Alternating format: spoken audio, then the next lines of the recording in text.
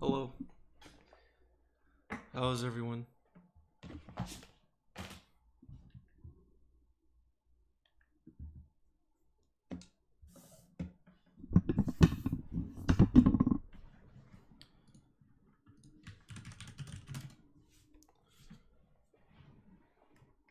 It's actually pretty gloomy today, which I'm pretty happy about, like outside, because I'm tired of the sun 24/7. It's supposed to rain later today. I'm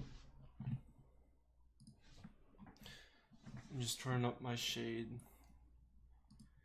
Aiden, Not Bad TV, Lars, LXRSV1, Autokill, how are you guys? Welcome to the stream.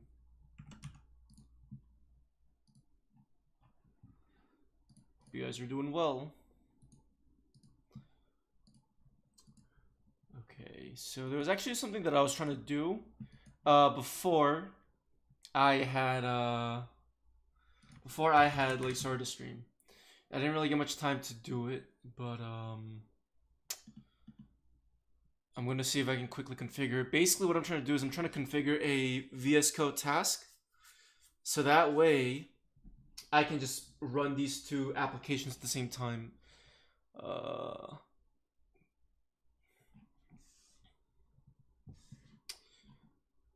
Though I'm trying to figure out how to do that based on this documentation, but I'm not going to spend too much time on it though. Let me actually go ahead and that's a lit thumbnail. What thumbnail are you talking about? Are you talking about the stream thumbnail? I completely forgot I even had that. I've learned I hate CSS. How are you? Welcome to the stream. Let me actually do something real quick. Let me post the code in the description, so that way you guys can actually clone it and do whatever you want with it. Because I had actually uploaded the code on GitHub on the last stream. So if you refresh the page, the code should appear in the description. Oh, you're talking about thumbnail. Oh yeah, I had a designer make that. I like it a lot. I've had it for a year though. I might need something new. I actually need a couple of new things, like a couple new logos. But I've been having trouble finding a graphic designer. So if any of you guys are graphic designers and make logos for commission, definitely let me know, and I'd be willing to, consult with one of you guys. Okay, so basically, I'm trying to run a task. So this isn't gonna be anything too crazy. So let me see if I can figure this out. Should be. Let's see. Basically, I want to run two tasks at the same time. I mean, I could probably just put like a package JSON, but I don't want to like spend too much time on this, because then that would just be that'd be just too much. So we're not gonna spend too much time on worrying about this because it's nothing important right now. But anyways, to give you guys some insight on the application, basically the last time that we streamed, we were able to get very far with the app, and I'm going to show you guys what we have so far. I actually had written down some notes. Let me see if I have it. It should be right over here. Yeah, so we have some notes over here. So the last thing that we did was we implemented the checkboxes. We implemented some checkboxes. We didn't get to style it too much because that's just how the default HTML checkboxes are. So we're gonna have to add functionality to it. Mega, what's up? How are you? Welcome to stream. I haven't seen you for a while. I hope everything is going well for you. Yeah, let me zoom in real quick with my font. I just need to log into DigitalOcean real quick. Give me 1 second. Alright, cool. Let me zoom in. Is that good enough? Is that better, or do you need me to zoom in a little bit more?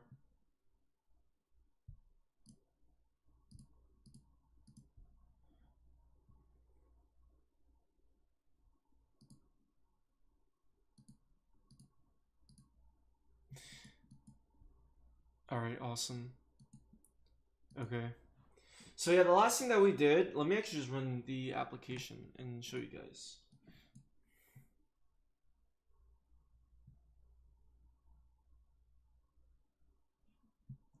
Let me generate a folder. I mean, not folder, only,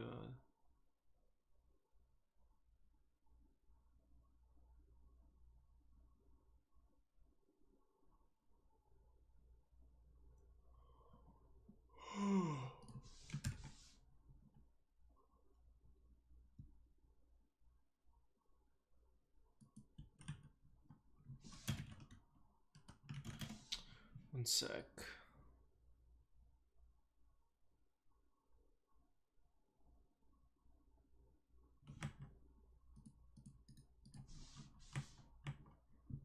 Oh, it's because it's a workspace, that's why.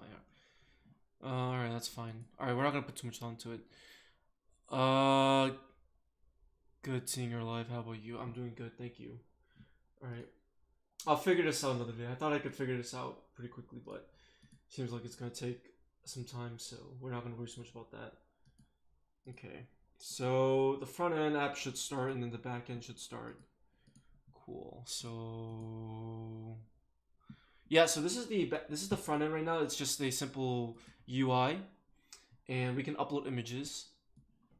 So the back end is running and the front is running. Okay, so let me just do a quick little demo, and then we can go into the code. I like to do that to keep you guys informed with what's going on, so that way you guys are not lost. Okay. Let me go ahead and okay.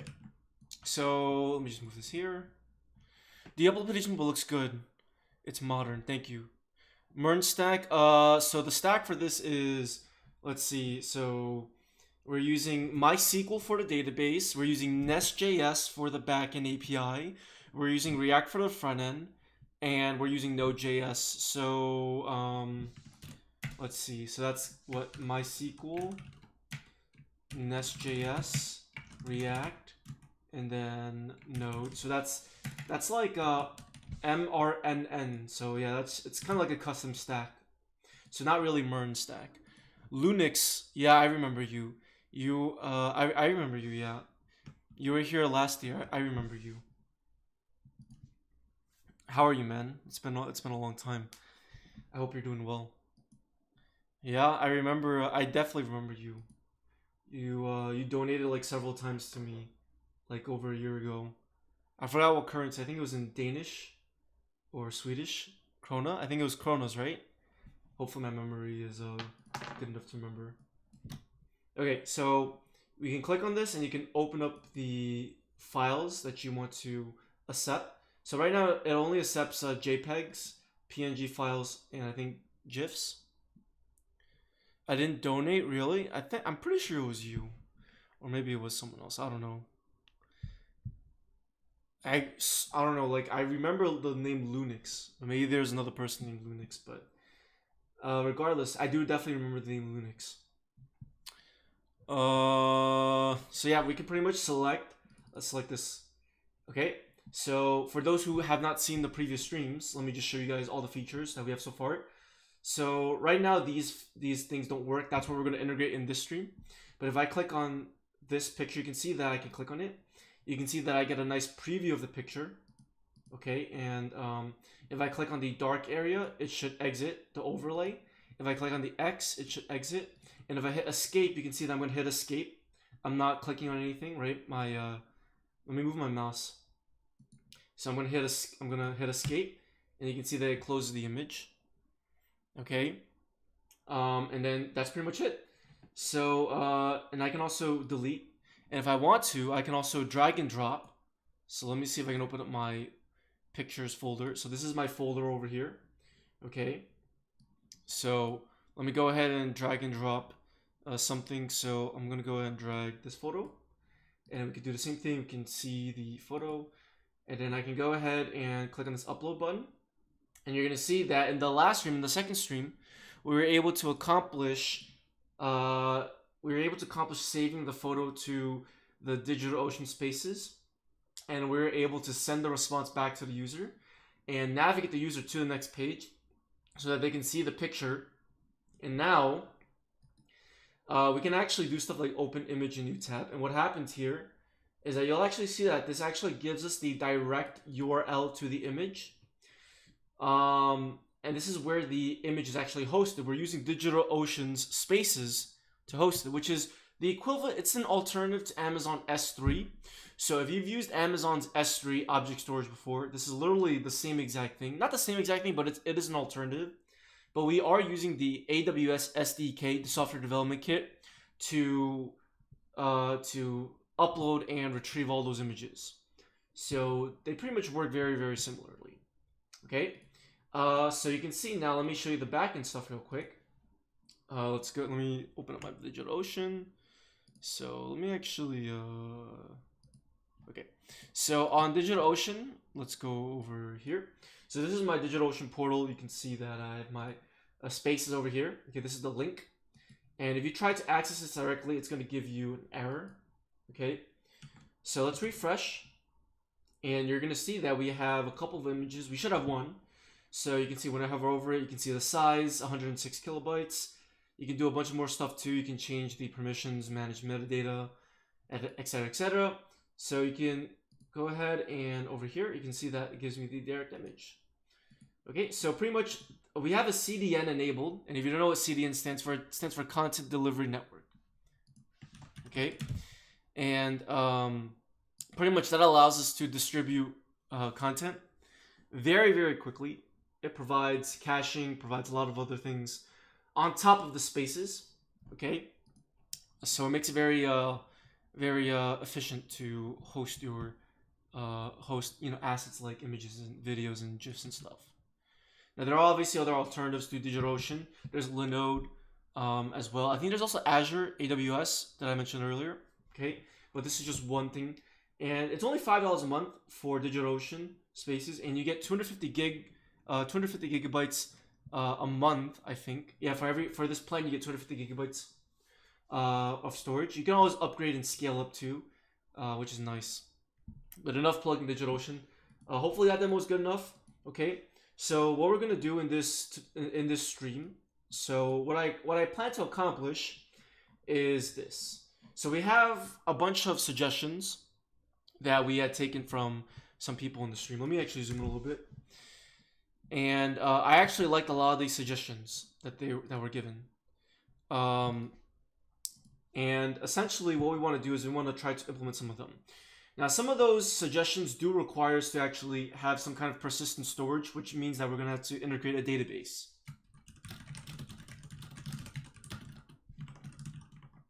Give me 1 second.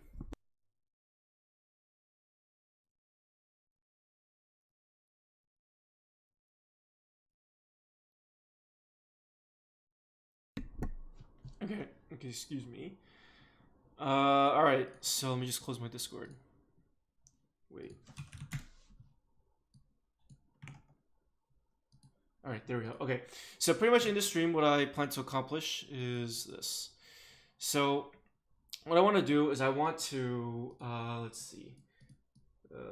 Okay, so there's a couple things that I wrote down that I want to do. So for example, right now, the way that we are generating the names for each image, we're using a UUID or a WID. I don't even know how you pronounce that. How do you even pronounce that? UUID. It stands for Universal Unique Identifier. But obviously it'd be a pain to constantly say that all the time. Pronunciation. WID. I think it's just pronounced WID.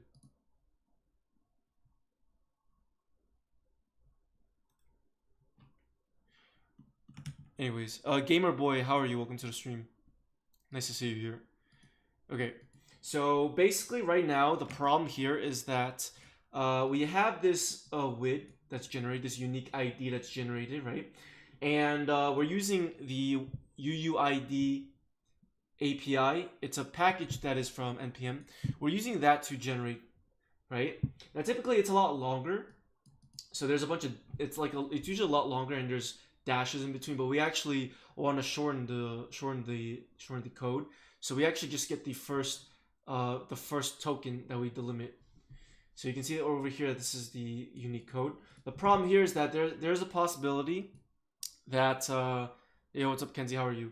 There's a possibility that this ID can actually be overwritten, and that's a question that you should ask yourself. do we want to have that possibility?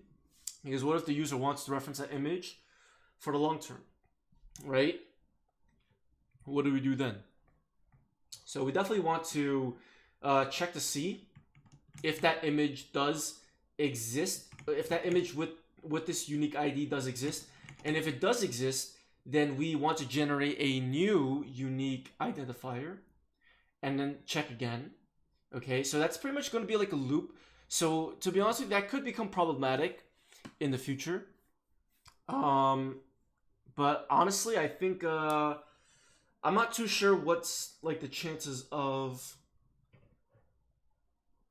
like there being an overlap. There is definitely a chance of there being overlap, but I think it's a very slim chance. But I think honestly, if we were to actually implement checking the database instead of overwriting it without checking, I don't think it'd be too problematic. There is a possibility that, you know, let's say for example, if the token that's generated happens to be a token that was found in the database, and we're gonna have to keep on generating over and over and over again. So it's gonna end up creating like a loop, which is gonna be a lot slower. So I think we'll have to think about that case for a little bit. For the database, so I said we're gonna integrate MongoDB, but honestly, I think honestly I'd rather just use MySQL, because I honestly tried using MongoDB with TypeORM and I don't really like it. There's Mongoose, but I really don't like using Mongoose, especially after using TypeORM. I've never used I think it's called Prisma. That's also another tool. Prisma.js. That's also another tool as well. I've never used that before, but I think I'll have to look into that some other time. But I think MySQL is the go-to for me. I honestly really like MySQL, and I don't like MongoDB because personally, with a lot of applications that I develop, I tend to like to go the relational route because I'm just more of a fan of relational data. I'm not too sure how far in we will get with like, you know, NoSQL, because I've tried using NoSQL databases for small projects, and I don't know, I just find MySQL just a lot better for me. So we'll definitely use MySQL. So let me actually change this to MySQL.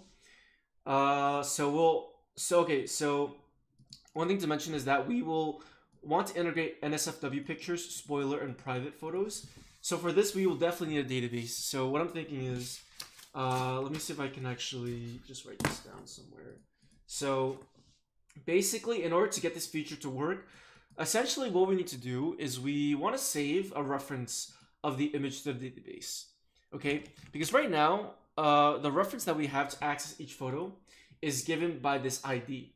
Okay, and this ID pretty much is sent to our API. Let me see if there's an image. Let me see if I can actually log into, let me see if I can log into this application and kind of like draw. I feel like it'd be a lot easier if I could just draw something out. I wish I had a whiteboard. Hold on. Let me open up this app real quick.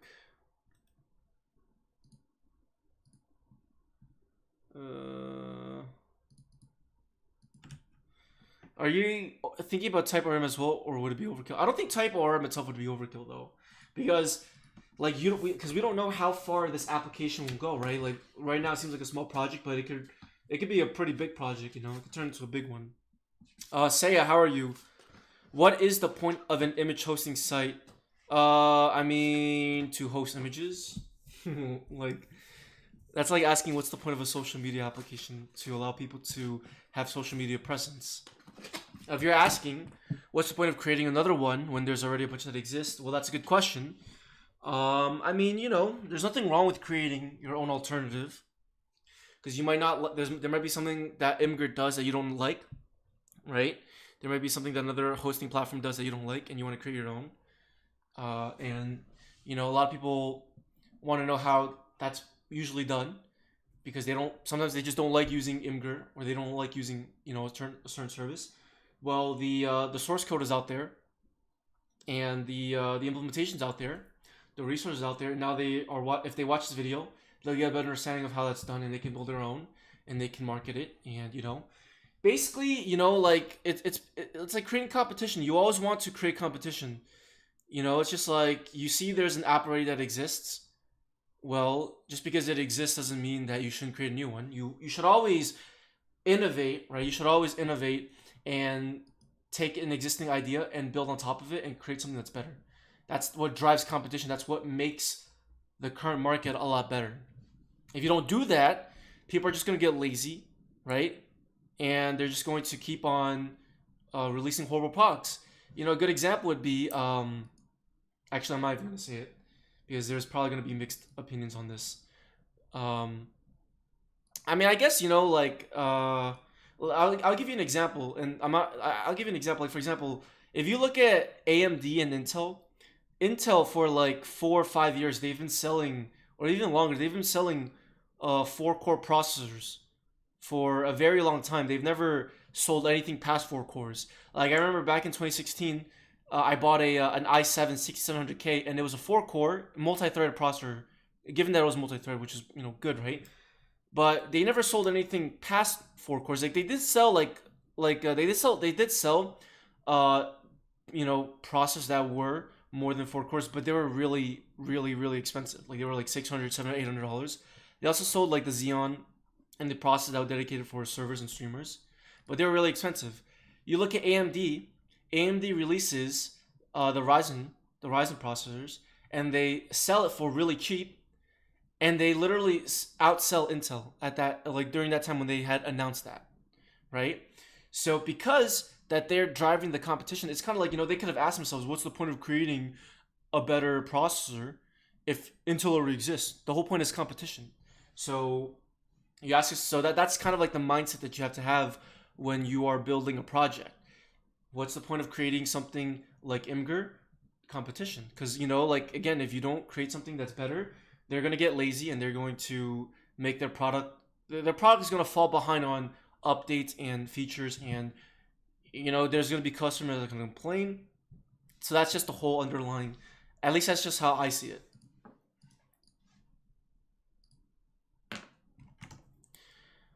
All right, anyways, I'm getting too off topic, so let's go ahead and get into code. So we're going to try to so what's your competitor? I mean, I don't really have any competitor. I'm just doing this for fun. You know, like, this is a nice project to have under my belt. You know, it'd be a nice project to have on my resume or portfolio for, you know, in the future, right? If a recruiter, and I'm not saying me personally, I'm saying anyone else, right? If they wanted to, you know, have this project under their belt, they could be like, you know, I've built something like this before.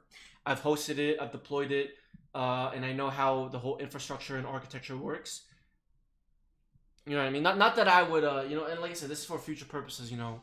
Not that I would need, you know, not that I would need to, you know, put this on my resume at the current time, but I'm saying, like, you know, for someone who wanted to be eager to build a project and they wanted to have stuff on their portfolio so that recruiters can see and get hired, they could put something like this. I would never discourage anyone from making a project as long as they are learning something from it.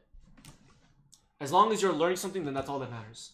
Okay, so let's go ahead and get started. I keep talking, but I'm not actually coding. Okay, so we're going to have to integrate MySQL. And I actually wanted to draw a diagram for you guys, but I got sidetracked. So let me see if I can draw something for you guys real quick. Okay, there's actually this app called Miro, and I like it a lot. Let me drag this to the side so you guys can see it. Okay, so let me go ahead and open this up real quick. Okay.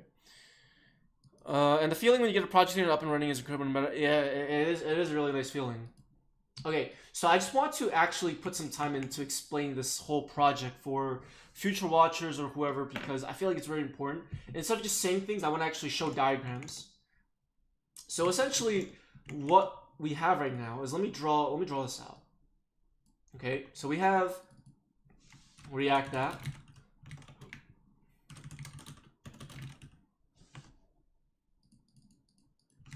Image upload React app. Let me change the font to this real quick. Yeah, and if you are a viewer and if you're just watching, I would encourage you guys to definitely ask questions. I like answering questions. I like it when people ask questions. and I can, figure it out or give some insight. Okay, so we have an image upload React app, and this is going to call our backend. So let me see if I can duplicate this. Okay, so image upload backend API. So let me see if I can draw this arrow here. Okay, so this image upload backend API is going to call a service. Okay, it's going to call DigitalOcean Spaces API. Okay, so let me see if I can move this here. Is my stream quality good? I just want to make sure it's good. Okay, awesome. It is good. Okay, so we have the DigitalOcean Spaces API. Okay, so this is an external service that is provided from DigitalOcean, and what this is responsible for is it saves all of our content. It saves our images. Okay, so the image upload backend API communicates with this API, and it saves the image. So it saves images. Okay, let me see if I can also increase the font. This.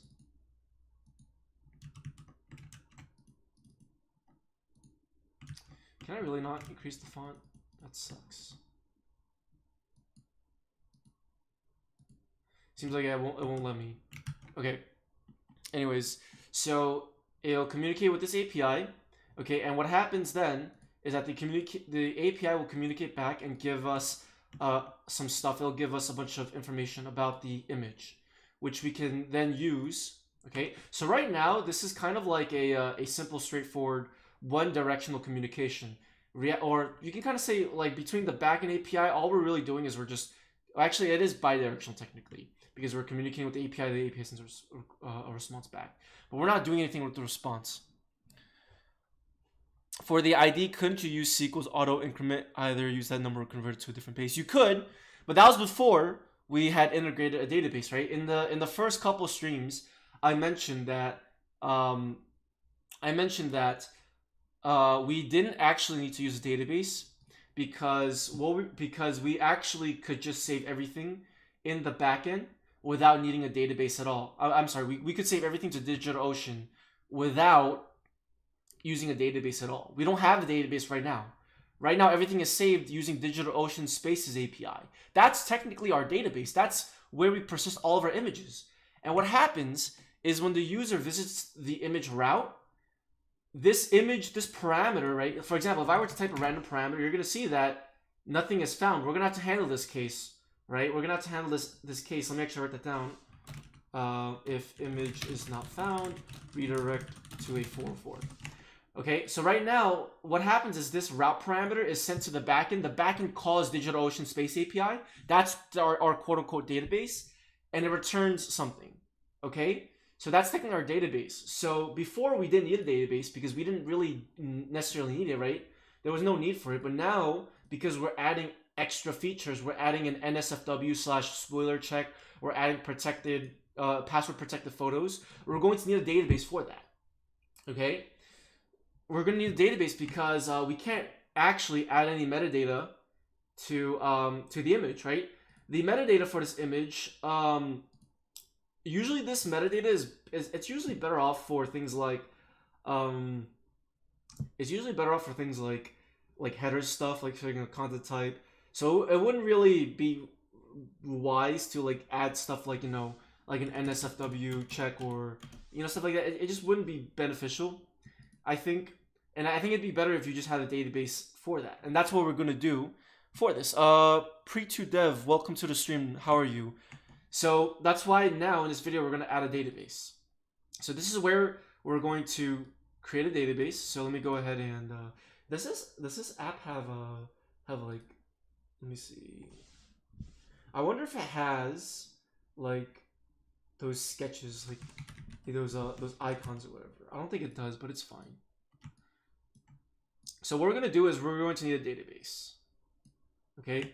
Actually, hold on. Am I on my... I am on my... Okay. Awesome. So we're going to need a database. Okay. So we need a database. And what the database is going to be responsible for is we're going to need to save... what exactly is it that we need to save? Right? That's the question. So that's what we're going to need to figure out. So what does the database need to save? So what I'm thinking is, let's see. Damn, I really, let's see. Because I think putting everything in README is kind of bad. Let's see. What should the database save? Should I just use Notion? Let's write down notes. Oh well. Let me see.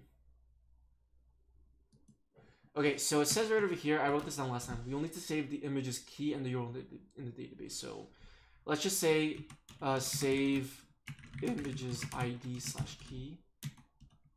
Save image URL. Save NSFW / private protected flag. Save password, if any. So let me actually just label this as save stuff, save image data to the database. Okay, so that's essentially what we're going to save. Okay, so the backend API is going to call DigitalOcean Space API. It's going to save the image. Once that image is saved, we're going to have to save all of the data regarding that image. Now, it's going to be a little bit tricky because what we discovered, what I actually had noted in the last stream, was that right now all of these images are actually public. You can see that it's public right now. So if I update this and if I try to reference this, you're going to see that it's going to give me an error. So how are we going to handle that? So that's going to be that's going to actually be quite tricky. So I think what we're going to have to actually do is, if the image is protected, we're actually going to need to set the permissions on the backend to private. Okay. So what that means is that, let's say, so right now, let me actually see if I can go to let me go back to the app. So if I actually go back over here, then if I refresh, you're going to see that the image does not show up because the image is private. Okay, the image is private right now. And if I were to change it to public again, so let's change it to public, you're going to see that I'll be able to actually access this image. Okay, so what we're going to need to do is, if the image is private, we're actually going to need to manually download the image from the DigitalOcean Spaces API, and we're going to send that image to the front end. Okay, so what happens essentially is the image is going to be the private image is going to be accessed with access keys. I think that's the only way that we're actually going to be able to retrieve it. I think I'll have to double check that, but I'm pretty sure that if it's private, you can still access it if you have the correct access key. I'm 100% sure. So we'll have to look into that in the storage service. So right now in the backend API, you can see that I have a upload function and I have a get image. Okay, and right now, this get object, I don't think it has any parameters aside from bucket and key. So bucket is the actual the spaces bucket, and then key is the file that we're looking for. So I think we're probably going to pass in an extra parameter. And if you look over here, this ACL, I think ACL stands for Access Control List. Let me see. Yeah, Access Control List. So this allows us to access a resource, allows us to access permissions. So we can change it from public read to something like private. So I'm going to have to actually see DigitalOcean's access. Let me see, Digital Spaces, private. Let me see how we can access private files. So luckily there's an article. DigitalOcean is very well documented as well. So it seems like if we wanted to access a private file, it seems like I'm assuming that we definitely need to just pass in some kind of key. Let's see. So this is going to be something that we'll have to look into. But I just wanted to note that down, because that's very important that we understand that. So let's see. Yep, I wrote that, and I wrote it down over here too. Great. Okay. Okay. So that's pretty much just the gist of it. So right now, what we're gonna do is we're going to set up the database. So we're gonna have to set up a model, because we pretty much know what we want to save already. Okay. But what I'm thinking is, let's see. So I think what we should do first is we should actually also set up the functionalities on the front end. So right over here, if I go back, we should also set up these features. So for example, we need to set up the functionality for all these checkboxes. So I mentioned last time that if only one of these can be checked, so if NSFW is checked, then spoiler should not be checked. Okay, but NSFW or spoiler and private can be checked at the same time. So that's something that that we're gonna have to implement. And then when we click on this upload button, we should send like these flags to the backend. Though honestly, I feel like these two things really can just be the same thing.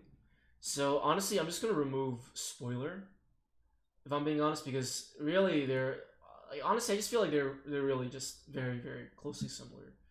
So I'll probably just remove that, because essentially spoiler slash NSFW, all it's really just gonna do is just show like a blur effect on. It's gonna add a blur effect on top of the image, and when they click on it, it'll review the actual image itself. That's really all it's gonna do. So I really don't think it's necessary to have both. So I'll probably just do maybe like, you know, like an NSFW slash spoiler, maybe something like that. I think that would be a lot better in my opinion. Or I'll just do NSFW. Okay, so so when they click on this private, what we're gonna do is we're actually gonna prompt for a password. So we're gonna go ahead and do this. So this is actually going to become a very complicated form, because what we want to do is when we check private, we want to show a little form that allows them to enter the password, and we're going to have to add validation for that. So if they don't enter a password, then we're not going to allow them to upload the photo. So let me actually go ahead and set that logic up real quick on the front end. So we'll work on the front end first, and then we'll go into the back end. So what I'm thinking is, let's see.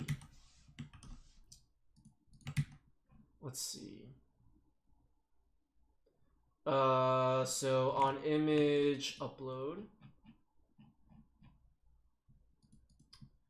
let's see, where's image options being shown? Let's see. I think everything is being displayed right over in image upload, or is it in right over here? Okay. Yes, I think everything is being displayed over here. Image options. Yep, perfect. Okay, so on image options, let me move this here. Empty box RMLY, welcome to the stream. Okay, so what we want to do is we basically want some state. So when image options is checked, right, we want to display the password field. So we want to display that right underneath over here. So what I'm going to do is, for now, I'm going to keep everything. I'm actually going to create like a context later, or I might use Zustant for state management. But for now, I'll probably just use a state variable. Show.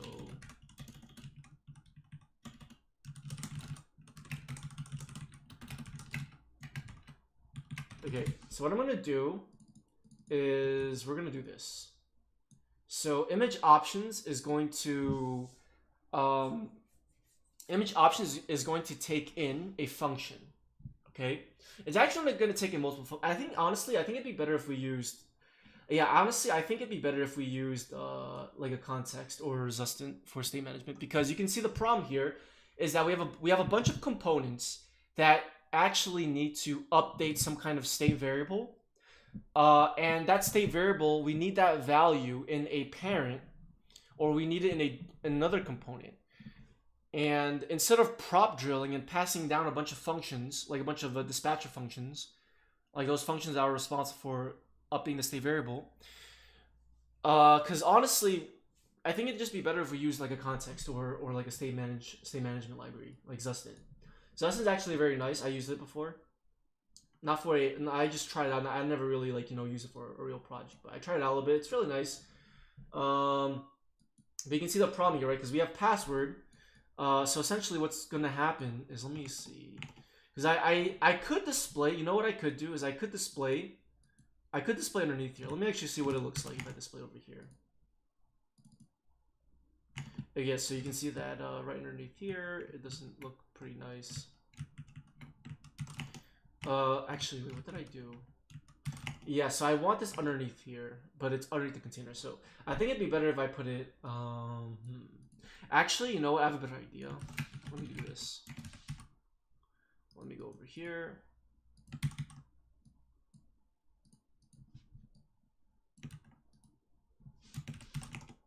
I want this underneath here, actually. So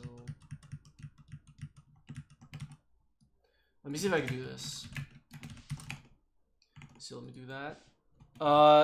Alien, welcome to the stream. Okay, so instead, maybe what I could do is I'll put an input instead.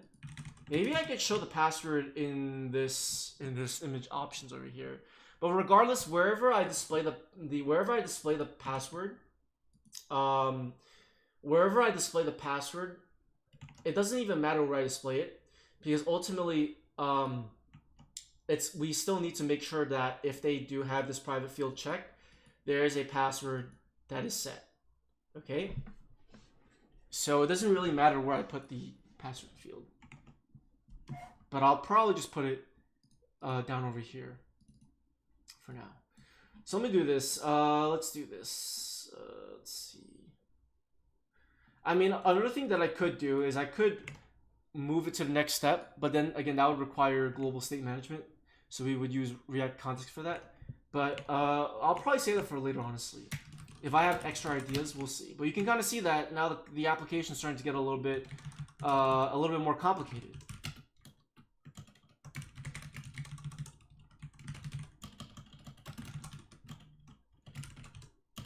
So let's go ahead and just style up an input. And essentially what we're going to do is we're going to import this image password field right over here. Now, I'm going to probably change... Let me see if I get rid of this. I'm probably going to style this up a little bit to look similar to image options container. So, for example, I'll probably give it a background color. Let's get rid of the border. The ugly border. We'll probably change the outline too later. For now, I'll set it to none, just so I can get a better look of what the actual thing looks like. Okay, for the margin, I'll add some margin on the top. To be honest with you, I'm not really much of a fan of the padding as well, if I'm gonna be honest with you. I think maybe I'll do top bottom 20, left right 10 pixels. Maybe I might do it smaller. I don't know, we'll see. I definitely want the password to look similar to this. Or I mean, I could also put the password right over here, and that wouldn't be a huge deal. So I'll play around with it a little bit. But for now, let me do this. So let me actually see if I can do this instead of putting this here. Actually, you know, yeah, let me put this over here. I want to see what it looks like if I put that here. Okay, there we go. So that's what it looks like. Okay, I think, you know what, I think maybe we could put that there. So let's give it a border, 1px solid. So that way they can actually see that there is a password field over there. Let's go ahead and give it some padding. Let's do 10 pixels. Now that is going to increase the size of the box, and I don't want that. So let me see if I give box sizing the border box, just to prevent that from happening. Unfortunately, I don't think, is there even a way that we can avoid that from happening? I don't think so. I think it is going to actually I think that's actually inevitable. I definitely don't want to add an extra password. So I think what I'll do instead is maybe I could do something like margin right or margin 0, 10 pixels. So maybe I can add some margin, but again, it still looks pretty ugly. So I think the best thing to do is honestly, I'll just put on the bottom. I'll just put on the bottom. It's fine. Okay, so let's go ahead and add the padding. And what we'll do is we'll get rid of that border. We're gonna go ahead and add margin top to 10 pixels. Or actually, I'll do that over here instead. Because the margin is situational. So I'll do that as an inline instead. And I'll add a border radius. I'm not too fan of the 10 pixel border radius, so I'm going to change it to maybe 5. Because it's too round, so I'll change it to 5 as well over here. And let's give it a width of 100%.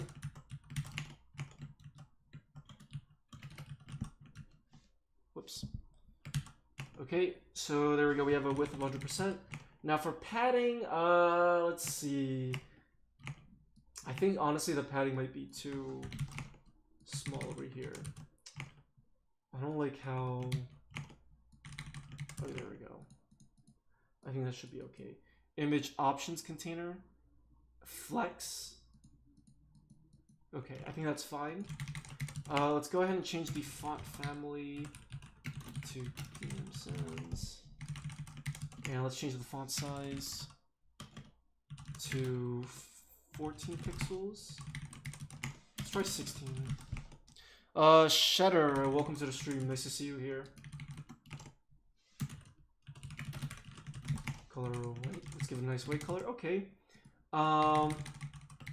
And here's what I'll do. I'll also add a label.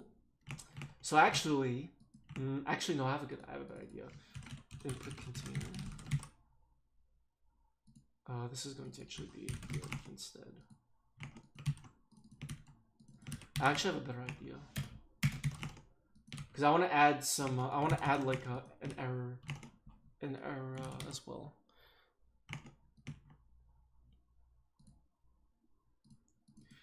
So what I want to do is I actually want to add, I want to add like a red border if like there's an error, because obviously we want to add error validation. And for the error validation, I'm not going to use an external library because we only have one field. I mean, I could actually add a React hook form on top of these two things, but I don't think it's really necessary because I don't really think it's super complex state. So we don't like, if it was more complicated, like if we had a much more complicated form, then sure. If it was more complicated, then sure, but I don't think we will need to do that.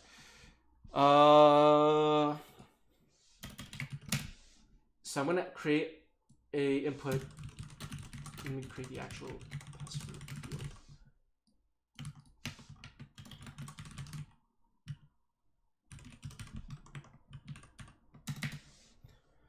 Warnings in VS Code. What yellow lines? That's just the default. That's just default. If you're talking about this, that's just the default. Okay, so this is going to be the password field. So the reason why I decided to change the input password field to input containers because I want to have this container wrap around the password field. So instead of input password field, we're just going to change it to input container, and we're going to create a password field, and we're gonna put that inside the input container. So password field. It's gonna go right over here. So now you're gonna see it's over here. We're gonna get rid of the outline to none. Background color inherit, and we're gonna get rid of the border none. Okay, and for all the font family, font size, all this stuff, we'll just put that over here. And we're gonna change the type to password. Though I really wish I could just like manually set the type here. Like I really wish I could just manually set the type here. I don't know why, but I like the sound of you typing. You know, I mean, you know what? It's just the mechanical keyboard. Everyone loves mechanical keyboards. You know, that's the sole reason why. Mechanical keyboards are really nice. They're very therapeutic. And let me actually see.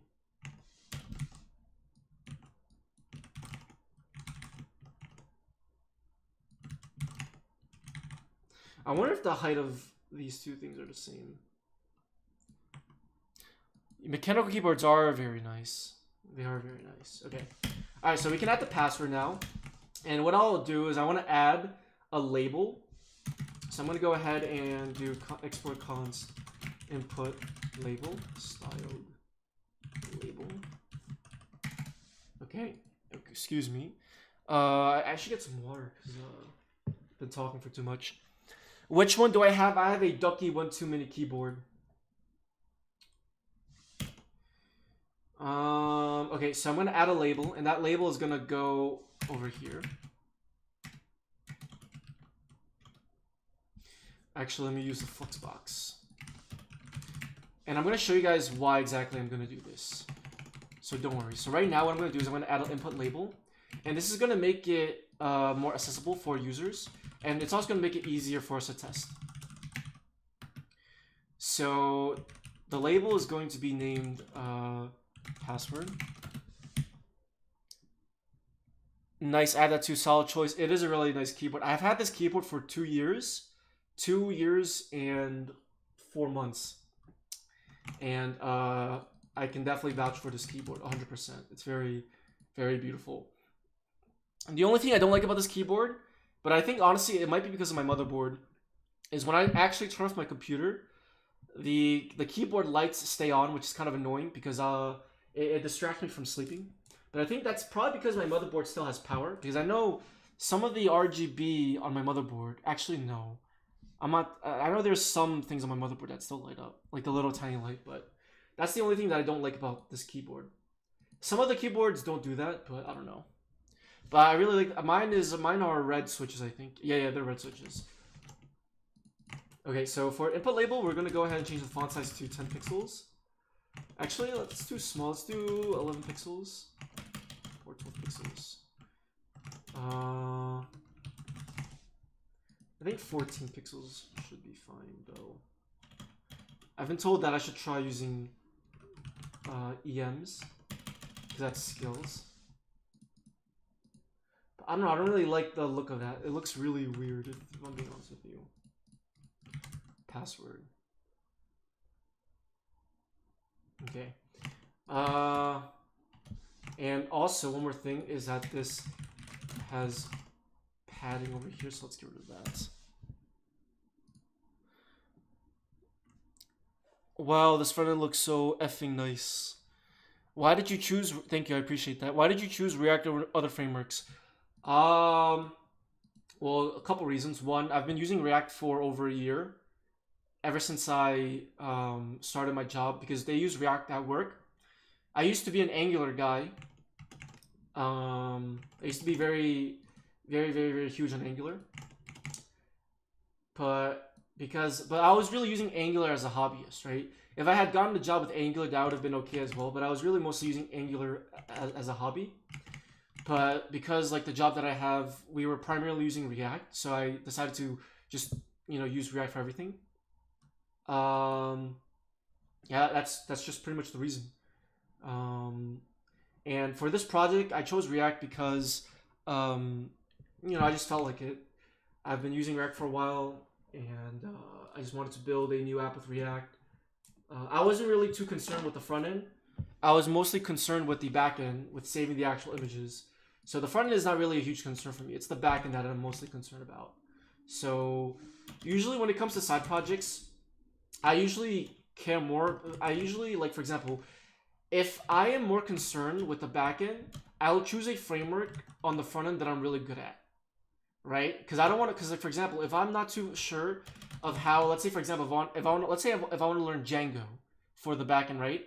If I'm not too good with Django, I'm not going to go ahead and choose a front-end framework that I am just going to struggle with. Like, let's say for example, if I choose Vue.js or Vite or Svelte, right? Something that I've not used too much, right?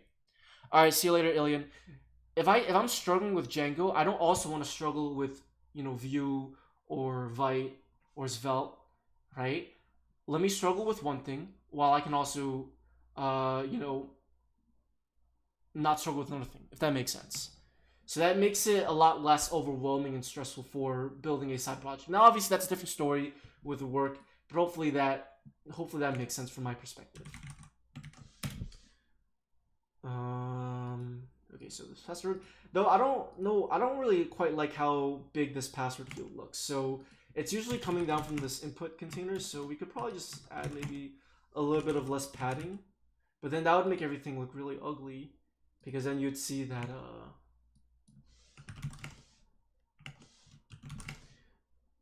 you'll start to see that there's going to be some inconsistencies. So what I could do is, though, I could actually just change like the padding left to right a little bit.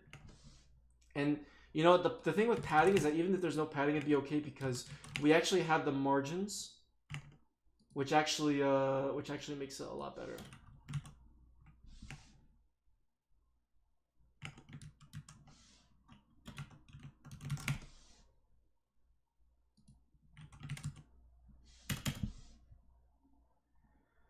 I love Anson, the developer. Thank you, appreciate that. Yeah, I'm glad that makes sense. Okay, let's see. Okay, so I think for now this password form will do, and we have the label, which is good. And what I want to do is I want to add the error message, if there is going to be an error. So const error. Let's do input error. And this is just going to be a, I want to do a scan.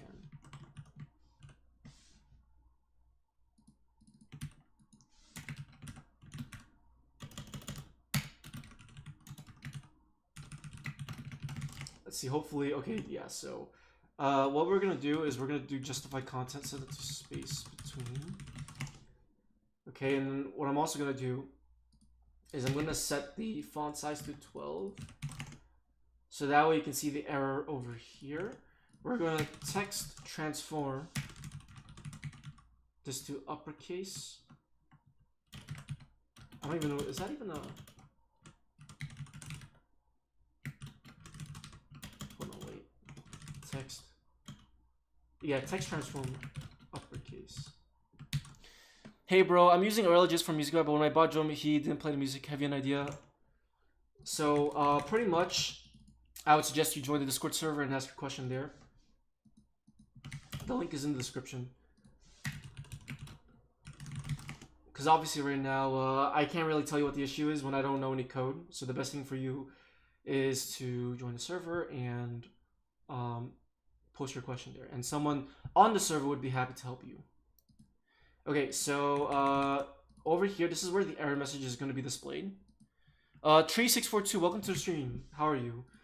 So pretty much when they have private selected, the password field is going to display.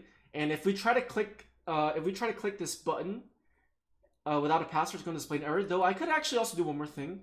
I could also just disable the button until a password is entered. So I'll hold off on the input error message for now. So we'll leave that alone for now. Okay, so let's actually do this. So what we're gonna do is we're gonna add some functionality. Let's see, put font weight to bold. I wonder how that looks like with the label. Let's see, font weight bold. Looks pretty ugly. It looks ugly because the size is just too small. If it was a little bit bigger, I think it wouldn't look too bad. I think for the error message, it should be fine. But I'm not going to worry about that for now. I want to worry about the state first. So what I want to do is I want to add state to these checkboxes, right? So for example, NSFW, set NSFW. So we're going to use state. We're going to set this to false. And we'll also do the same thing for private. Set private. Do state false. Okay. And what we're going to do is we're going to bind these state variables to the values of these labels, these checkboxes. So what we can do is we can say values equal to NSFW. So this is the NSFW checkbox. And actually, I got to change this to NSFW checked. Wait, hold on.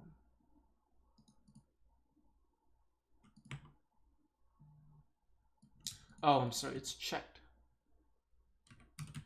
There we go. Okay, so we have NSFW checked. Protected. Changes protected. Okay. All right, see you, empty box. Have a good one. Thank you for joining the stream. Okay, so what we're gonna do essentially is we're gonna bind the value to NSFW.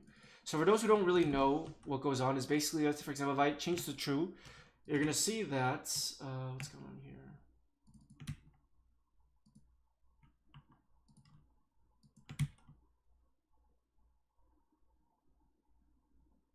Oh wait, protect is the keyword, but well, that's kind of lame.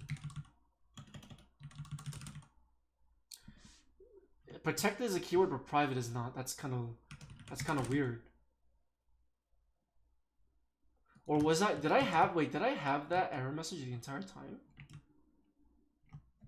I'm surprised. Let me see.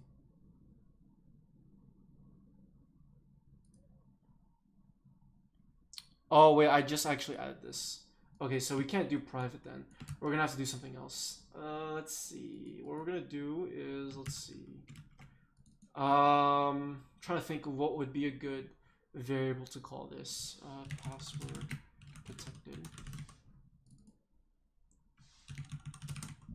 I don't want to call it password because password is going to be for the actual password.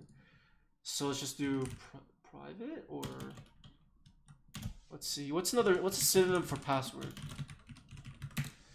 Password signal countersign.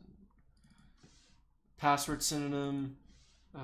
Protected synonym.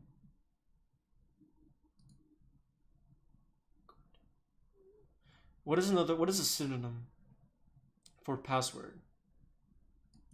Or protected, like private. Let's do private synonym. Let's see.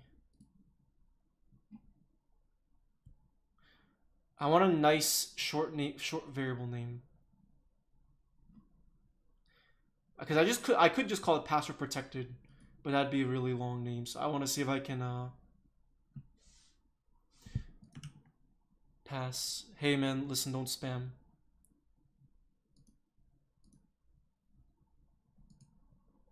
Privatize password. I could do that as well.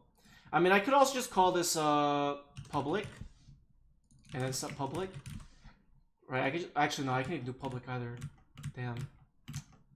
Let's see. You know, I'll just call it pass required. You know what? Actually, is private. Why didn't I think of that earlier? Is private. Okay, there we go. And I'll just change this to is NSFW just to be consistent. Okay, there we go. So right now, if I save and if I refresh, you'll see. Okay, let's upload an image. You're gonna see that by default it's gonna be checked. Okay, and that's what happens when I bind the value to this this attribute checked. Okay, so what I want to do is I want to attach the onChange handler. So every single time we click on that checkbox is going to update set as NSFW to the value of e.target.checked. Okay, so let's come over here.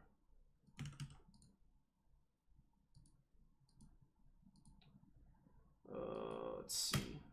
There we go. Okay, so now if I check this, you can see that it keeps on it checks like that, and we're gonna do the same thing for the is private variable. So what we're gonna do is right over let's see. Let me change this to protected. Okay. Actually, let me change this to is protected. Okay. So let me change this to false as well. I just wanted to change it to that just to show you guys how it worked. Okay, so what we're gonna do is for the checkbox for this one, we're gonna do the same thing. So check is going to have the value of is protected. So you're gonna see that it's gonna be false. Okay, and set is so, and for the onChange event, it's going to do the same thing. So set is protected to e.target.check. So when I check on this, it's going to go ahead and update. How does your code update in real time? So basically underneath the hood, Webpack is responsible for handling the hot reload. So every single time, whenever you make an update, it's able to reload your application without changing the state, without like resetting the state. So it's because of Webpack. So this is something that is done automatically when you create a React app, like we're using Create React App tool. Or if you have Webpack, you can just use the Webpack dev server and now auto update everything for you. Okay, cool. So now that we have this, what we want to do is we only want to show the input. We only want to show this password field if is protected. So if is protected, and we're going to show that. So now if I check this, you're going to see the password field is going to be displayed. Okay, but now what we want to do is we want to do this. So right now, if I go ahead and if I were to upload an image, you can see that these options are obviously these options are optional. Okay. And you know what, honestly, let me do something real quick. Let me go back to the checkboxes, not checkboxes. Let me go back to. I actually think I'm going to change the padding of this back to 10 pixels because I kind of don't really like how that looks. So I'm going to change it back to 30 pixels maybe.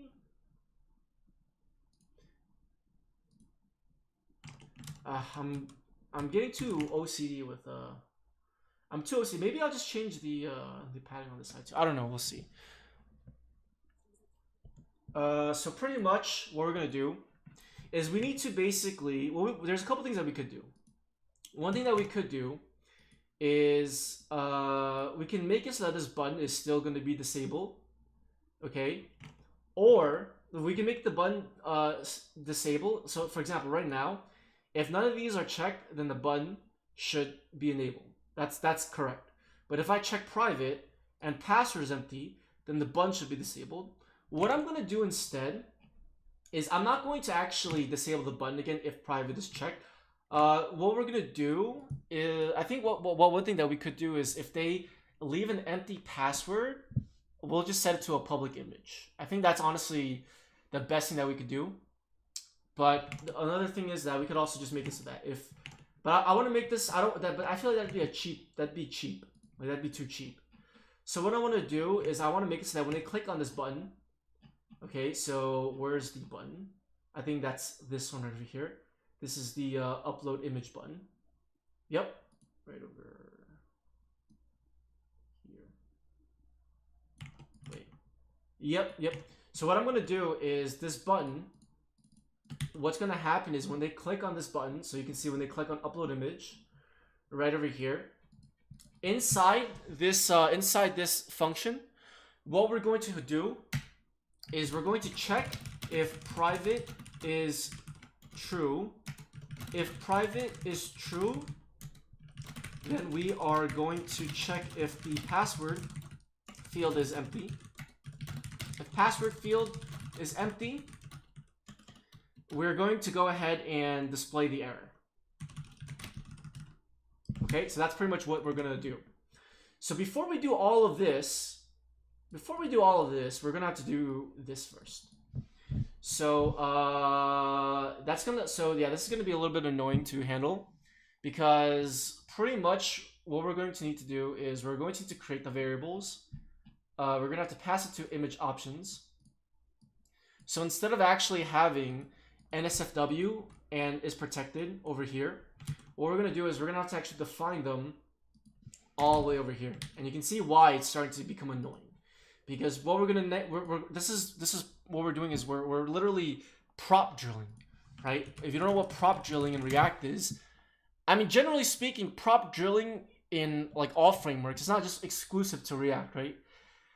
It's basically where you have, well, it's not really prop drilling, but because prop drilling usually is when you're sending the same data to every level, right?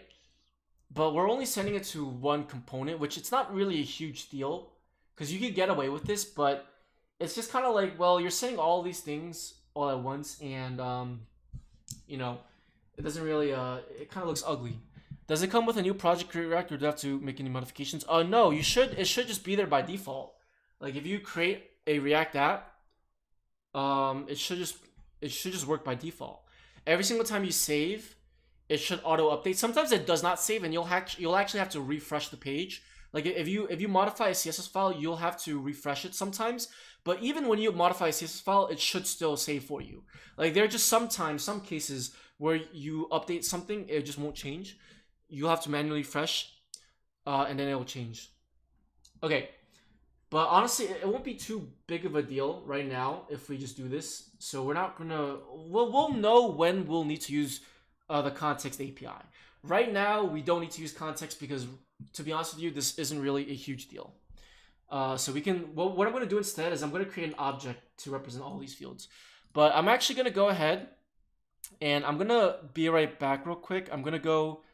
I'm gonna go ahead and use the bathroom and get some water. So I'm gonna just need about like 5 minutes. When I come back, I can focus a lot more because I really just gotta use the bathroom and get some water.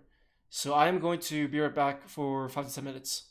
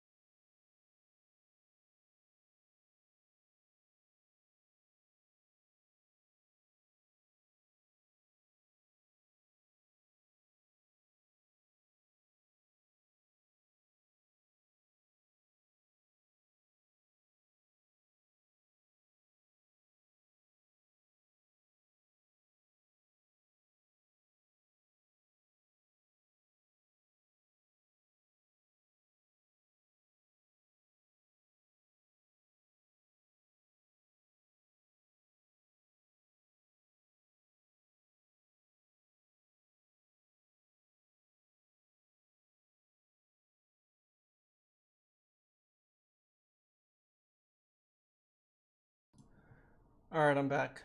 Sorry about that. Just had to get some water.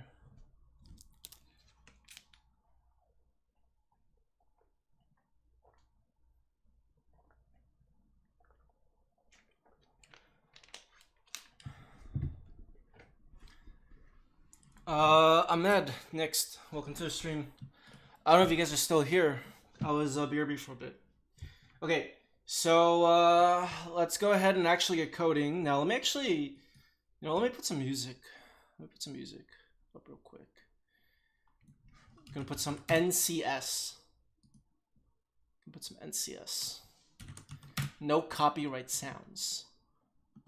And I'll keep it playing in the background, so at least you guys have something to listen to too. Let me see. NCS house. Alright, let me just grab this.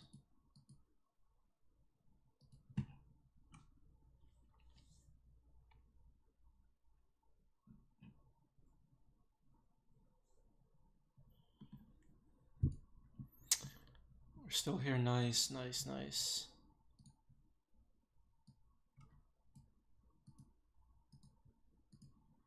Alright, let me go ahead and just do something real quick.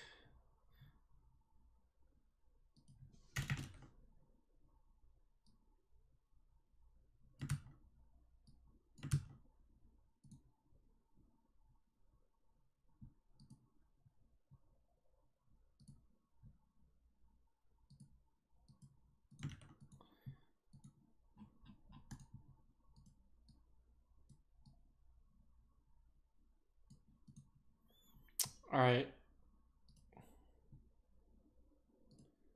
Can you guys hear the music?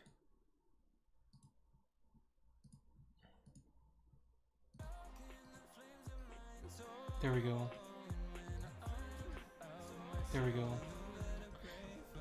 If the music is too loud, let me know and I'll fix it a little bit.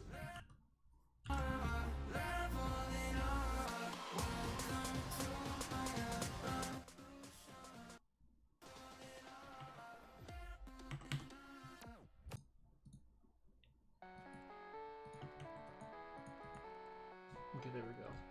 Alright, that should be fine. Okay. So now that we got some music, now that I got some water, we can actually speed through this code a little bit. So here's what I'm gonna do. I'm gonna go ahead and just create a object instead of individual fields. So we're gonna go ahead and do options. Set options. Use state. And what I'm gonna do is I'm just gonna go ahead and do. Let's see. But it says to an object, so is NSFW false, is protected false, and then password empty. Okay, so instead of having all of these state variables, we're just going to have this. Okay, and what we're gonna do is we're gonna pass this prop down to image options. So let me go ahead and do type image options props. And the props for this, we're gonna have an options prop. And I should honestly, let me do this. Type image options is NSFW, boolean is protected, boolean, and then password string. Okay, and then we're gonna have that just be that. So now I can go ahead and just type annotate this. So props is going to be image option props. Now I probably think the best thing that I'll do is I'll probably just move this export. I'll export this into, do I have a types file? Let's create types.ts. Let's go ahead and do that. Do that. Okay, there we go. Image options. Oh wait, I gotta call this image options type. There we go. Okay. So now, what we're gonna do is, so this is the props. So we have options, and we're going to need the set options. And this is just going to be a dispatcher. So let's see. I'm just going to copy this. So actually what I'm going to do is this. Let me actually change this to image options type like that. May Cyrus, how are you? Welcome to the stream. I hope you're doing well. Okay, so to type annotate the setter function, we're just going to do this. So I think that should be... So react.dispatch, and then the type for that is just going to be set. So that way it knows what we're updating. Okay? So this is the default state, and then this is the setter option. Okay, great.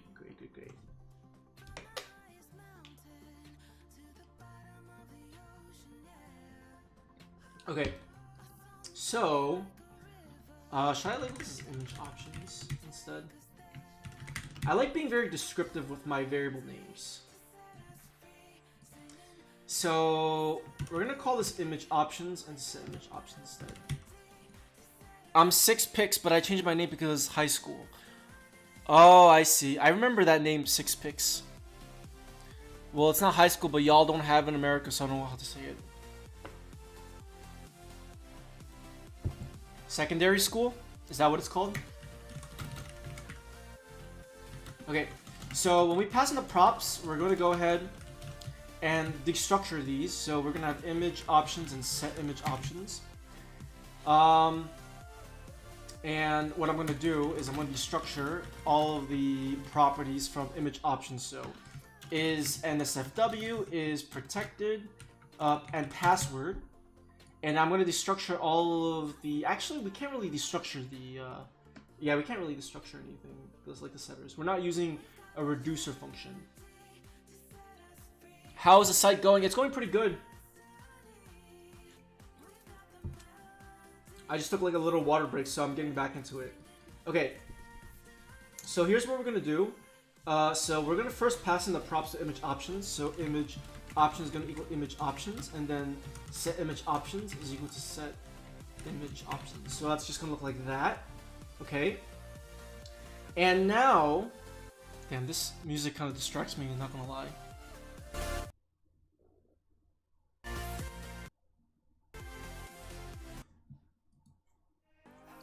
Okay, so what we're going to do now is before we had state variables and their individual setter functions to update the function, instead what we're going to do is we're not going to call set as NSFW. For example, we're going to call set image options. And we're basically going to set the state. Now to set the state, you don't want to mutate the state directly. What we want to do is we actually want to get the recent state. We want to return the previous state. So we're going to create a copy of all of the individual properties. Okay, and this is just a shallow copy, but we're going to override the property that we want to actually set. So for example, for this one, we're going to set is NSFW to e.target.checked, just like that. So this is how you would update state functionally. Okay, we're going to do the same thing with set image options down here. So we're not going to touch any of the state from the previous state, because again, you don't want to mutate the state directly. We return the previous state. Whoops. Return the previous state. Okay, and then so this pretty much copies all of the current values. So is NSFW, is protected and password. And then we update only the individual property that we want. So we're going to update is protected to e.target.checked. Just like that. Okay, and I wonder if there's a way I can just destructure this to target. Though I think that would look kind of ugly, not gonna lie. It's protected. Would it? Not really, I mean, let's see. What does it look like if I do this? Okay, I guess that kind of works, but yeah, it kind of does look kind of ugly, but it's not too ugly. It's not too ugly. Are you using React or React Native? I'm using React.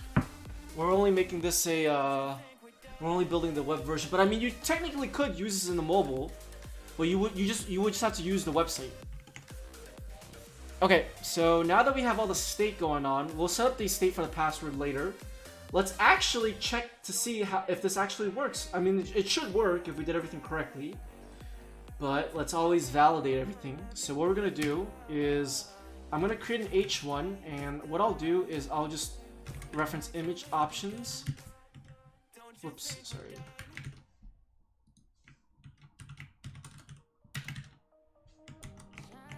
Can I even render this at all?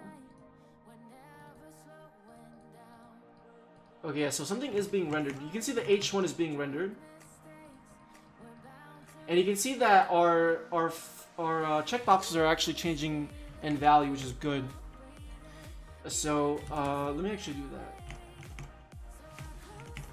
So if I actually go over here, image options. So what I want to do is I want to show you guys image options and what it looks like. So I'm going to show you guys that in the image upload page, the parent, and I'm going to show it in the child component. Okay, so let's go ahead and open up our console. Let's refresh. And yeah, we haven't made it responsive yet, but we'll worry about that later. So watch this. So you can see the state. So we have it in image upload page. That's the parent. That's where we defined our state. And then we pass that state object down to image options, which is the child component. So if I modify NSFW or private, you're going to see that it goes from true, or it goes from false to true, and then false to true right over here. If we were to update password, it would do the same thing. So let's actually handle that case. So what we're going to do is let's uncomment this. So for, actually that's input error message. Let's go to password field. Oh, and I actually forgot, we need to add an ID for password. There we go. Let's make sure we have IDs for all of our labels and forms, or form fields. Okay, good. So what we're gonna do is we're gonna go ahead and set the value of password to be password. So that's this value, that's this variable up here that's destructured from image options. Okay, and image options is an object that has password. It has a password property. Now for the onChange event, we're going to do the same thing. We're going to go ahead and get this event object. We're going to call setImageOptions. Okay. We're going to get the previous state. We're going to create a shell copy of the previous state. So that's going to take all of the properties and put that in a new object. But what we want to do is we want to modify that property that we want. Okay, so instead of modifying state directly, like instead of just doing image options dot or set image options dot, we don't want to do that. Okay, we're going to do previous state. And what we're going to do is we're going to destructure the target object. And before we destructure the check property, but since this is just a regular text field, we're not going to destructure text. We're going to destructure value, because that's the actual text value. And I'm going to name this password. Okay, and now we can just pass in the password property, just like that. Okay, so now we have the password value, and that's just going to be passed in here. So it's going to override the current state of password. So now watch this. If I go into the app, and let me actually, I have too many windows opened up. Okay, there we go. So let's go into the application. So let's type in a password. So you can see that the state is actually being updated. So that's good. There we go. So now it's working. So now what we're going to do is we're going to go ahead and remove the console logs. And we're going to go back into the parent component, which is image upload page. And what we're going to do is we're going to implement the pseudocode that we wrote out in upload image. This is the function that is being called whenever we click on this upload image button. Remember, we need to do some validation. If they have private check, we need to check to see if there's a password. If there's a password, they should enter a password. If there's no password, right, then we should display an error. Okay, so here's what we're gonna do. We're gonna go ahead and do this. So if image options dot is protected, so if that's true, let's see, if that's true, here's what we're gonna do. If image options dot password, so if there's no image options, so if there's no password, okay, so remember an empty string is a falsy value, so if you try to use that in a condition, it's going to evaluate to false. So we're gonna check to see if there is no password. Then we're gonna go ahead and for now we'll just console log. We're gonna take this one step at a time. No password. Okay. If there is a password, okay, then I think we can proceed. I'm just trying to think this out real quick. Because if there is, let me see. I think actually we'll probably create one more function. We'll actually have to create one more function. I don't want to do too much in this one function, so I'll create another function for this. So here's what I'll do. If image options is protected, so if this image is password protected, then we're going to check to see if there's a password. If there's no password, we're going to if there's no password, then we're going to display an error. If there is a password, we're going to continue. Okay. So let's do this. So let's see. Kyle Games. Hey Jason. That's not my name, but long time no see. Yeah, welcome to the stream. So let's see. So if there's no image, so if it's not a protected image, we can actually just continue. So I think, let's see. I'm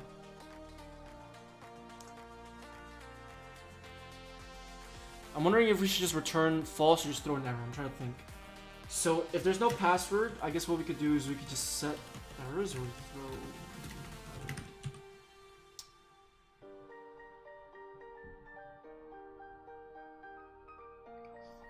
Trying to think what's the best scenario to handle the errors as well as I think what I'll do is I'll just return false.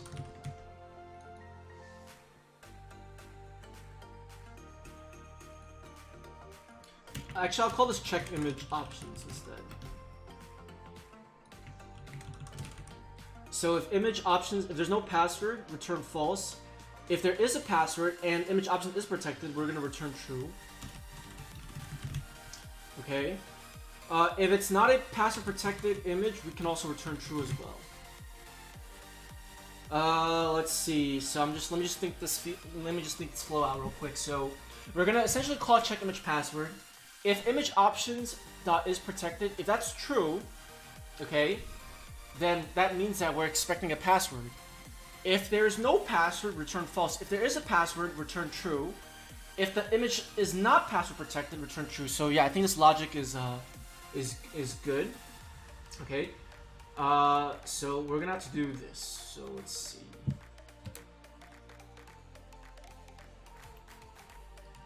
So now, if we invoke this, so if check image password. So how do we want to do this? So if this is true. Let's see. If check image password is true, then we can proceed. So we can wrap everything out over here. Actually, let me do this. If there's no file, return. Okay. If there's a file, we can proceed. Okay. So if check image password, good. If there's no image password, so this will only return true. This will only return false. I'm sorry. This will only return false if they check the option, but they don't provide a password. Okay. Now, optionally, we can actually make this easier by just generating a random password for them. But we'll leave it alone for now because this isn't really anything super complex, you know. Okay. So what I want to do is I also want to actually do this error. I actually want to add an error tag here because I do want to actually do this. So if there's no password,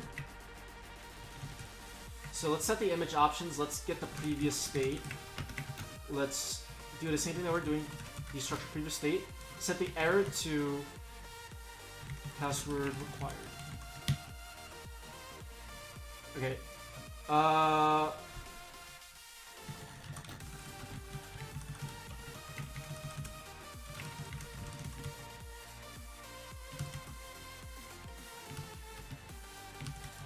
Okay, there we go. So if there's no image password, even though password is protected, it's a password protected image, display the error, return false. Okay. Now Let's see.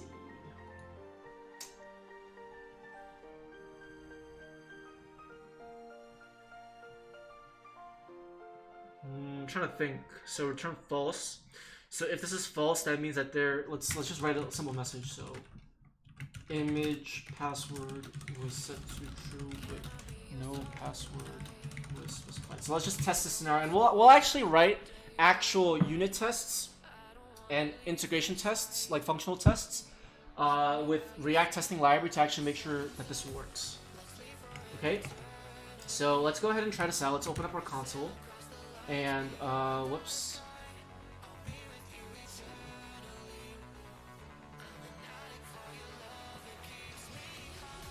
Okay, I accidentally showed my PayPal sandbox storage stuff, but it's not really a big deal. Don't worry. Okay, so let's check private. So now, if I click on this button, you're gonna see that it says, what's image preview for number 14? Image preview 14. Oh, that's just the ref. Okay, that's fine. This song is. Let's move on to the next song. Okay, so you can see that in the console, it's logging what I expect to log. You can see that it says image password was set to true, but no password was specified. If I go ahead and if I uncheck this, if I click the button, it's going to upload. Let's go back. How do you have the website? I'm not too sure where your question is. Okay, so watch this. So if I click on private, you're gonna see that it immediately goes into this else case. So let's walk through the logic again. If there's no file return, we know that there's a file because we uploaded a file. So it's gonna go to the next step. If check password image, so check password image. If image options is protected, we know that image options is protected because we set it to true. Okay, it is protected, but there's no password. Because there's no password, it's going to set the error. It's going to return false. Because it returns false, we have a console log down here. Okay, that's just pretty much how it is. I'm asking, how do you have it so you can check it in your browser? I mean, this is a React app, and when you run the React app, it runs a Webpack dev server, and it gives you the local host with a port number, and you can just access it, and that's how you can view the actual application. Okay, so watch this. So if I actually type a password, if I click the button, you're gonna see that now it actually uploads the image. Now it actually uploads it. Okay, because I specified the password, so we pretty much, I think that's good enough for the actual, I think that should be good enough. Now we could actually get rid of this else case. We don't need that because we are returning here.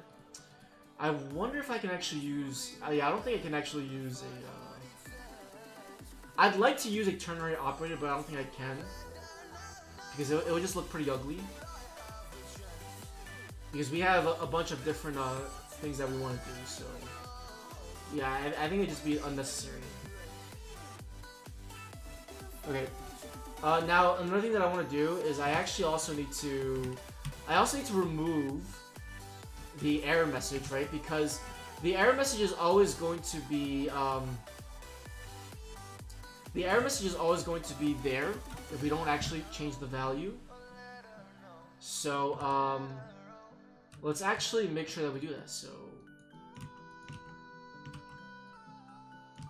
let's make sure we reset the error messages. Okay. So we don't have to do it down here because the error message should not be there. Actually, no, we actually should. Oh, is there a way we can just actually do this? Well, I'm trying to think. If there is no password, it should just return true by default. No, that wouldn't be good.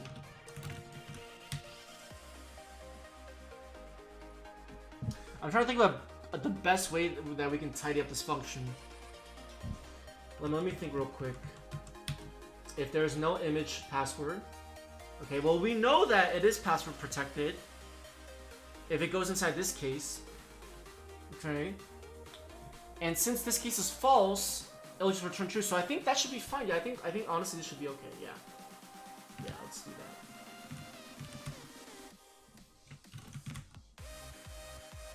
And for error, I'll just leave it to this. Okay, there we go. I think this should be good enough. So it'll return true. So let's double check everything. Let's just make sure it works. So let's upload the image. Let's set to private. Image passes true, no password specified. Good. Uncheck it. Good. Okay. So what I actually want to do is I want to display the red line, a red border around the password field, and I want to display the error message. So to do that, because we're updating, remember we're updating the actual state. So we're gonna go into image options. We're gonna go into the password field, okay? And inside input container, so this is why I created the input container, so I can actually add the border. Though I think I probably could have done it without it, but I definitely could have done it without it, but I wanted the label there as well. So we definitely needed something to wrap everything around. Okay. Now what I'll also do is I'll probably also add like an icon at the end. So when you click on the icon, it'll change the mode from password to a text, so you can actually see the password you're typing.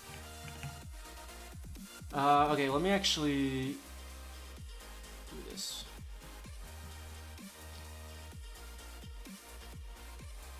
Okay. So what I'm going to do now is input container. We're going to actually specify a prop for input container. Okay, so input container is going to take in a prop called error. So export type input container props is going to equal to a partial. So this is just going to make the props optional, because we are probably going to have more props later, but I think they're going to be optional. So the error, I think, is just going to be an any type, because it could be true, it could be a string. I'll just leave it as any, doesn't really matter, as long as it's a truthy value. That's all that matters, okay? So input container, so error, whoops. Oh wait, whoops, I have to also annotate. I have to set the generic type for input container, so input container props, okay? So what I'm gonna do is, now that we have set the type for this generic to be input container props, what I can do is that I can actually go and pass in the error prop. So you can see error. And what are we gonna pass in? Well, let's actually destructure that error prop, because remember, we added an extra error to the state, so we can destructure that from image options, okay? And we're gonna pass that into here. So if there is a error, what we're gonna do, actually, wait, I'm sorry. Okay, the input containers for password is good. So if there's an error, what we're going to do is we're going to go ahead and set the style. So we're going to do this. So if there's an error, then we're going to set the CSS. We're going to apply a border of 2 pixels solid red. So watch this. So you can see that the error is now displayed. Now what I'm going to do is I'm actually going to go ahead and give a border. I'm going to give a border in advance, because you can see that what happened just now was when the border was added programmatically based on the value of error, it actually increased the size of it. So what I'm going to do is I'm going to add a border in advance, so that way it doesn't look like it actually changes anything. So if I actually get rid of this border over here, right now, you're gonna see that nothing really changes. If I set the field private to, if I check it, you're gonna see that it doesn't actually change the actual size. If I get rid of the border, let's refresh. You're gonna see that it looks like it's changing the shape, right? So let's add a border in advance that has the same color as the background color. Okay, and if I actually change box sizing, it's gonna mess up our CSS, so we actually need box sizing, okay? Okay, good. Now one thing that I'm also going to want to do is I want to also add the error message. Let me actually see something real quick. I think...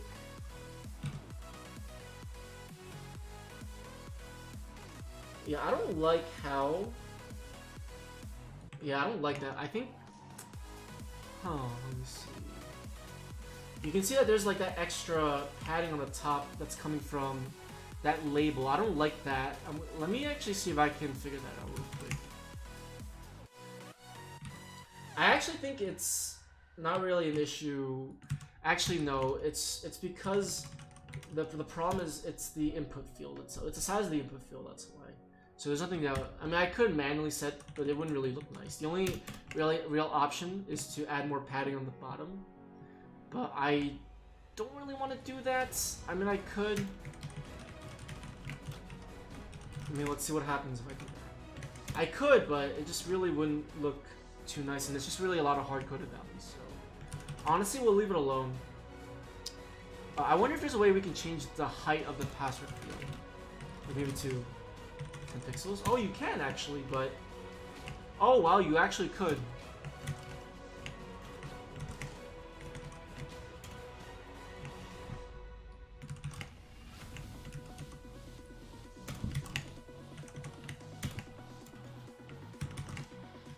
So yeah, you could change the height of it so it looks a little bit more spacious, but it's not really a huge deal though. It's not really like something, you know,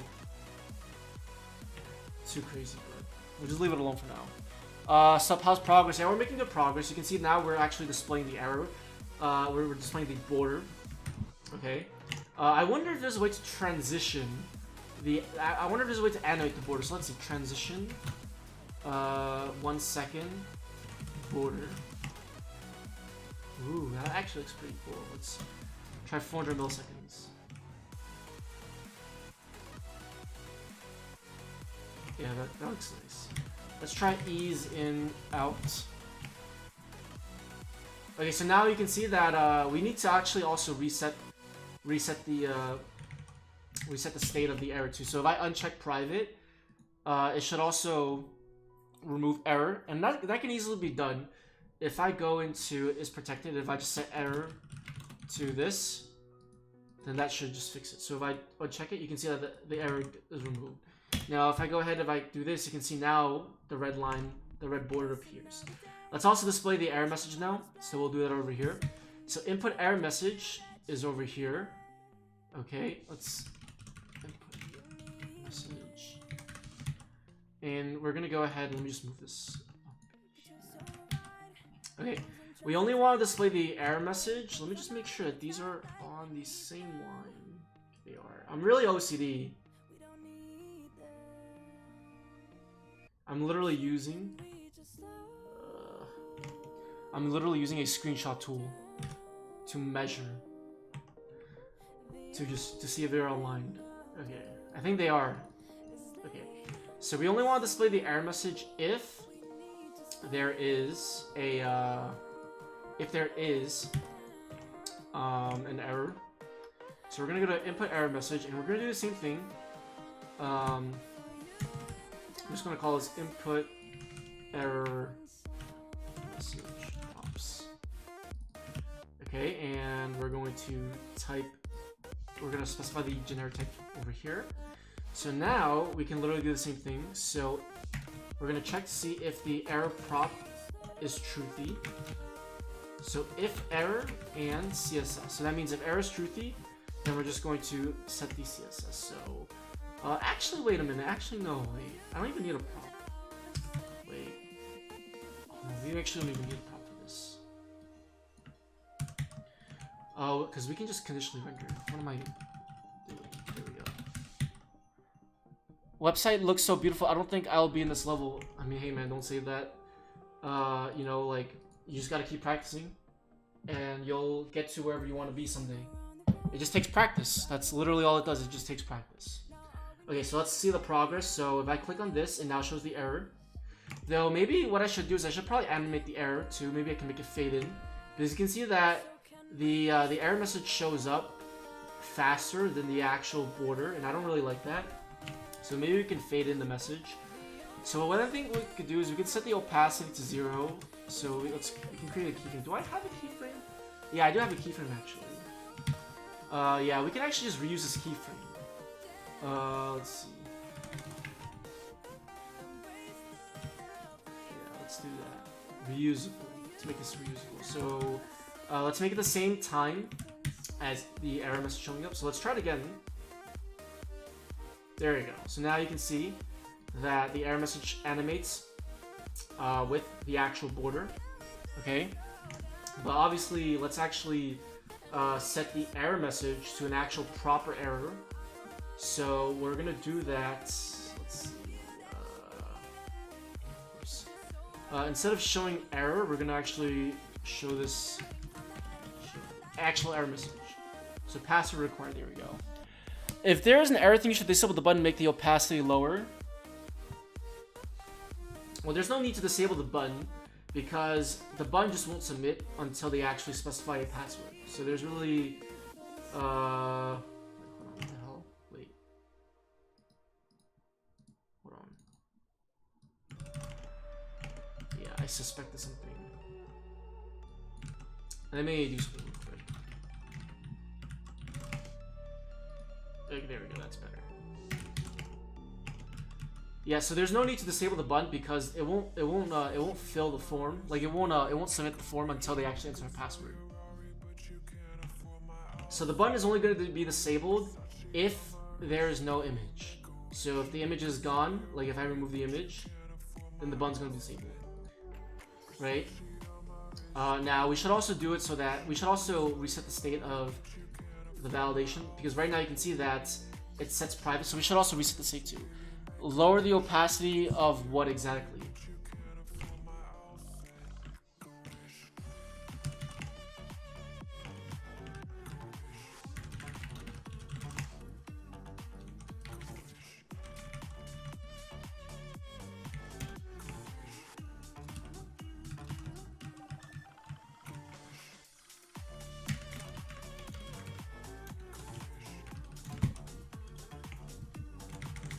Okay, there we go. I will change the height of this.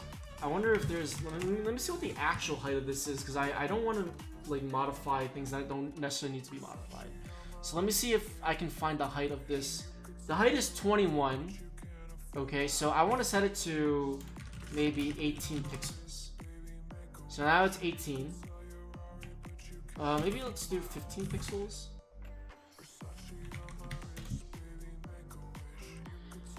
Random question, did you ever make any tutorials on how to add script to a React component? What do you mean add script to a React component? Nixon XC, welcome to the stream, how are you? Okay, there we go.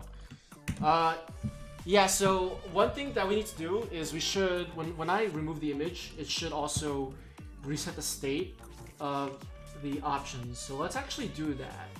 So if, let's see, so this is actually going to become more complicated.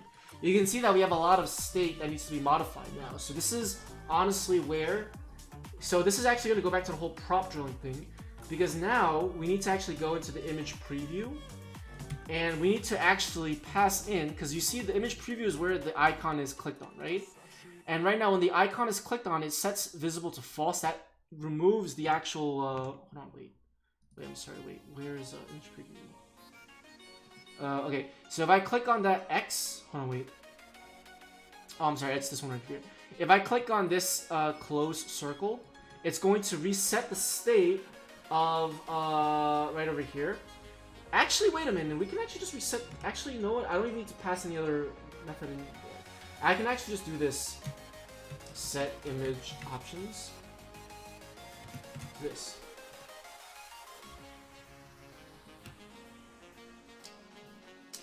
Actually, let me just do this. Yeah, I think I'll have to make this. So let's set NSFW to false, NSFW to false, password to this, error to this. So let's reset the state.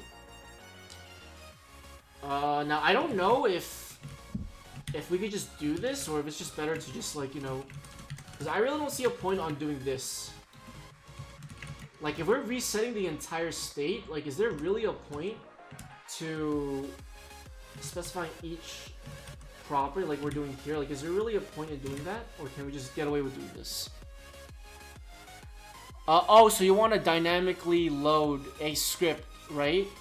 Oh yeah, I think lazy loading might be what it is. I'm not too sure because I've never done it before.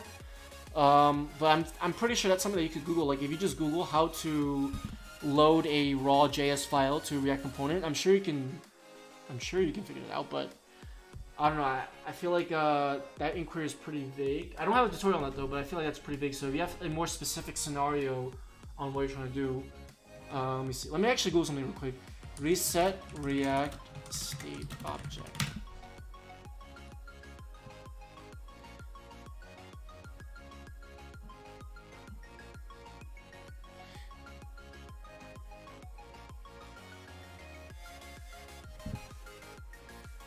I think actually we might need to create a new object and do this. Don't quote me on this,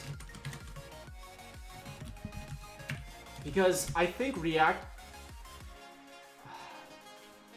I really do need to learn more about how state works underneath the hood, because this will actually solve a lot of. This could solve a lot of issues, because essentially we don't want to modify the state directly. But I think what's best is that yeah, because like I said, if I were to actually just modify the state, I think I could just do this. Because this is an entirely new object, so it would be like an entirely new reference. So that should cause a re-render.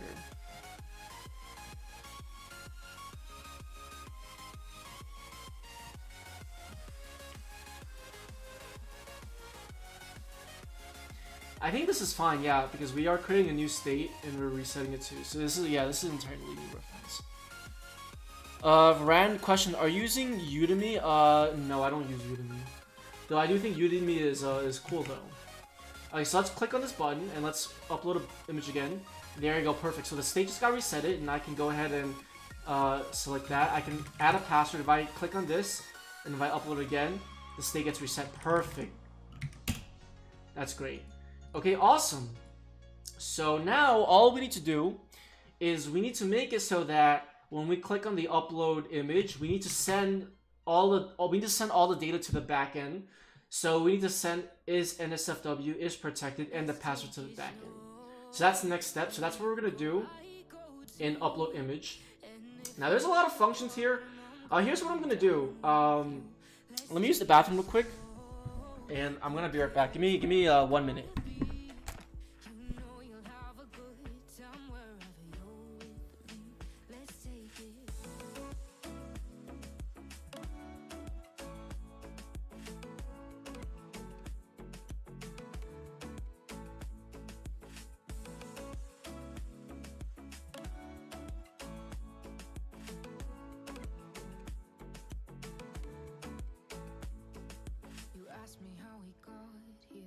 You don't know how.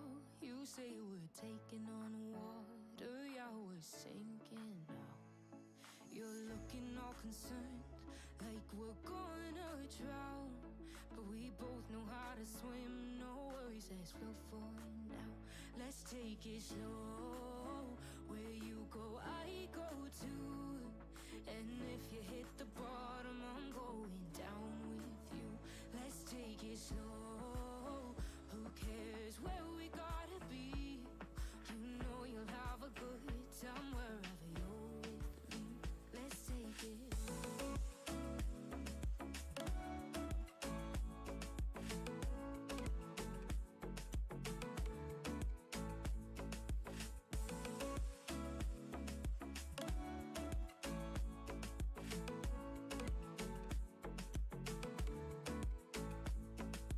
I know I'm not easy. I drag you out your mind. And there are days. Alright, I'm back. Just have to get some water and use the bathroom. So a role, where do you use or to learn? So I've never actually used Udemy before. But Udemy is good. Now, regards to what do I use to learn, when I first started learning, I used to watch Brad Traversy a lot, as well as Net Ninja. Those are the two main channels that I always watched. And those are the two main channels that I watched. Damn, it's raining outside.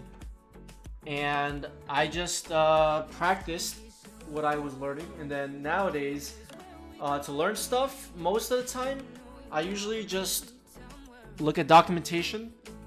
I try to look at documentation first, because documentation is always the key that that's the main thing that you always want to look at. Because if you just, well, you don't want to depend too much on videos, and I know that sounds kind of ironic coming from someone who makes videos, right? But when you get to a point where you are, becoming more and more independent, like you don't want to depend on tutorials for the rest of your life, right? Tutorials are supposed to help guide you through something that you're trying to do. It's not supposed to give you the whole thing. So what you want to do is you want to watch a couple tutorials, learn it, and then see if you can learn something else without a tutorial. Right? It's kind of like figuring things out on your own without any guidance from anyone and seeing what you can make of that. So what I do is I usually try to look at documentation first, and if I can't understand it, I'll look up a video or I'll look up something on Google. And then I'll also try to practice, like, see what I can do with the code and stuff, and see what it is I can do. But realistically, practice is just really how you get better and how you learn. Because if you don't practice, right, if you just watch videos, if you don't practice, here's what happens. If all you do is just watch videos and see what programmers do, you're missing out on actual developer experience. And there's so many possibilities that can happen. You're always going to run into errors and issues whenever you code. You're always going to run into issues whenever you code. And if you don't practice, you're never going to learn all of these issues. You're never going to learn to go about fixing these issues. Yeah, I can zoom in. Give me 1 second. Let me see. Alright, there we go. Let me zoom in. Whoops. Yeah, I don't even. Yeah, so that's pretty much my. I usually just use Google, YouTube.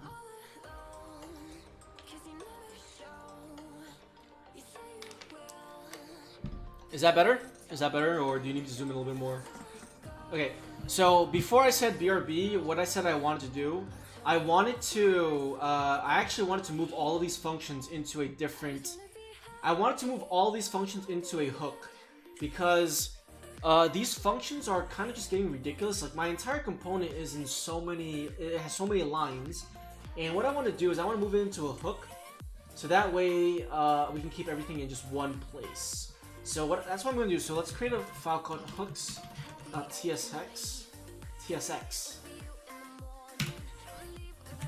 Wow, thanks bro, nice answer. Yeah, no problem, man. I mean, like I said, I don't know what your background is, right? But like I said, Udemy is not a bad place to learn. Like, it's actually pretty good. Like, there are actually good resources on Udemy, right? But you wanna, like I said, you want to practice, and then it's kind of like, it's always going to be a cycle. You're always going to find yourself in a loop. Watch a tutorial, practice, and then watch another tutorial, practice. But then you want to try to step out of that. You want to try to step out of that cycle. You want to, like, try to become more independent. It takes practice. It takes a lot of time to develop that skill. Everyone works at different paces, so yeah. Academine is pretty good as well. Yeah, he's pretty good. I've never watched much of his videos. I've seen some of them, but he's pretty good though. Like, he has lots of good videos. Yeah, I don't really like theory. I mean, I like theory, right? I like theory, but I don't like it when they only focus on theory.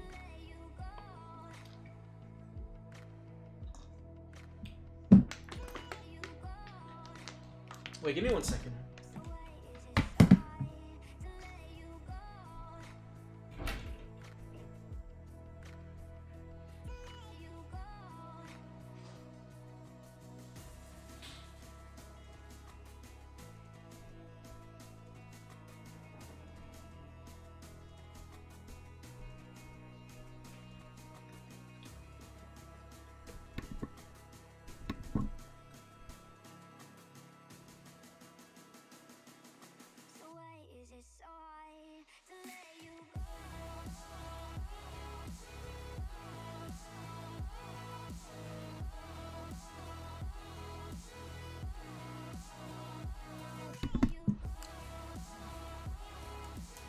Alright, yeah, sorry about that. Alright, yeah, so, I mean, theory is definitely good to know, but, only doing theory and no practice is not really good. You need to learn theory and then practice as well. Like, if they just focus on theory, it's not really the right way to learn, in my opinion. All-in-one gamer, how are you? Welcome to the stream. Okay, so, let's get back on track, so, because I do want to accomplish a lot in this project. So I'm going to create a hook called, let's see, export const. Actually, let's do export function. And we're going to go ahead and let's just call this use image upload. Okay, this hook is going to have, I'm basically just going to put all of these functions inside this function over here. And we're going to basically get them from there. Because it's honestly a lot of functions that are just like, you know, reusable. I mean, not reusable, but it's just like a lot of functions that we probably don't even need to worry about at the moment. And we could reuse at some point. I am a pro member on his website. He explains almost everything from history to behind the scenes, which is sometimes too much to handle. Yeah. I mean, I don't want to, you know, say anything because I've never really, like I said, I've never watched much of his videos. I have actually watched some videos, but I don't know. I've always found Brad Traversy and Net Ninja to be very, very helpful. And yeah, I would always recommend those two. The quality of videos that Brad Traversy makes is just, you know, amazing. And it's definitely worth it. Okay, so we have the handle file change. So what I can do is I can actually just remove this. Handle drops, so I'm gonna move that as well. Move that in here. Set show border. What is the border again? Oh yeah, that's the actual the border. Okay, so we're gonna move that here. Let's move. We're gonna move everything in here. Let's see. What else can I do? I think the refs are gonna be a little bit annoying. I could probably put the ref in here too. But it's gonna end up being a hook that's gonna return so many things, and I don't want that. So I'll just leave these for now. So the events that actually, like the drag over, handle drop, handle file change, I'll leave those alone for now. I'm just trying to think what would be the best thing to do.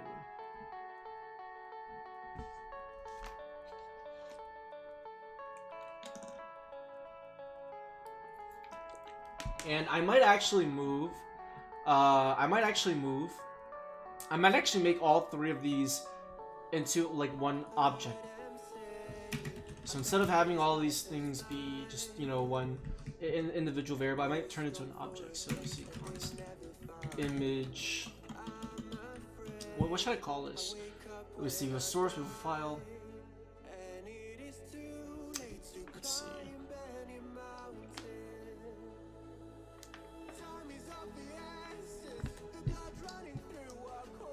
Let me see. Well, first let me do this. I'm just trying to see what else I can actually remove.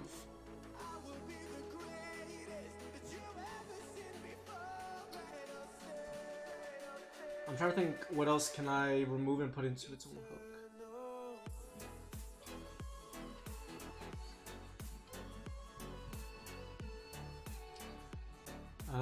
Let's see. Check image password.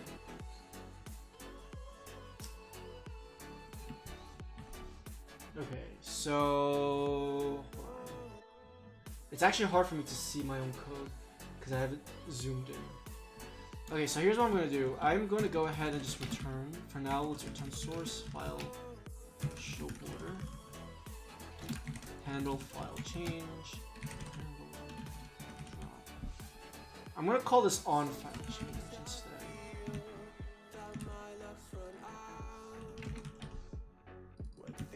Just making these unnecessary variable names.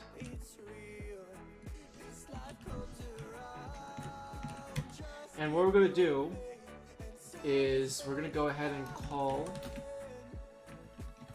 use image upload, and we can literally, I can get rid of these two variables. Where's the border variable? Show border. Did I already remove that?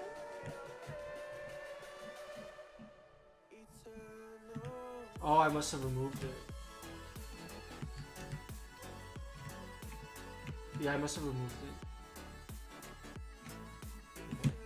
So what I'm going to do is, let me go ahead and do this. So, file. Wait. Okay, file source, show border.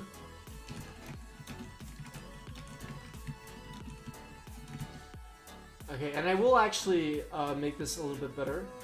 Actually, what should I call this variable? Image.file, Let's see, if I call it image, set the source of the image, set the file of the image. What about the border? I guess I could just call it that.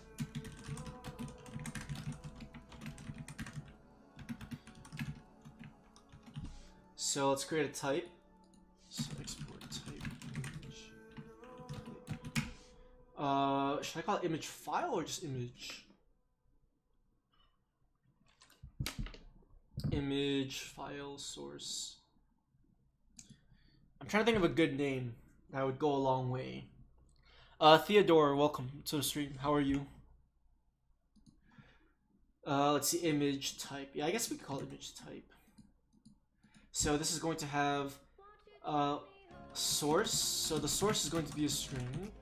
File is going to be a file.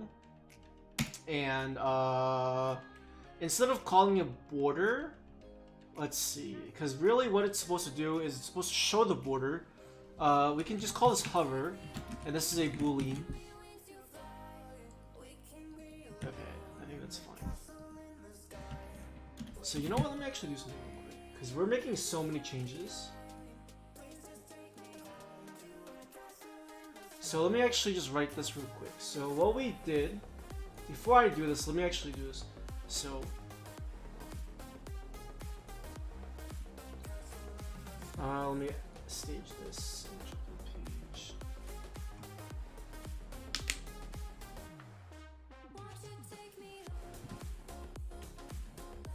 I don't want to make too many changes all at once. I have a bad habit of doing that sometimes. So let's write this. So what we're gonna do is we're gonna say, so what do we do? Added functionality for image options and password validation. There we go. Yeah, I need to get into the habit of committing more. I have to force myself to remember to commit because I forget sometimes, and it's a really bad habit. Like for work, I can constantly remember that I need to commit because we have standards, right? But whenever I'm coding on side projects, I just have a bad habit of just forgetting to actually write commit messages, and it's a really bad habit that I've been trying to fix.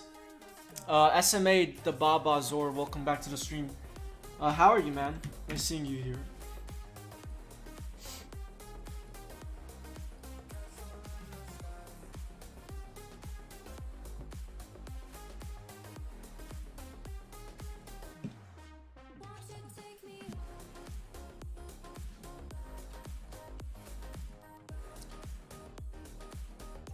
Wait, this might...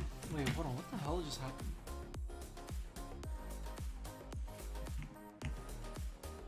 My Discord, because I have Discord open. So I'm wondering if... Okay, it's fine.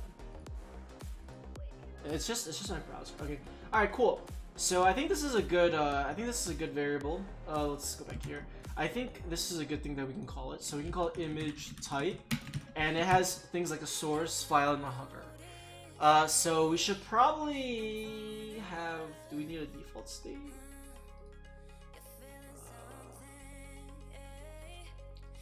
Let me create another file called constants.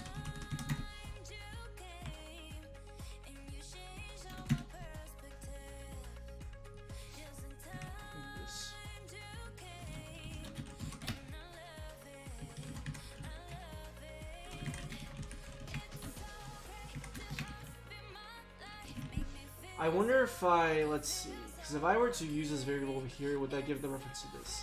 I don't want this to be... Let's see.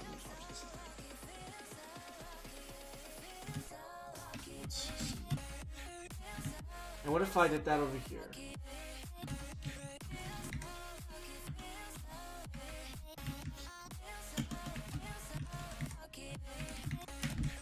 I wonder if this is the right approach to doing it. Let me see. Nothing much. Learn new stuff about HTML/JS. Nice.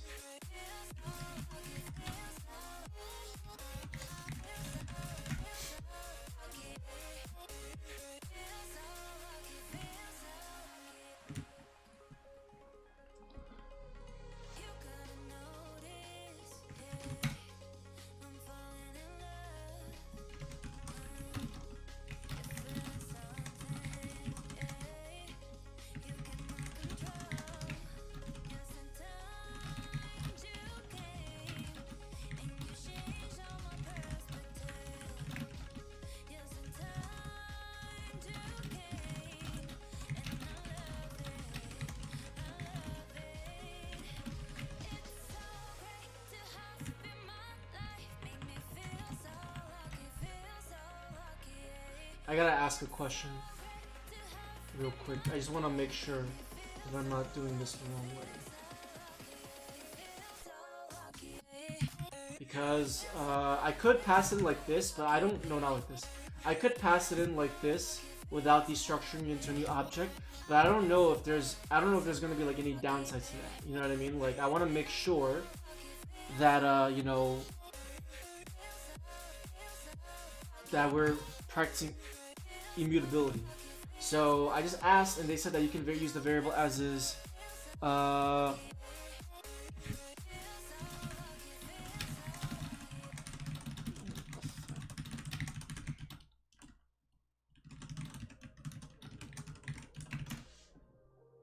Because there's definitely a lot of things that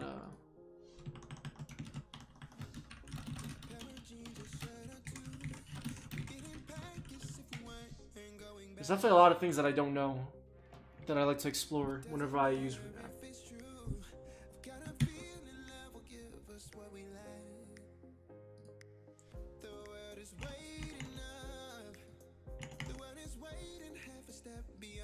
And honestly, I do these streams mostly because I just like using it to learn, so there's no point of like, you know, streaming for me if I'm not learning, right? Or especially when I build these projects is what I mean. Like this is live coding, right? I'm gonna definitely have questions because I don't know everything.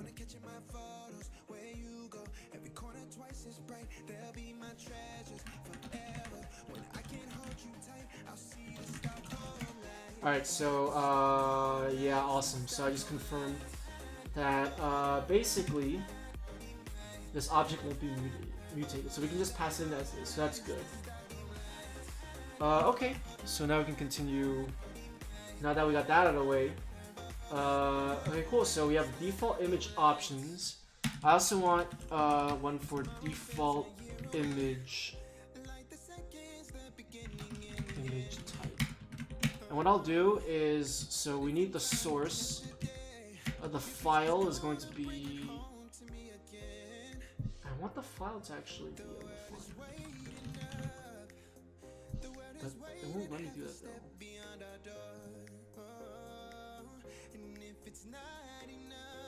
Because, let me see.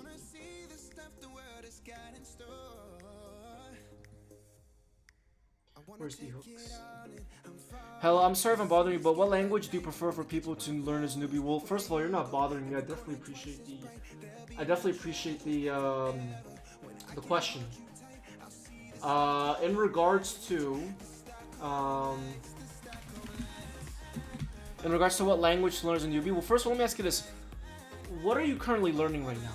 That's the question that I'd like to ask first. What are you currently learning right now? That's my first question for you.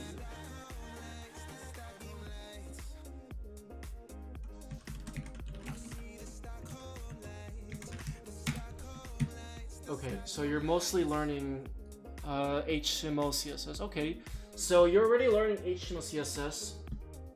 You're building like, you know, web pages, and you're learning JavaScript to add functionality. You want to script up your website to make it more functional. So I would suggest for you to continue learning JavaScript, because there's a lot of things that you could do with JavaScript. Okay, don't worry about learning all languages. Just focus on JavaScript, because one misconception that a lot of people have is that they think that they have to learn every single language out there. That's not true. You only need to learn a language when you really need it for something, or if you need it for a job, right? For example, if you get a job and you're supposed to do PHP, then you have to learn PHP. But let's say, for example, if you want to build a full stack website, you want to build front to back, right? Well, obviously the front end, you're definitely going to need something like, you know, like HTML or CSS to build out the front end. And for the back end, you can use something like Python, JavaScript, Java, whatever. That's up to you to decide. But you'll only determine like if you want to learn the language based off your project's needs. So if I were you, I'd just suggest sticking with JavaScript and continue with that. That's the best thing that any beginner can do. Because if you try focusing on another language while you're still learning something completely new, because I guarantee you, if you're new, there's probably still a lot of things in JavaScript that you don't know. So it's better you focus on that first, and then when you become more proficient, you can start diving into other languages. Okay, so hopefully that gives you a good explanation. I hope. Okay, so undefined. So this is gonna be the default state of the image. So what we want to do is, let's get rid of all this. So we're gonna go ahead and do set image.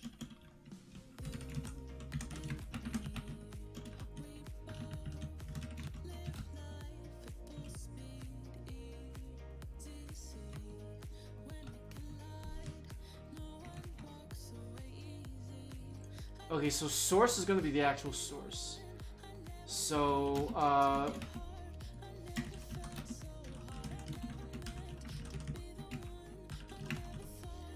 I want to know how to deploy up on the server as well as Windows, what to do.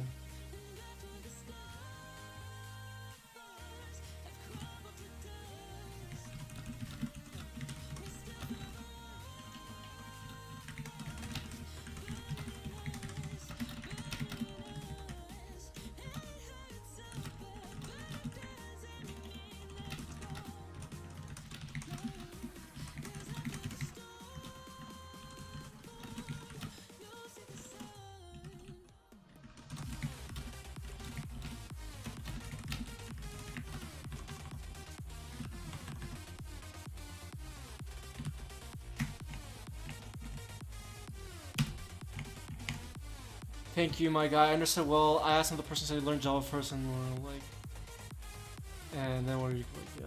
Yeah, I mean, Java's definitely a good language. I mean, Java's good. Just remember, Java and JavaScript are different things. I like your music choice, dude. Yo, thanks, Rich. I appreciate it. It's NCS. That's the look up NCS on YouTube. I started to learn HTML without learning Java. Okay, are you talking about Java or JavaScript? Because those are two different.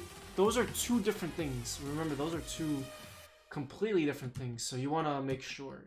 I just want to make sure, you know, that you're not confusing those two.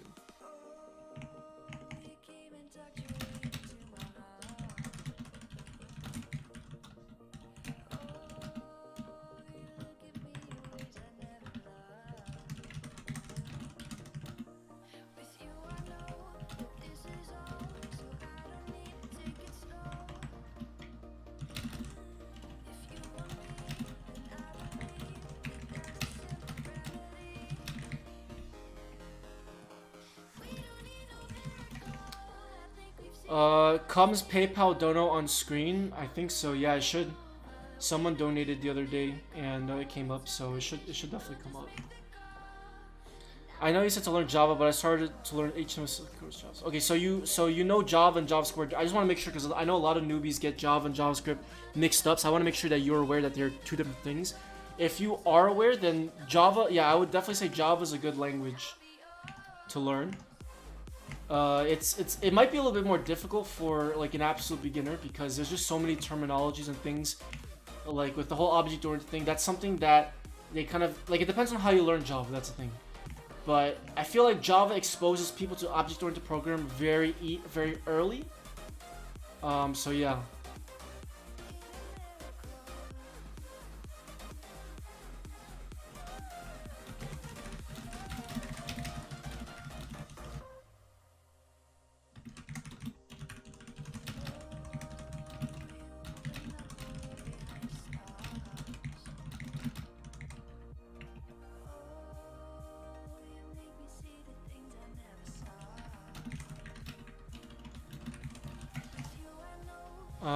Okay, thanks. I'm enjoying the stream. Yeah, no worries, man. I'm glad you're enjoying it. Sorry, I just had the reason why I'm not coding much right now is because I'm asking some questions on a React Discord just to clarify everything.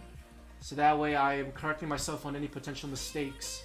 Because, you know, I don't want to just like blindly do something without understanding what's going on. Because I just saw some tutorial. I want to make sure that I'm actually, you know, doing things the correct way. I mean, there's no real such thing as the correct way because there's obviously many ways to do certain things, but at least there's some kind of mutual agreement that people can make on how one thing can happen. For example, updating state is something that is very widely discussed in the React world, and there's many ways they can do it, but there's also many ways they can do it incorrectly.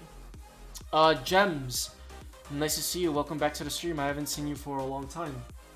I think I saw you like a couple weeks ago. I'm not too sure, but regardless, it's nice to see you. Okay, so we're gonna update the state of the image. Okay, and that's really all we're gonna do. So let's just do this. So now instead of updating source and file, we're gonna update hover. What is this? So you have to set it to false.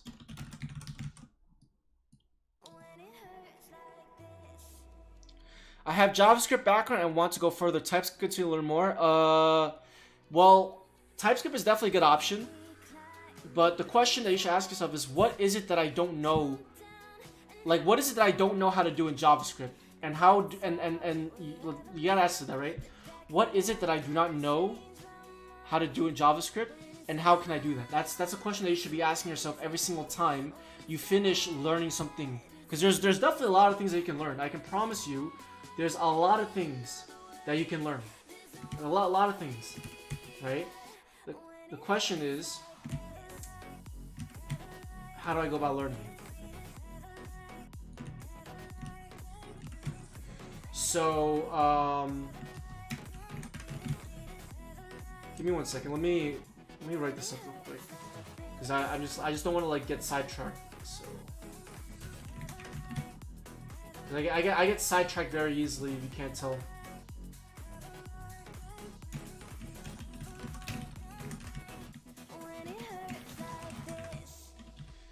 But yeah, ask yourself what is it that you want to do, and then find resources to learn, right? Find resources to learn how to do those things. So TypeScript is definitely one thing that you could go about, because TypeScript is going to introduce you to more strict object-oriented practices. But if you use TypeScript the way you use JavaScript, you're not really going to learn anything new. So there's a thing that people think that if they learn TypeScript, they're going to become more advanced. That's not the case, because all TypeScript is it adds extra features on top of JavaScript.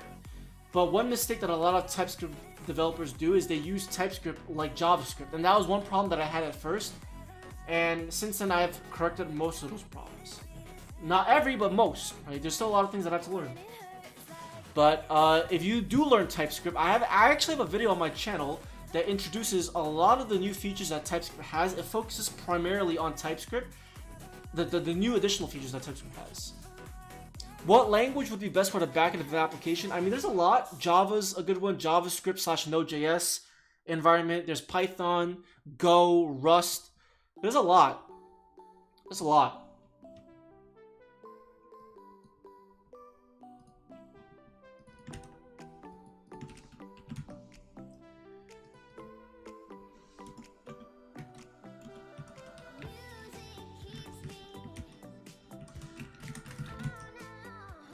Okay, so now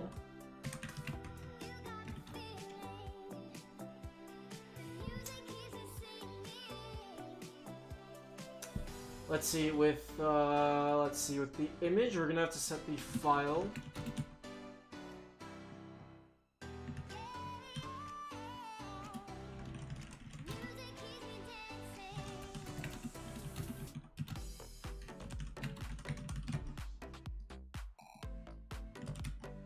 Okay, I think this should probably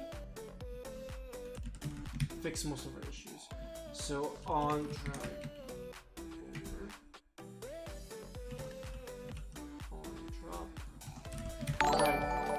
Let's see. Yo, Rizver, thank you for the $1.17. I really appreciate it. Any donation matters to me, so I definitely appreciate it a lot. Thank you. I have a question. I'm really bored and I have no idea what to do. So what is your motivation today? So I don't know why. I need to actually look into the widget on why it doesn't show the text. I don't think it showed the text, right? But yeah, thank you, man. I appreciate the donation. So, what is your motivation today? Well, let me ask you this. What is it that you... So let me ask you this. Is there currently anything that you're trying to work towards? Is there any goal that you currently have? Any short-term goal that you have currently right now? And it doesn't have to be coding. It could be anything. Dano has, oh, okay, it's similar to Express. Well, the application is a chat app, so I was thinking between Go, Python, Node.js. I mean, Node.js is pretty good for chat apps because Node.js is really fast for web applications, so Node.js is definitely a good one. So you can't go wrong with either one of them. Thanks for the 17-cent tip, pizza guy moment.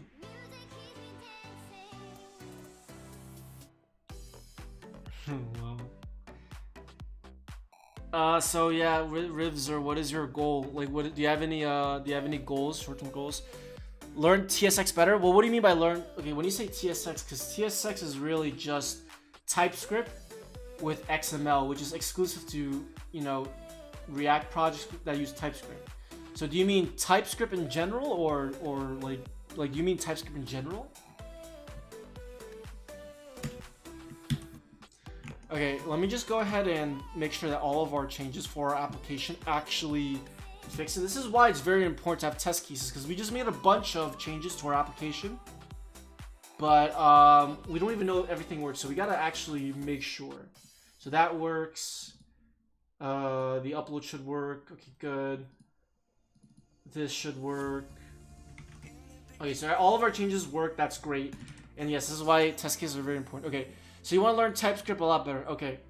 Now let me ask you this: what is your current level of proficiency with TypeScript? Like, have you used it before? Have you played around with it? Have you dabbled with it? Like, have you ever used TypeScript before? Are you going to make a Discord bot dashboard series? Can you make it with premium feature?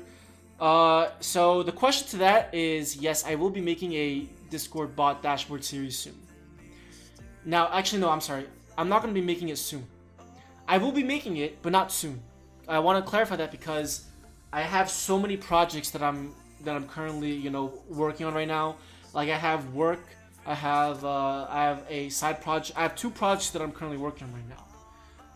So I can't really say when exactly I'm going to make that dashboard series soon. So once I get to the point where that first, so one of the projects is actually a short-term project, the other one is a long-term project.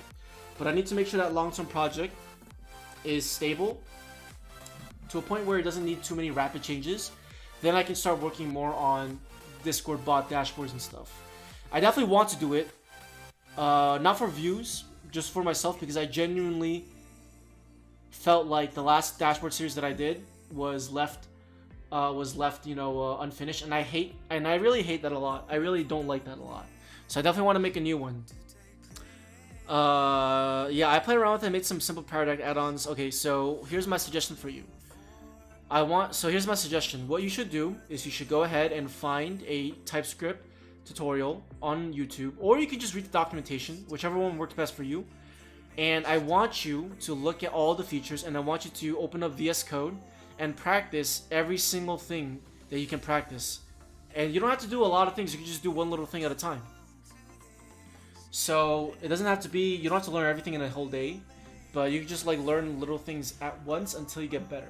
Learn how to type annotate, learn how to create custom types and annotate those variables with that custom type. Create enums, learn how object-oriented programming works with TypeScript. I actually have a TypeScript tutorial if you want to check it out. I think it's worth checking out in my opinion. Only because I feel like, you know, it covers a lot of the necessary things that a TypeScript user should know, like object-oriented programming, interfaces, all of those things. How long are you already developing? Do you mean, like, how long have I been coding for, or are you talking about this project? I just want to make sure I understand the question correctly.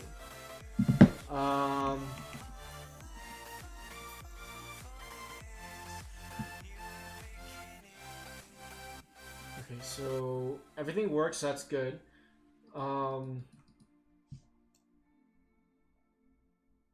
Okay, I think one more thing that so I can actually get rid of all these now. And what I want to do is actually, I'm going to create a function called handlers. So. What does perfect even mean? Is there even such a thing? Ooh, can we switch up all the rules? And imagine a utopia. Darling, I'm just so fed up with these expectations. They can weigh me down. My heart is begging me to get the hell out of my head. I'm trying to live inside the upside down. Yes, in general, how many years already? Okay, so if we're talking about okay, so actual web app development, like actual development, like I've been developing actual applications for, I'd say, roughly almost 2 years, almost 2 years. In terms of coding in general, because there was also the learning process too. Total altogether, like if we're combining the time that I started college and when I started learning coding, let's say I started back in 2016. So 5 years. 5 years. Yeah, 5 years. Hey, it's Ricky. Been a while since I lastly joined your streams. Welcome to the stream, Ricky. Nice to see you here. Can you code Java? Yes, Java was the first language that I learned before. That I learned in the past. So that's definitely a language that I will never ever forget, because I have used that language for all of my college, and that's one language that I'll never forget.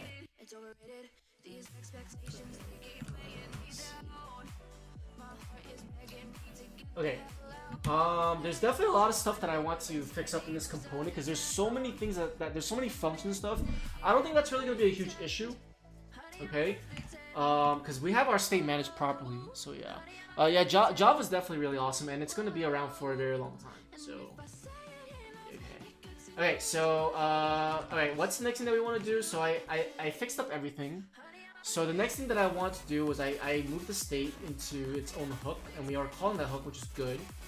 Okay, so I think honestly we're done with the password part. What we need to do, and this is the thing that I said that we need to do. We need to post the upload image. We need to actually send the image to the API. We need to send the image to the API, and we also need to add the additional fields, right? So for example, if there's a password, we need to add that password. Okay, so okay, so here's what we're gonna do. Let's see. So data.append, and I guess what I'll do is protected.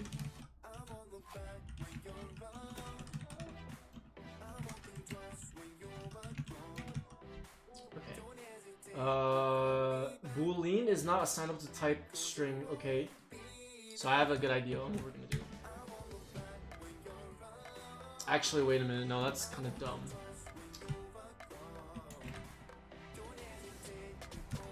I need the actual boolean to string, and it's not gonna give me that. So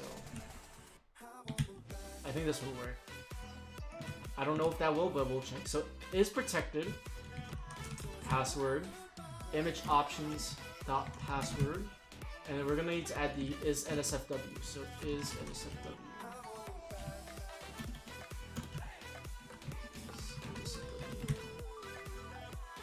Do I like Python? Python, I haven't used it for a long time. I do like it. Actually. And this is gonna sound like a silly reason to like Python, but one reason that I like Python is because of the way that the Python syntax. Everything is based a lot of things are based solely on indentation, and I feel like it just naturally makes your code look pretty, in my opinion. Because a lot of languages, if you have bad indentation, it'll get away with it. But with Python, you have to have proper indentation. Can you start password as an MD5? Well, I mean, this password, we don't really need to hash the password, to be honest with you. I mean, we could, but let's be honest with you. This is an image.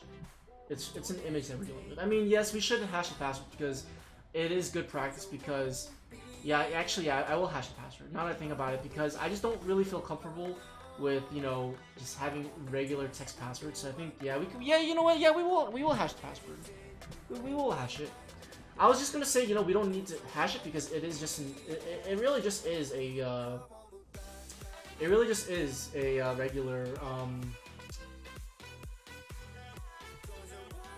it really is just a regular image hosting site. But you know, like the question is, are images really considered sensitive data? Like if you're uploading it to a private website, right?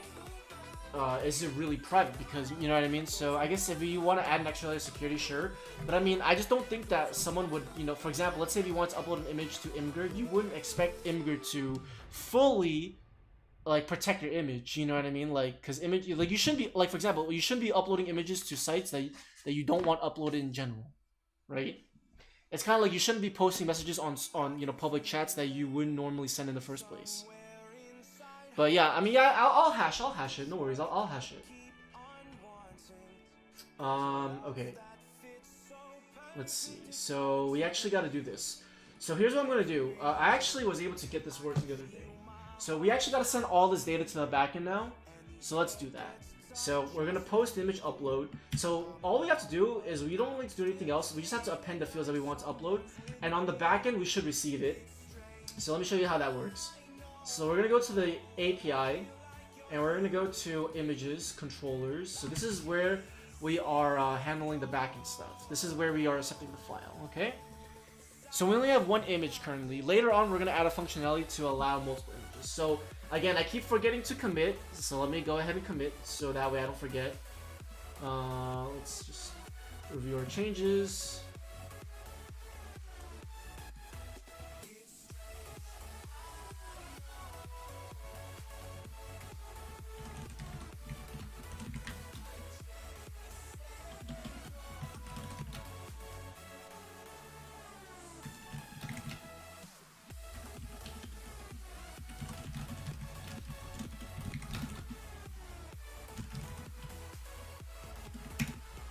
I just gotta keep committing. I don't speak English, but I watch all your videos. Thank you, man. I appreciate it. What language do you speak? If you don't mind me asking, that is. Nest.js file upload. So I'm gonna have to look up the documentation for Nest.js file upload because I gotta see how this is done again. This is why documentation, learning how to read documentation is very important. So what we want to do is we want to get one file. And we also want to make sure we have. Let's see. So yeah, this is fine. We have one file. We also need to have a body tag.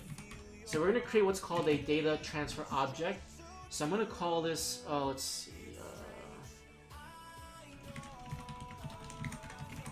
We're gonna create an image DTO class. So right now we're going into the backend. Okay, we're going into the backend right now. So let me go ahead and just let's see.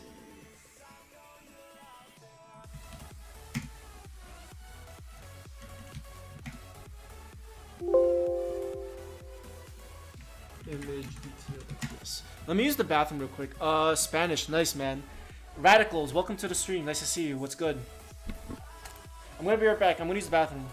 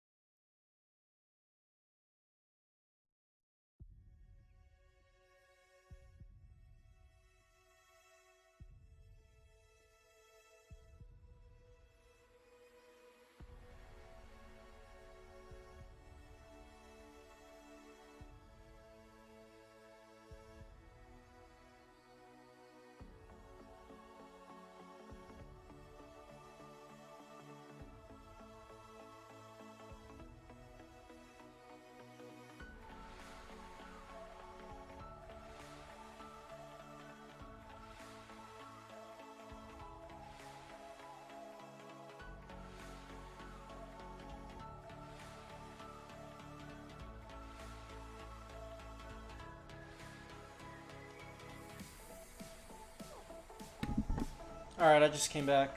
Yeah, I drink a lot of water. Damn, it's still raining outside. I mean, it's not raining too much. Usually, I don't mind driving in the rain. But, yeah. I mean, it's not flooding, so that's good. Okay, so we're gonna create an image DTO. So DTO stands for Data Transfer Object, okay? And the whole point of DTOs is to pretty much represent the data that it carries, right? So that's literally why it's called Data Transfer Object. So the actual Google definition, you can see that it's basically an object that carries data between processes, right? So for example, we're carrying data between two processes. We're carrying it between a web application, the front end, and we're bringing it to the backend. So that's why we call it a DTO, data transfer object. Okay, and it's actually very simple to create one. So we're gonna create. You can use an interface or a class, but I think let me see what Nest.js recommends. Let's see what Nest.js recommends. Let's see DTO. Okay, there we go. So they use a class, but you could use an interface. I think. I don't know if that's. I don't know. I don't know if you should though. I think you could, but I don't know if you should. Actually, I think class is better actually, because with DTOs you can actually add like the validation stuff. I've never really used it too much, so I can't really fully say. But let's just use the class for now. Okay.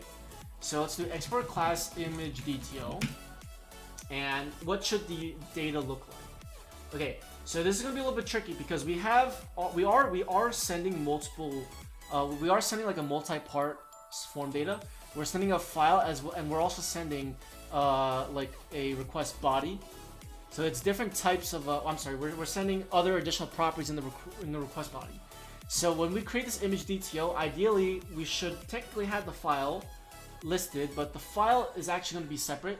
So we're only going to have the three properties, and the three properties that we're going to have are is NSFW, and this is going to be a boolean.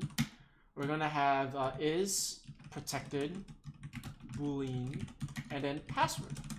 So it's going to be 3 fields. Okay, now let's go ahead and let me import this image DTO. Okay, good.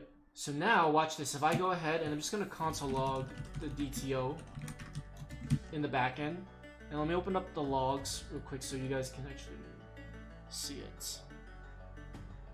Image upload API. Okay, so let's try this again and let's see what it looks like. So let's move this to the other side, and let me go ahead and do this. Let's go into our app. Okay. So let's upload an image. So let's upload this. And let's go ahead and select these. And let's just type in 1, 2, 3. Okay, so it uploaded. Let's look at the logs. So you can see that this is what the object looks like, this image DTO. Right? We're using the body decorator to actually we're using the body decorator to extract the necessary fields that we have defined in the image DTO into the actual parameter. So you can see that is NSFW true, is protected true, password 1, 2, 3.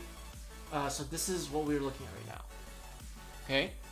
Now there's another problem here.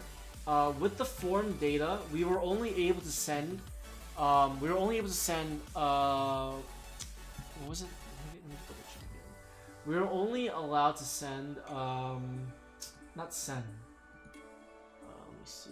Let me go back. I want to make sure I'm getting the right term. Let me see. Okay, so we were only allowed to send strings or a blob. Okay.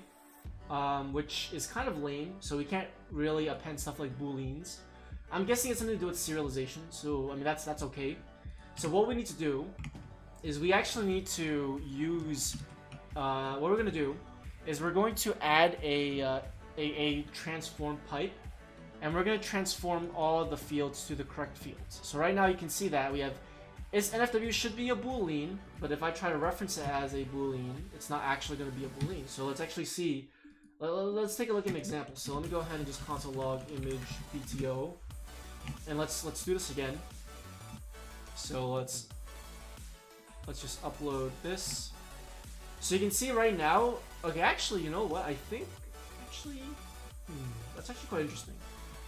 I think maybe we actually don't even need to. Actually, maybe we probably don't even need to worry about that, because I think it'll just type. Okay, yeah, actually no, that's a problem. So you see how it says string? It should be a boolean, but it's actually a string. So we need to actually fix that. And the way that we're gonna fix that is we're going to go ahead and use a pipe. Okay, and let me actually find a documentation for pipes.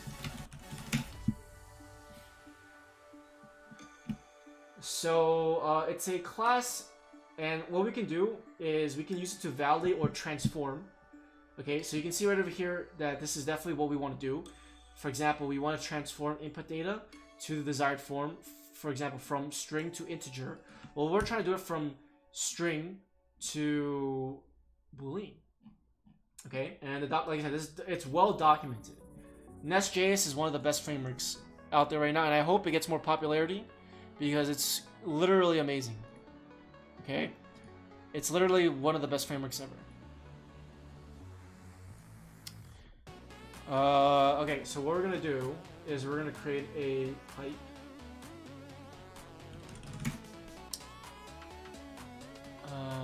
Let's see. Wait, hold on. I'm sorry. Wait.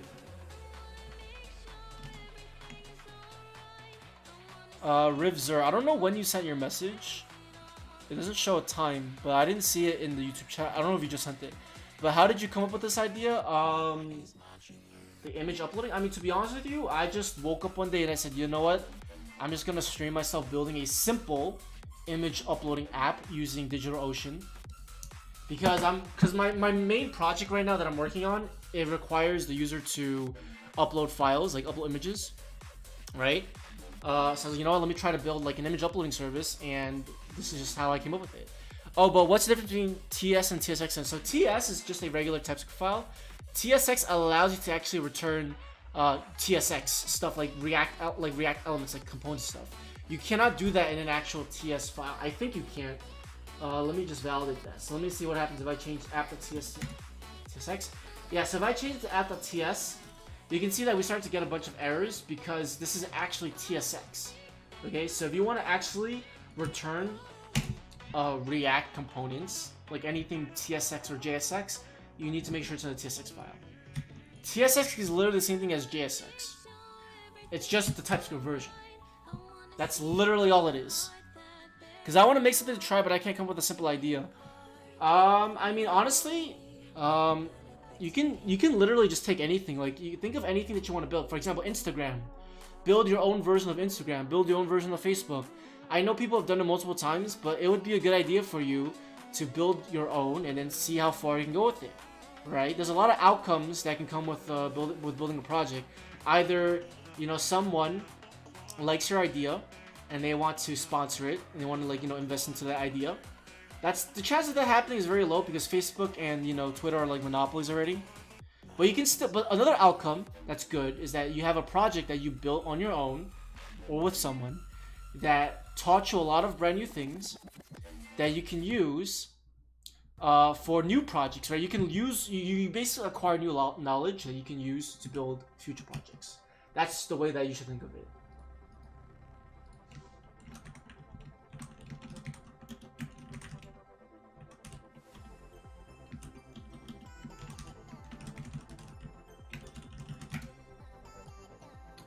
Okay, so let's see. To create a pipe, let me go back to the documentation. So we're gonna go ahead and implement the pipe transform interface. So let's do that. So export class image DTO. I'm actually gonna call this image DTO. And the reason why I'm specifically saying image DTO is because I don't want to confuse this with like actually transforming an image, like the actual binary data of the image itself. I want to specify this is an actual data transfer object that we're modifying. That's it. On average, how much do you code? I code a lot. I mean,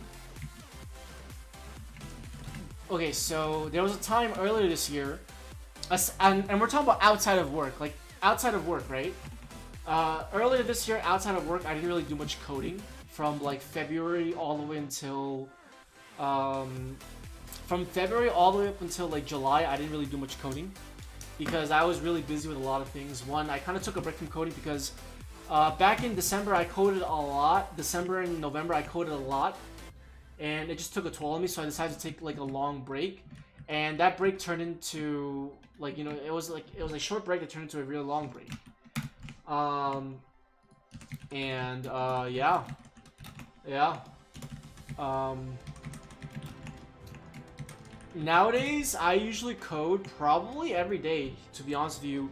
And I don't have any regrets because honestly, I actually really like coding. Like, you know, a lot of people, and again, we're talking about outside of work, because obviously for work I have to code. That's obviously a given, right? Like what are they paying me for if I don't code? Like, it doesn't make any sense, right?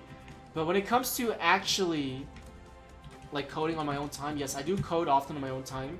A lot of people, you know, would look down upon that. I mean, like I said, I like doing it because I just like doing it. Like, I'm not coding, you know, out of, like, you know, I'm coding on my own will, and I just genuinely like it. And I don't think there's anything wrong with that. I know a lot of people who work full-time as well that personally don't like the idea of coding on their own free time. But, you know, like I said, it's just based on your own interest. If you like something, just do it. Like, who cares, right? It's just like, you know, for example, like, I have other interests too. Like, I'm actually trying to save up to get a guitar, because I've been wanting to actually learn guitar for a very long time.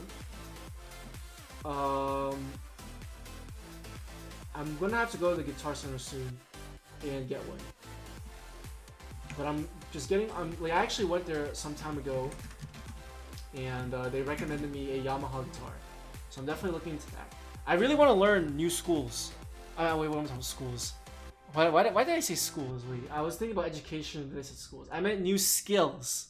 Maybe that's why I said schools. Yes, I really want to learn new skills, because I feel like learning new skills is definitely very useful. Because I don't want to just, you know, I don't want to just code. Like, I don't want to just be my own skill. I want to learn a lot of new things, you know. Like, I want to learn. Yeah, I just want to learn a lot of different skills, and that could be anything. That could be, you know, learning how to fix a car, learning how to play guitar, learning how to I don't know. You know, coding is not everything. Like, there's a lot of things that I'd like to learn. And now I'm just trying to figure out how to actually properly use this pipe, because I've done it before, but I just want to make sure I'm doing it correctly, or at least following the documentation's approach.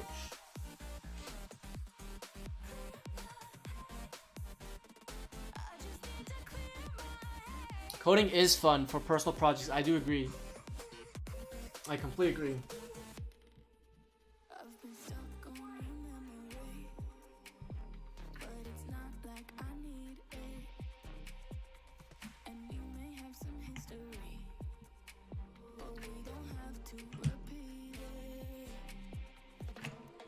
Okay, let me try something again. Okay, we're getting an error, which is good. Okay, so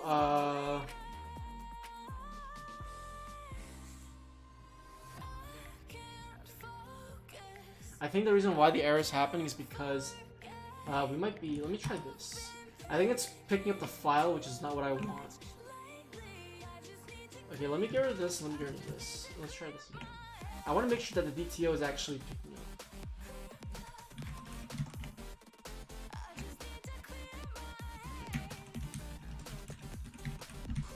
up. Pars41, how are you? Welcome to the stream. I'm doing good, thank you for asking. Okay, so seems like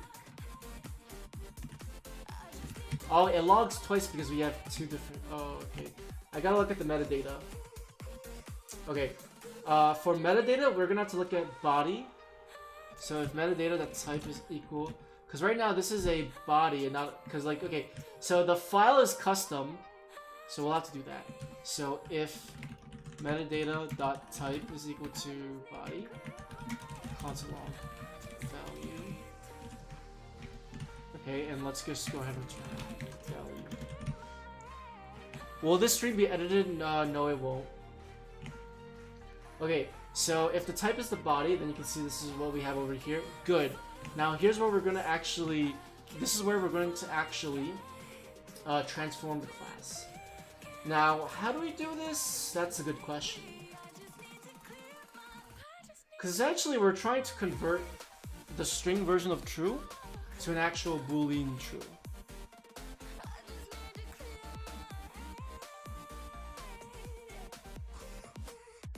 Let me see.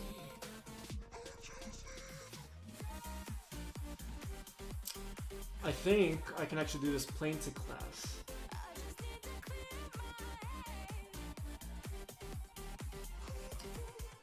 I've also done this before too, but I'm trying to remember, like, how do we convert Boolean to bool? Oh, there's a parse bool pipe actually. But I want to do that. How do I do it with the body though? This is the tricky part that we gotta figure out. I want to do it the proper way instead of like doing it the cheap way. The cheap way would be checking to see if the string is equal to true, and then setting the Boolean value to true, or if it's equal to false, set it to false. That's the cheap way. I want to do it the Nest.js way.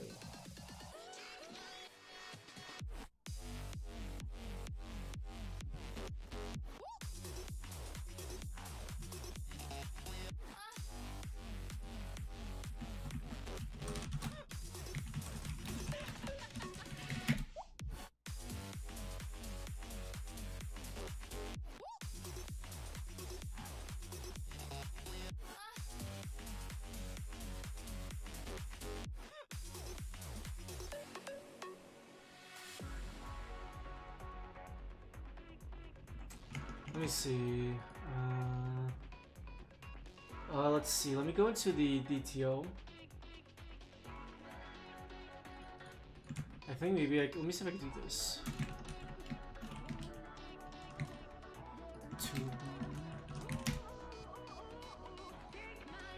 I'm looking at something on Google right now.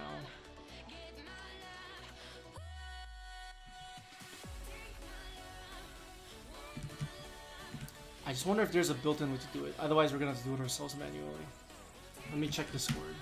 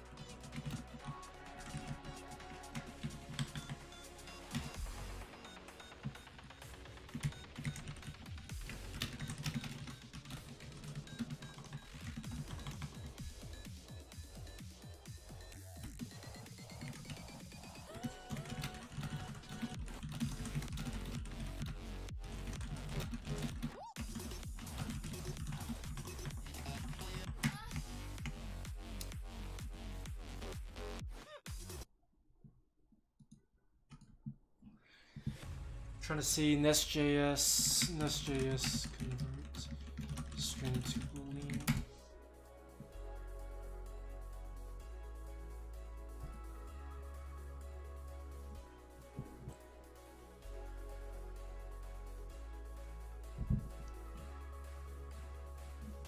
I mean, like I said, the cheap thing I could do is I could just do this. I just compare the strings, which I guess, you know, like. So for example, I could do this. I can return. So is NSFW.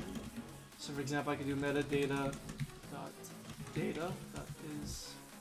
Oh wait, hold on. Let me just make sure I'm getting the correct value.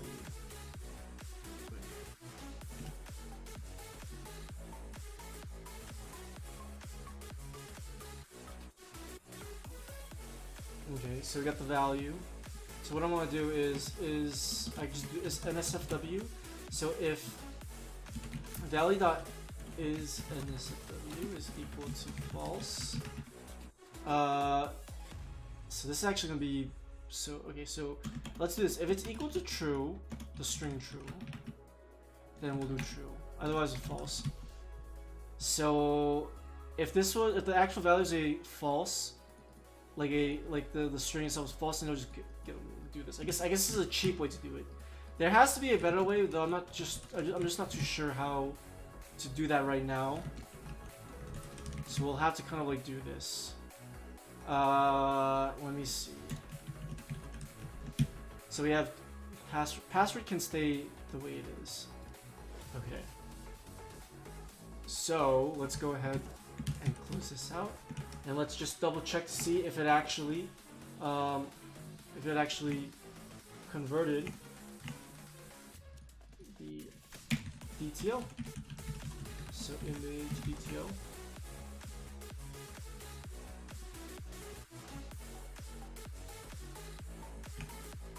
Okay, there we go. So it actually did convert it, which is good. Though again, a cheap way, but I think it'll do.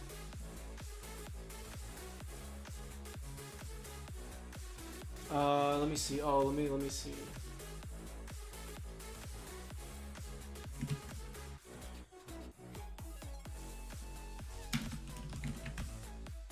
Wait, did I not know about this? Wait, hold on.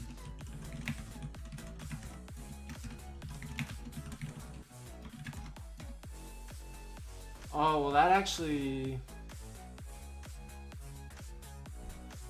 Boolean string, but that'll always return true if the string is... What if I did this? Boolean true. So what if I did...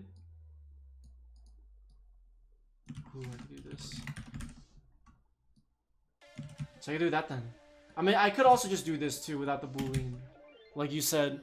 Like, if this is equal to true, so if it's not, then it would just be false. So yeah, you're definitely right on that.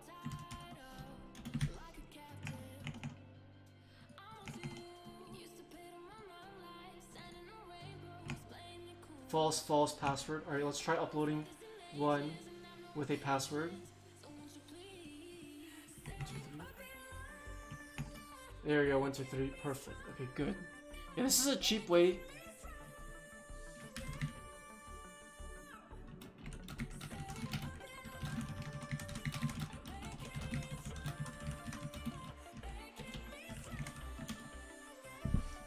Yeah, this works, I guess.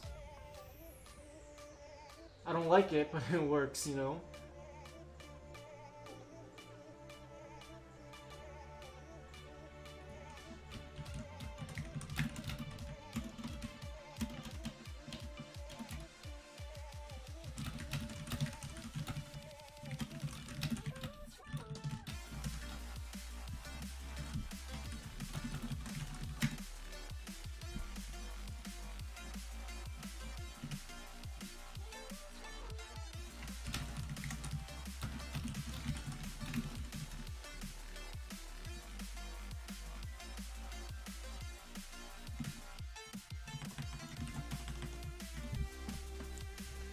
I'm actually on the Nest server right now.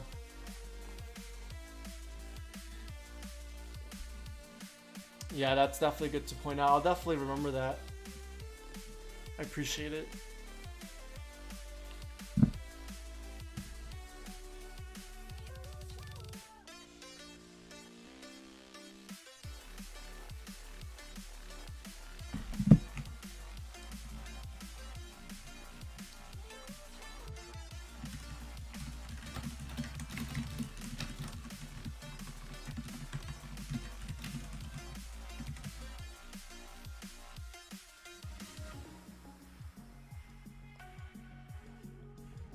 Let's see, so they said that instead of doing that, I can actually just do this.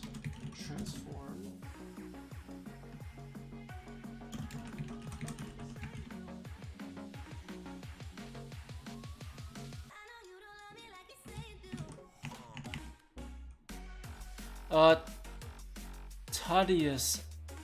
Tadius. Hopefully I pronounced your name correctly. I'm not going to try to pronounce your last name because I'm probably going to mispronounce it. But thank you so much for joining as a member. I really appreciate it.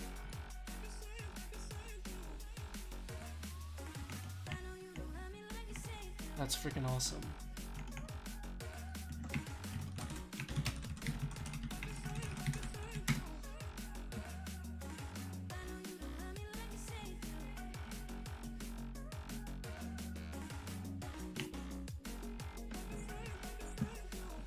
I don't think I've seen you type at all in the chat, so if you're there, I definitely appreciate it.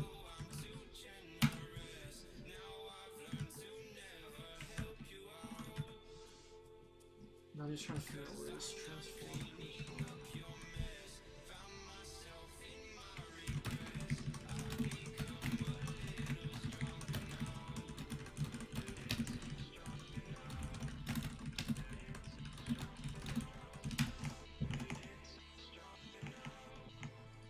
Let me see.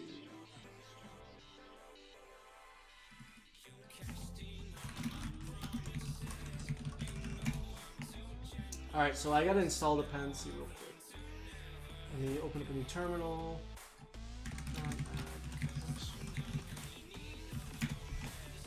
Let's do that.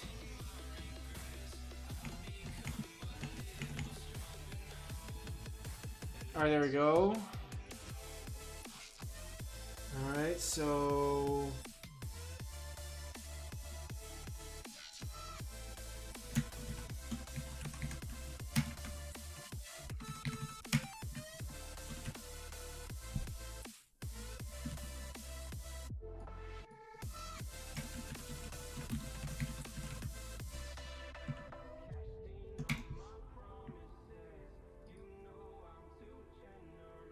wait.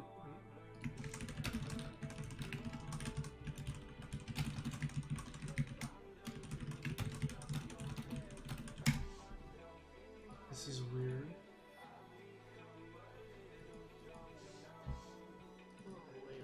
I'm a little bit confused.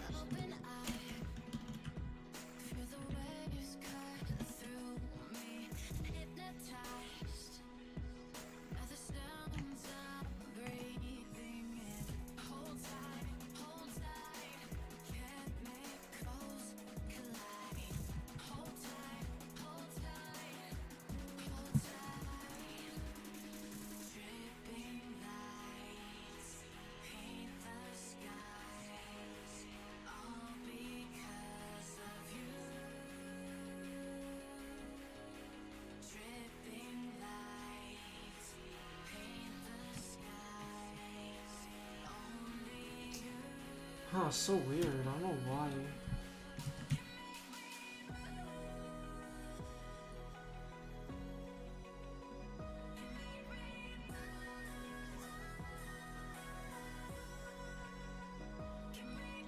I guess I can look at this. Let's see.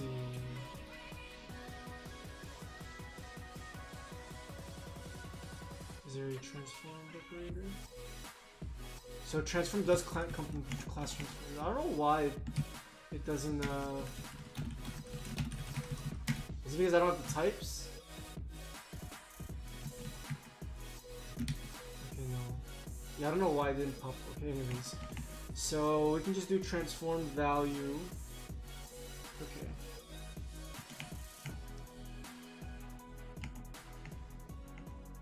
And what we could do is they said that we can just do.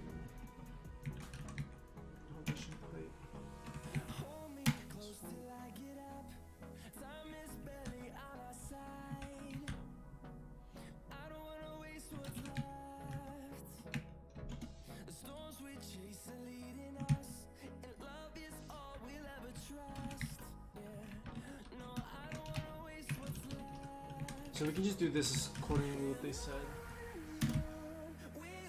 Validation plate.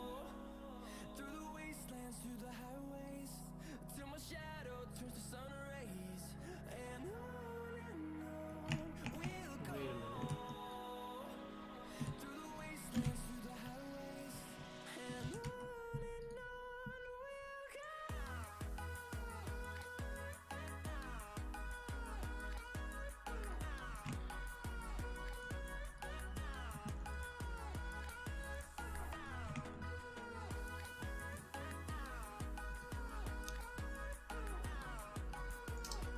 Hold on. Wait.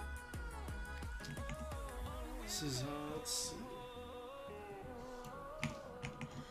What does perfect even mean?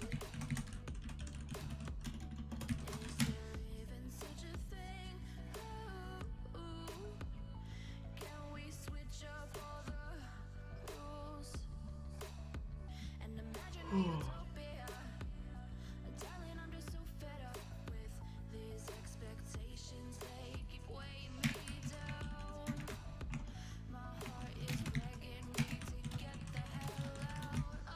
I wonder if I could just do this instead. Class validator.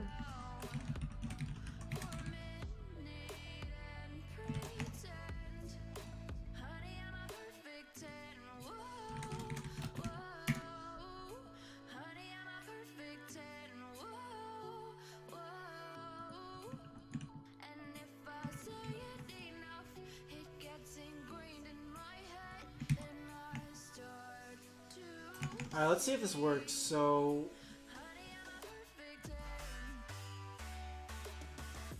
okay, no, that did not work. New validation pipe transform true. I assume that transform true should transform everything. What if I actually did this? Because I know you can put in the body too.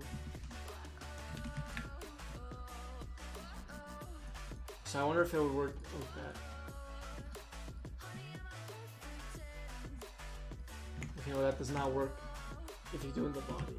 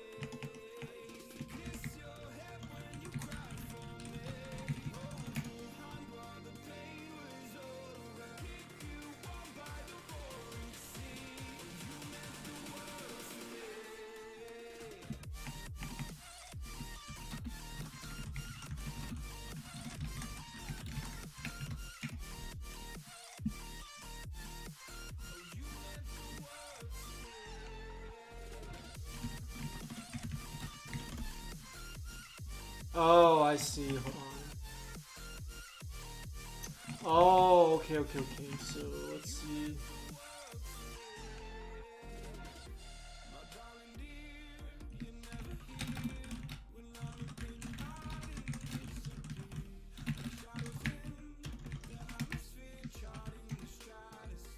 Alright, awesome. Making progress.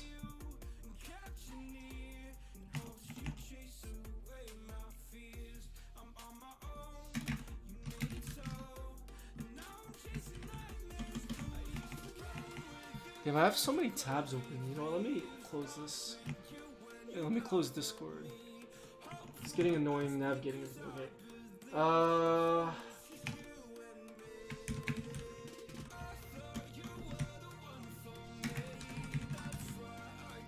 I don't know why my VS Code is a little bit messed up. It doesn't want to do what I want to do.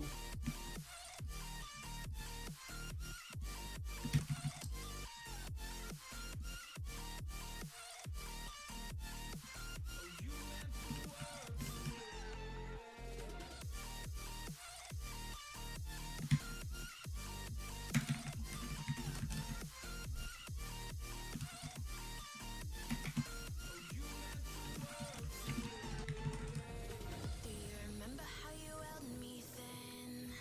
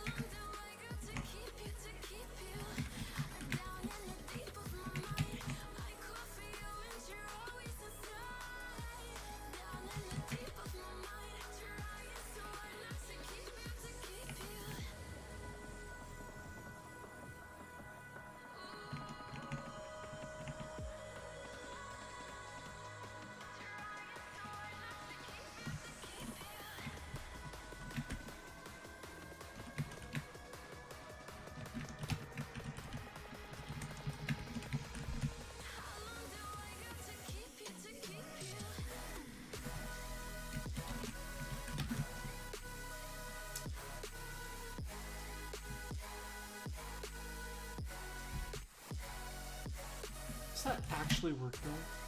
Let me see. That actually works.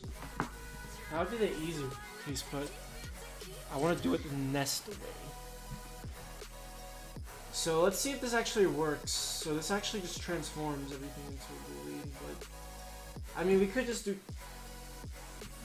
I'll just do this. Alright, maybe this will work. Let's find out.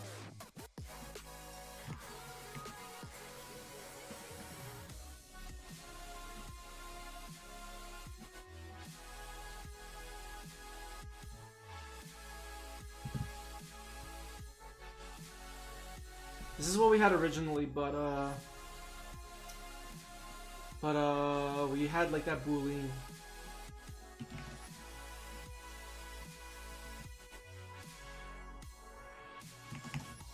So now I think, can we just use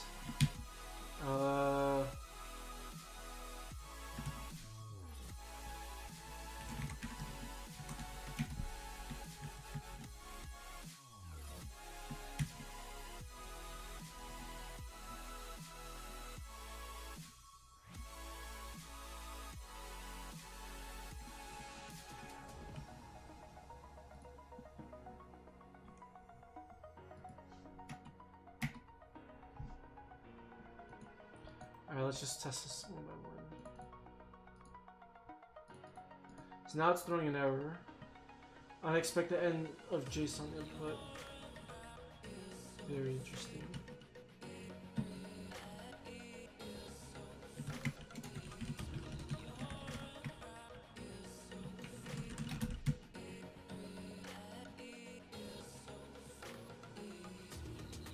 Oh.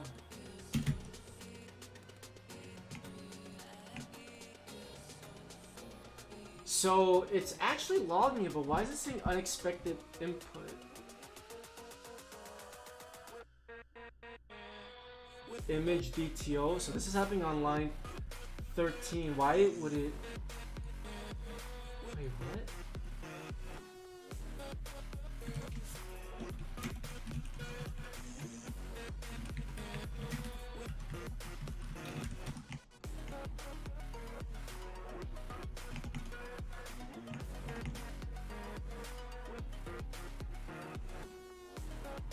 Oh, it's because password is empty. I see.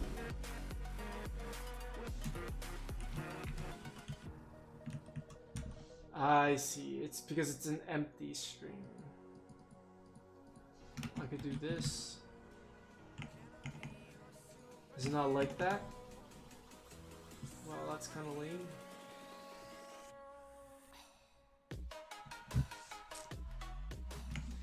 So if I did this, this would work. Yep. So what if it's empty though?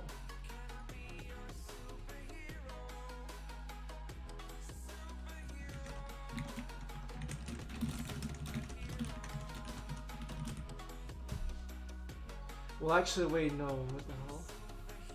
It's not even. Wait, no. It's not even. It's not even converting it. You can see that it's still. Yeah, let's try this.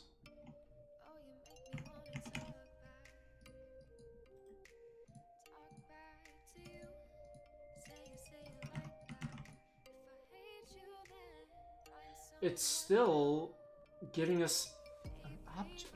Am I just doing this wrong? Maybe I'm just doing it wrong.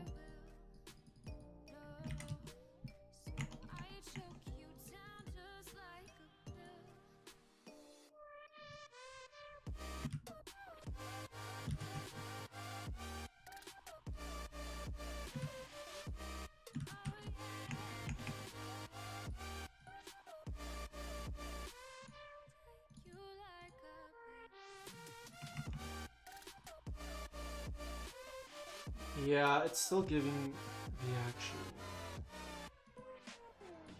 Yeah, I think what I'm gonna do is I'm just gonna use the. Yeah, I'm just gonna use this method.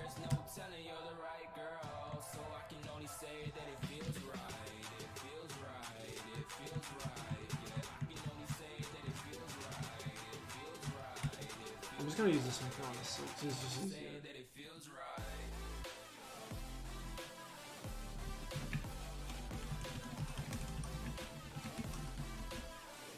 But am I actually able to just do this thing?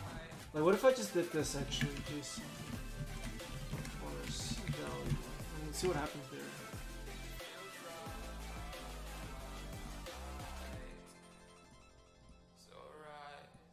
Cannot convert object to primitive value.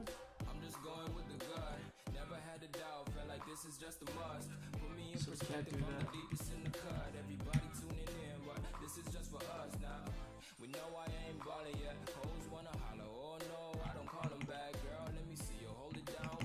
Can't even do that either. Okay, that's kind of lame.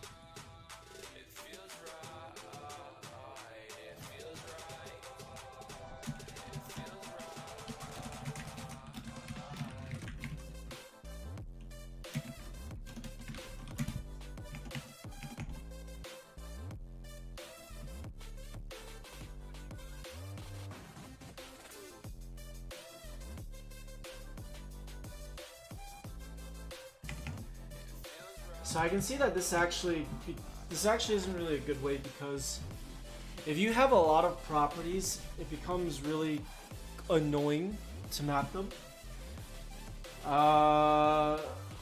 You can see that, like, this is a cheap way, but it becomes really, it's not maintainable. Like, let's say if you have a bunch of properties, right? How are you going to map each one of them? That's why I prefer doing it this way. But it's giving us an error because the password is empty, which is really annoying.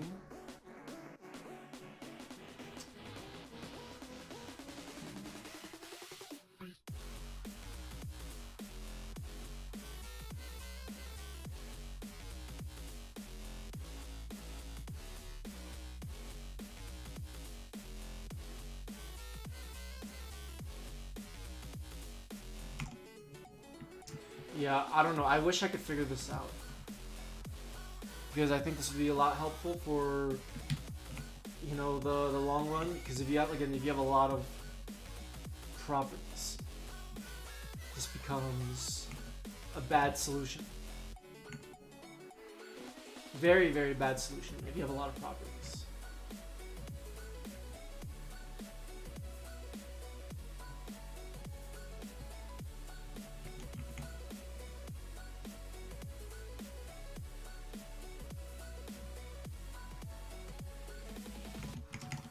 Actually, maybe I may have just messed something up. I'm gonna try one more time.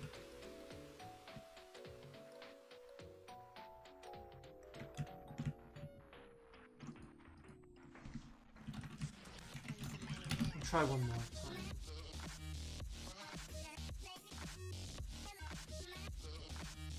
I want to try once more.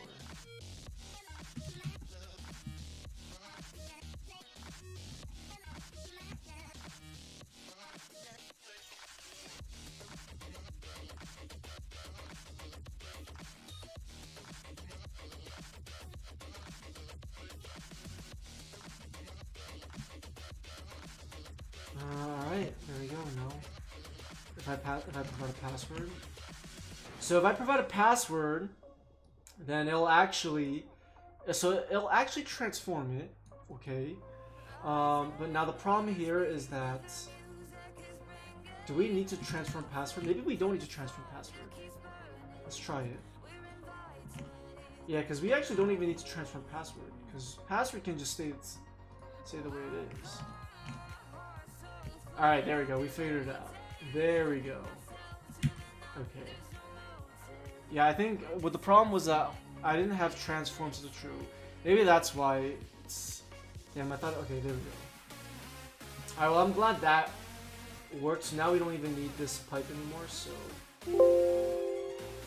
but it's nice to know that you have two ways of accomplishing what you want to accomplish, which is good. So we have the image DTO, okay, and now what we can do is we can continue on with the rest of the application. So what this image DTO does is it gives us properties of the image. So it tells us whether or not if the image is supposed to be NSFW, if it's supposed to be private, and if it's private, does it have a password, etc., right? So you can see that when I upload, you can see that on the back end we're going to validate this now. Okay. Well, actually, yeah, we should also validate too. Let me actually do that too. Let me go ahead and import some stuff from the class validator.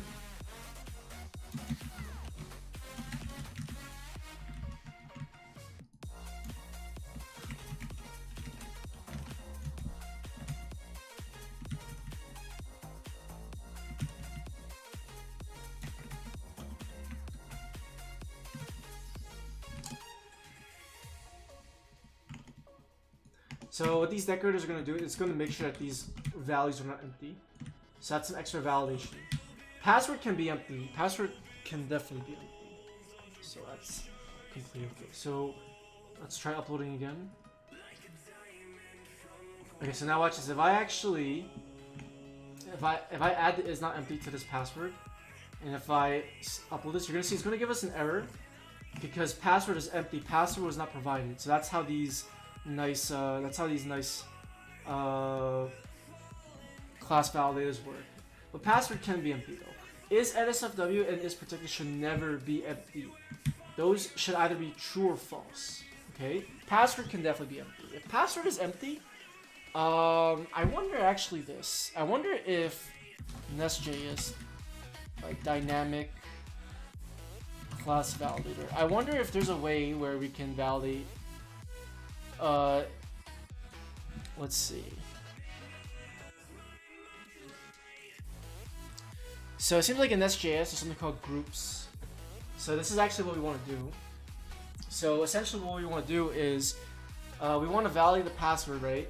So if there's no password, we want to make sure that because there's no password, is protected is set to false.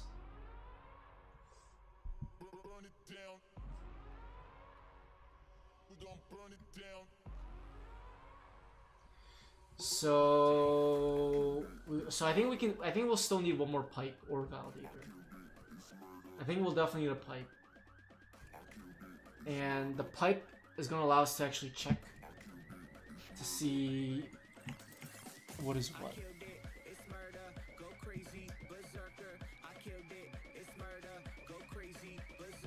Do I think, why didn't I just do this? Why didn't I just use another, wait, hold on. I deleted the pipe too. Oh, okay, I got it back, there we go.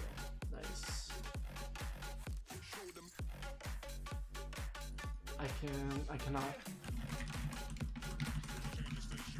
I can't get the pipe back. Okay, let's just create it again.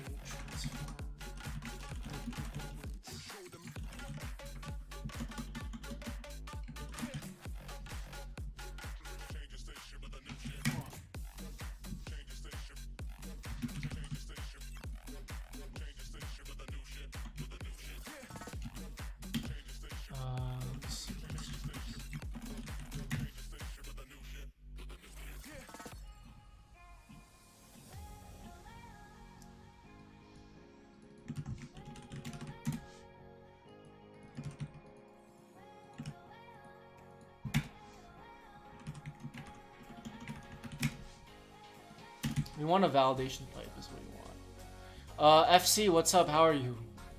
That's the first message that we got in a while. It's really quiet chat.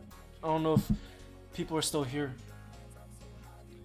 But I think I'm gonna go get some lunch, I think, soon. Very soon. If you're still here, send a message because I don't know who's still here.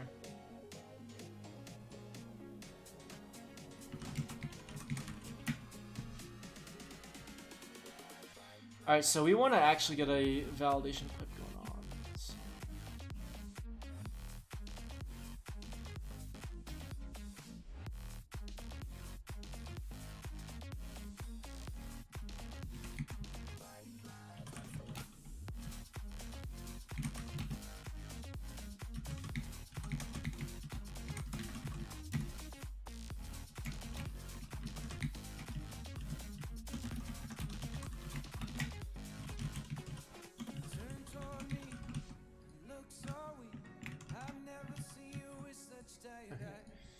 So what we're gonna do is we're gonna let me invoke this pipe real quick.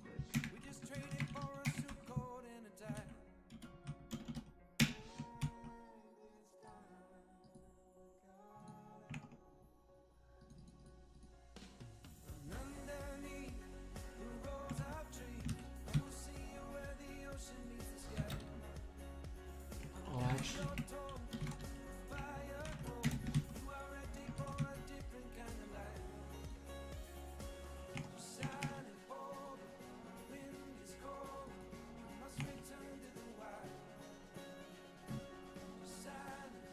Let me verify something real quick.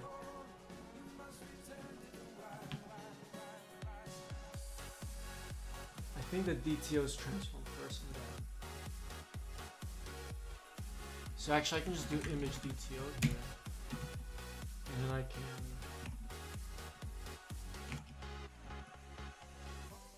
let me try something.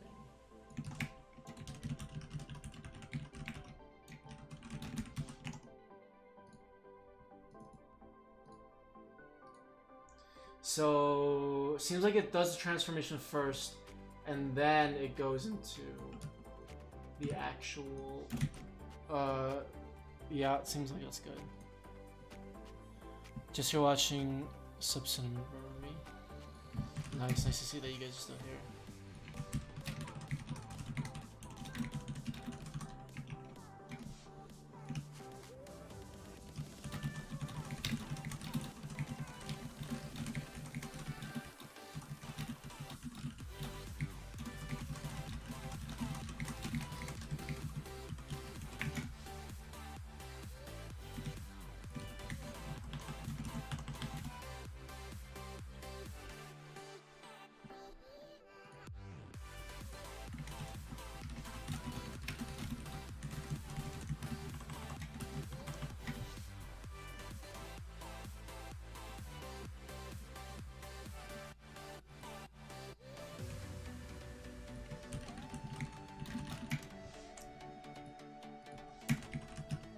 Alright, so here's what we're gonna do.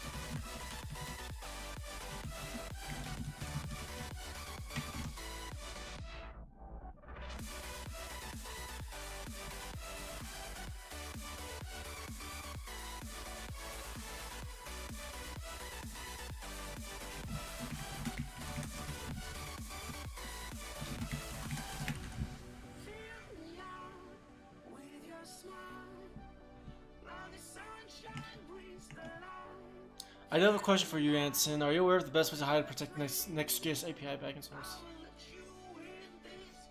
Yeah, so basically, if you're hosting this on your own platform, what you want to do is you want to create a firewall that only allows HTTP/S requests from that specific domain, from that specific IP address.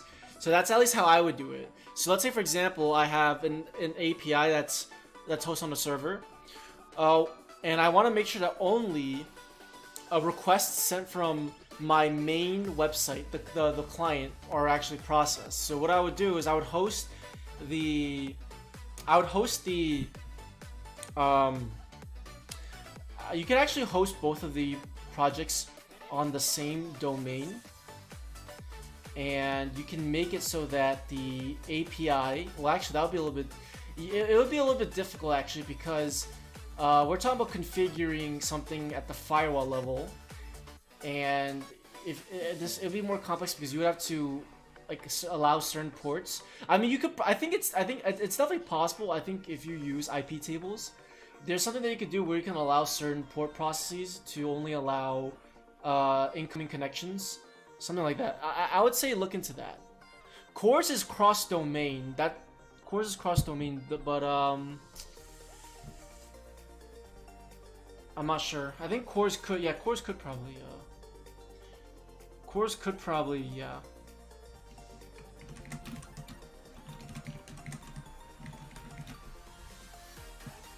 I'm not sure about Cores. I don't know, so I don't want to say too much. At least that's how I would go about it.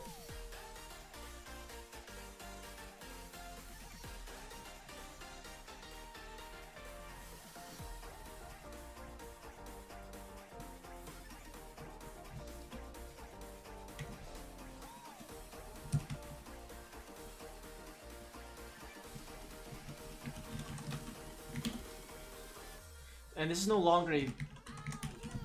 This is going to be an image DTO validation pipe instead.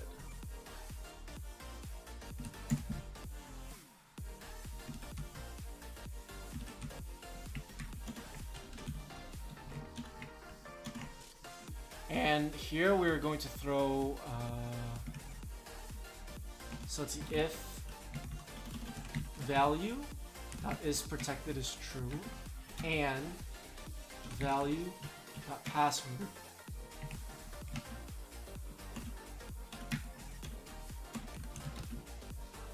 oh, actually, wait, I can't do that. I cannot assert this to be I cannot annotate that to be a image DTO because that can also be the file too, so I have to actually do let's do this.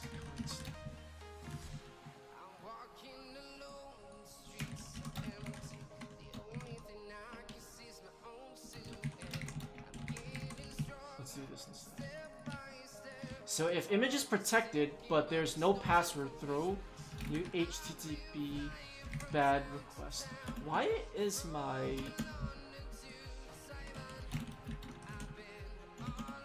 IntelliSense just so messed up?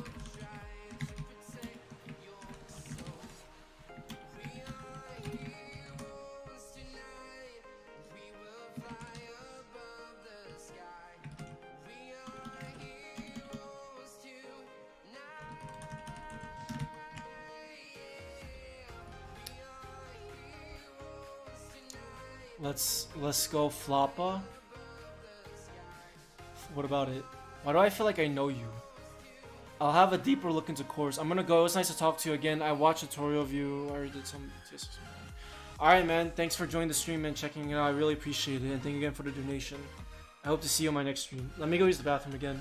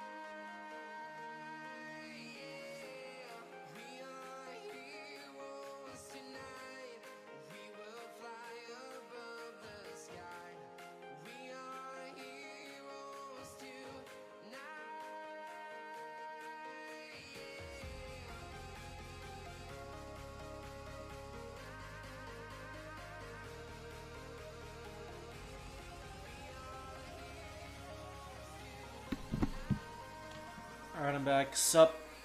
What the hell is going on? I can't understand what you're typing. A Fish is like, why, man?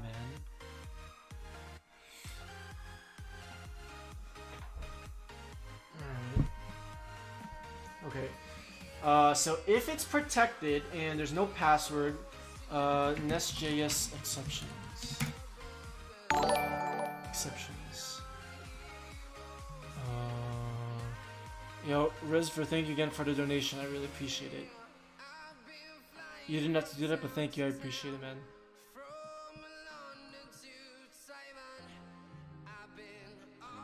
Let me see.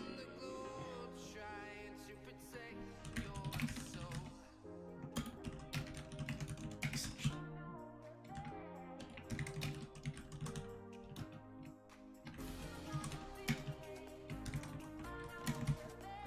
Alright, let's try this out and see if it works. Alright, let's see. Else return. I really want to get this going. You didn't have to make videos, stream, but you still did. I really learned sometimes from you. I'm glad that you learned from it. That's actually good to hear. So, yeah, thank you again, and I hope you join the next stream. Because I think I'm gonna stream every weekend from now on. At least I'll try to stream every weekend. So, okay, so there we go. Now let's try this. So I'm gonna open a Postman.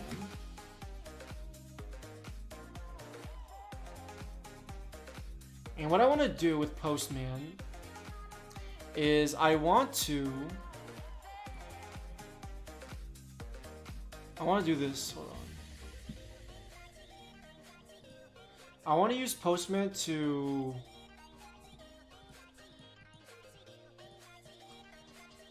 try to like test my API as well. Like I said, we will write test cases, but at the very end though.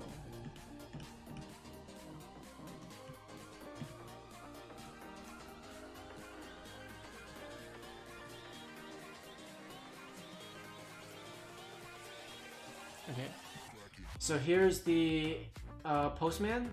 So we're gonna go ahead and create a post request.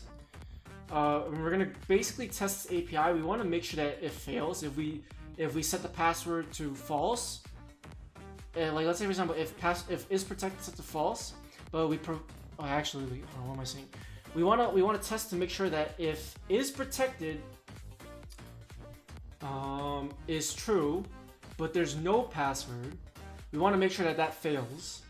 Okay, you always want to test. You always want to validate front and back end. Okay, so that's very, very important. So let me get the setup. So this is running on port 2001/API/image/create.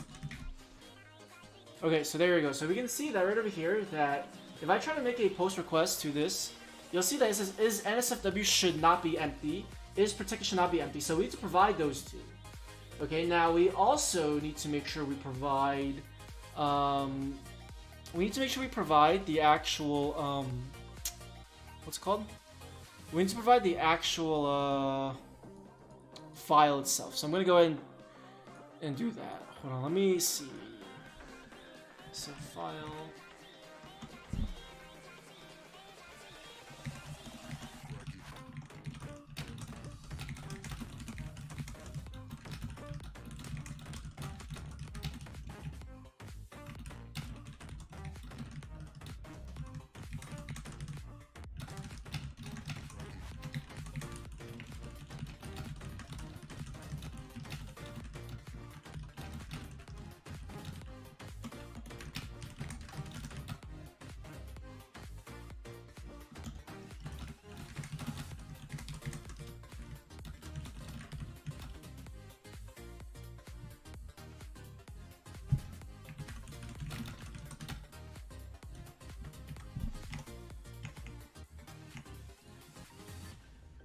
Alright, hold on, let me try this out. So we're gonna do is NSFW, and we're gonna set this to false, is protected, it's false. Okay, so you see that it's giving us a 500, so why is that? Okay, the reason why is because we're not setting the file. Yeah, that's not good, that it's throwing an internal server error. So I think what we could do is, let's see, else if metadata.type is equal to custom. I think this is where the file is actually going to be. So let's actually try that. You can see that it says undefined, okay? So if it's a file, we want to make sure that the file is actually present. Okay, so let's say for example, instead of throwing that 500 error, let's just say, I wonder if there was a way we can actually validate this. NSJS file upload. Let me see, is there a way that we can actually validate this? I always want to find the best way to do things in nest. I want to do it in nest way. So I can expose myself to the different possible choices of what I want to accomplish. So essentially I want to make sure that the file is actually valid.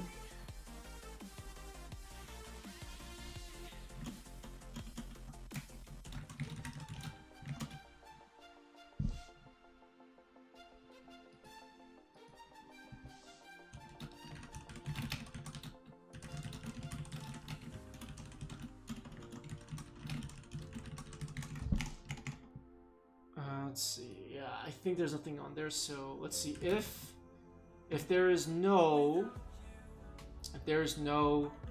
value, then we will throw a new HTTP exception and we'll say bad request HTTP status bad request. Alright, and let's see if this works. So let's try it out. So instead of throwing a 500, we want to throw a 400. Perfect. Now, is there a way we could set the message? Oh, actually, let's do this. We can just set over here. What am I talking about? Please provide file. There we go. Alright, so file required. Perfect. That's exactly what I wanted. So now what I'm going to do is I'm going to attach the file. So the way to attach the file, there should be somewhere where I can actually do that. I forgot how to do this. Oh, I got it. Perfect. Okay, there we go. So I can just go over here, select files, and I can go to my Pexels wallpaper, and I can select this file, and now, watch this. Now, I just use Postman to validate it. So now, watch this. So, is protected is set to true. Watch what happens. You're gonna see it says bad request, and the reason why it's saying bad request is because we don't have a password. Password is required when is protected is true. There we go. So watch this. Password is required when is protected is true. So that's not really a customer-friendly error message. That's really more of an engineering-friendly because we have this. We're showing this. We're talking about this is protected. But obviously the customer wouldn't actually see this message. It's really what the developer would receive. Password is required when is protected is true. We'll just say this. Password is required for a protected image. That basically implies that the image is a protected image. So now, if I go ahead and provide the password, let's just say 123. Okay, and just clicks on send. You're going to see that we get that code. Remember, that's the code that is sent back from the backend to the front end. That's the code that is used to get the actual URL of the image. Okay? So if I take this code, and if I were to go to our app, let's close this again. We're going to open it. We're probably going to open it again later. So now watch this. So if I go over here, if I paste that code here, we actually get access to the image now. Okay? So now we've pretty much handled the case where we can configure whether or not the image is NSFW or protected or not. So what we got to do is on the back end, we basically, wow, we actually spent a lot of time transforming all the data and stuff. What we need to do is we need to actually save this record to the database, okay? So here's what I'm going to do. What I'll do is this.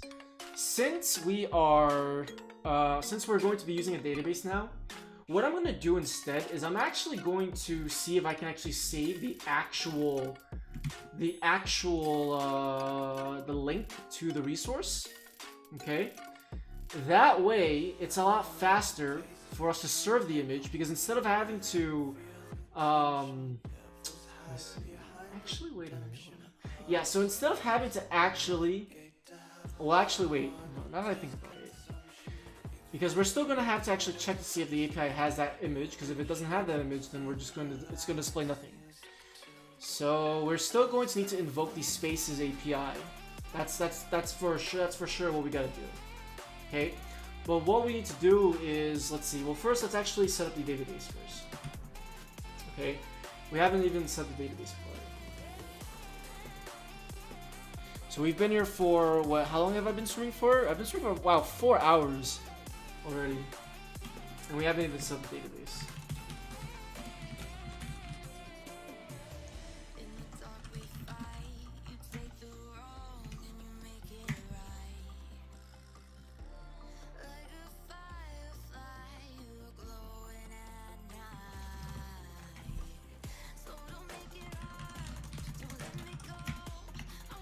Alright, so I just installed type RM as well as MySQL, so we're gonna get that set up.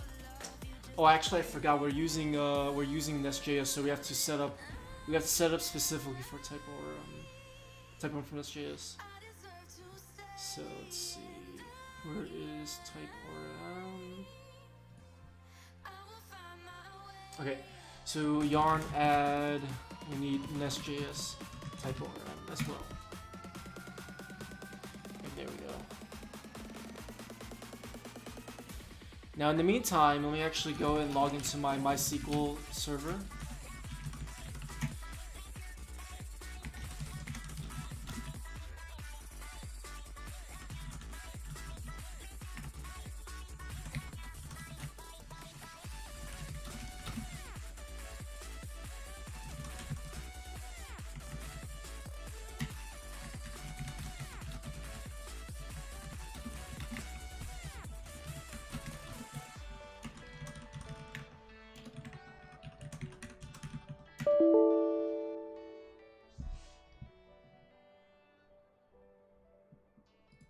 Hold on.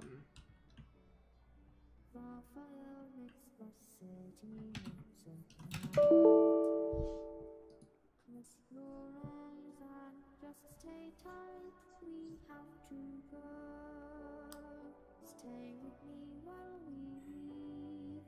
Don't worry, just believe me. This journey will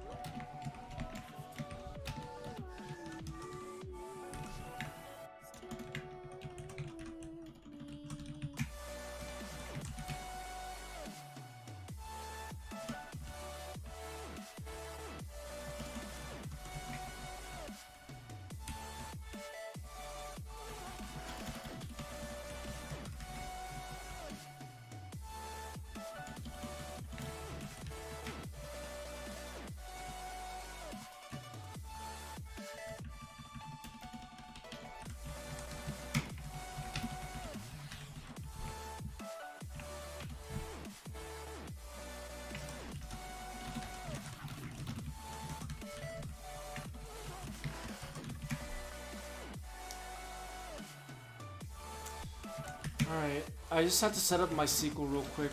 Test user.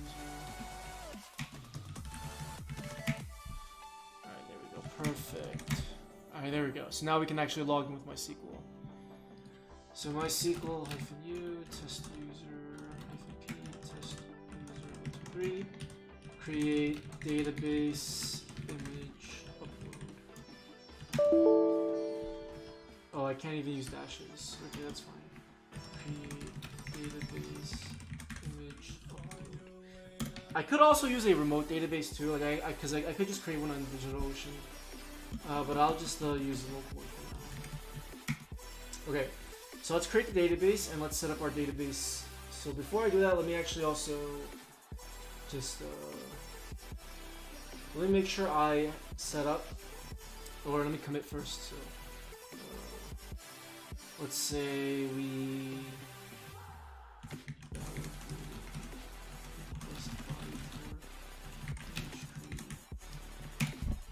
okay, let's just see that. Okay, so now we're gonna set up type RM. So inside app .module.ts, we're gonna go in here. And I don't know why I don't know why my tells. You know, I'm gonna restart. This is kind of annoying, if I'm being honest with you. My IntelliSense is just being weird. Like, I don't know why, but it's being very weird. Nothing wants to import type or. There we go. So we're gonna do for root, and we're just gonna pass in connection settings or type ORM settings. Okay, so we're basically going to need to pass in a bunch of stuff. So we gotta pass in the type. So we're gonna be using MySQL, and we also did install the MySQL driver as well, MySQL 2. I'm gonna actually set up environment variables now.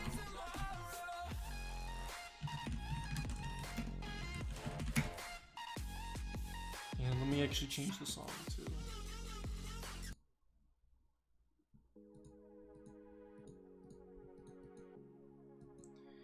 Alright, so let's set up some environment variables for MySQL DB host, MySQL DB port, MySQL DB username, MySQL DB password, MySQL DB name. Okay.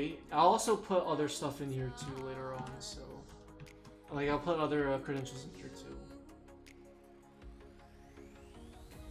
Actually, no need. I'll just keep it here. So we have test user 1, 2, 3. And then DB name is called image upload. And we're gonna need to install the configuration package. So let's cd into norm add NSJS config. Okay. And we're gonna go inside here and we're gonna configure config module for root.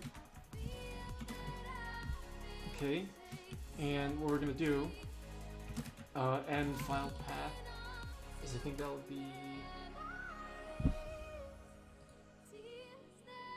let me see.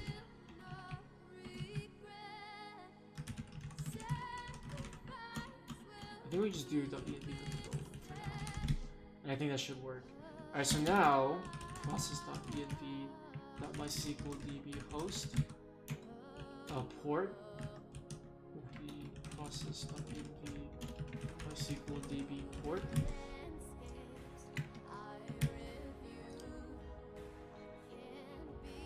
Yeah, this doesn't give us the error, so let's parse the int for this, or we'll just do 306 in case it doesn't work. Username process.env.mysql db username. Password process.env.mysql db password. The name of the database, so that's just the one that we just created. So I think we have everything.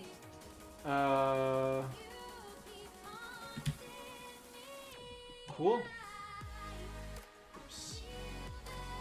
Alright, so that should be enough. So now we also need to specify entities, and we'll synchronize the database to true. Now for entities, we're gonna have to create those type ORM entities. So I'm gonna go ahead and create a folder called entities, and this is what we're gonna create. So we're gonna create an image.ts entity, and yo, what's up, Dan Goldring? How are you? Now, I'm gonna actually call this, is there a better name I can give this? I'm gonna call this image reference, because I know there's an image, there is an image class that represents I think it's part of DOM, and I really just don't want any confusion, so I'm just gonna call this an image reference, because it really is just a reference. It's not really an image, it's a reference to an image. Okay? Or we can call it image record. It really is up to you, but I think image reference is fine. Entity, so we'll call this, we'll give it a name of images. Image references. All right, so what is this image reference going to have? So we're still going to need to call the DigitalOcean Spaces API to get the image. So it's kind of pointless to have the URL because the URL is really just going to it's not going to be able to know if the image is valid or not. Okay, so we're going to need, I think we're going to need the image ID. So I can call it a record ID or image ID. Would be good. Doesn't really matter too much. We're gonna have a primary generated column. Now, someone mentioned this earlier. I think it was Joder. I don't know if he's still here. He's sometimes he's on my stream for a while, but they mentioned that can't we just use the database as the unique ID, and that is where we're going to swap out UUID with the actual ID itself. Though, I don't know. It's really up to you. If you want to have, like, if you like having numbers only, then that's fine. Like, I don't really think it matters though. Some people, like, you know, like Imgur does numbers and letters. MySQL would only just be numbers, so that's something that you get to consider. Okay. It makes it easier to guess the image. It makes it easier to guess, like, the image too.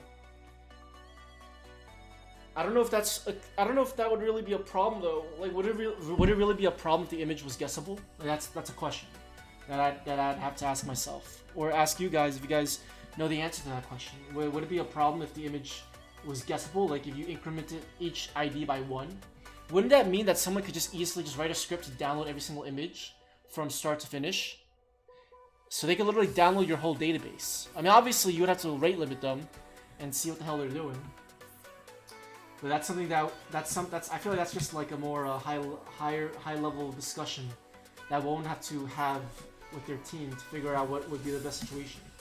Okay, now I don't remember what exactly the API returns, the DigitalOcean Space API returns. So I'm going to need to actually figure that out. So what I'm going to do is let me go ahead and do const upload. Okay, and we're going to go ahead and do const. Let's just log this to the console and see what is being logged. Now the application is not running, so I'm going to go ahead and run it. So let's do start dev. Okay, and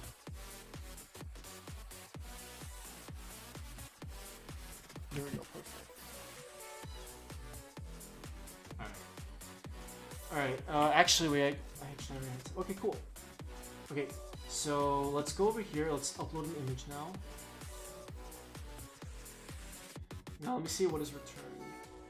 So we have this E tag. What is this E tag? I'm curious what that E tag is. Let me see, DigitalOcean Spaces API.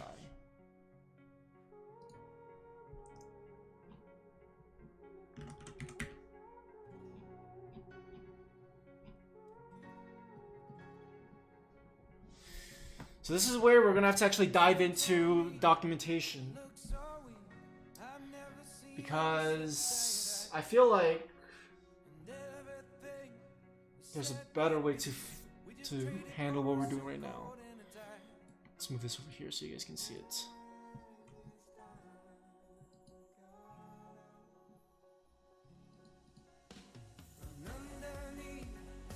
So you see that it gives us back that E tag.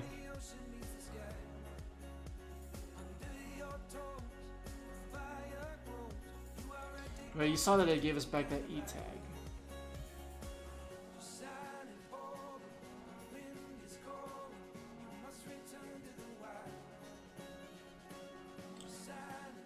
The question is, how do we use that? That's our question. Move this here.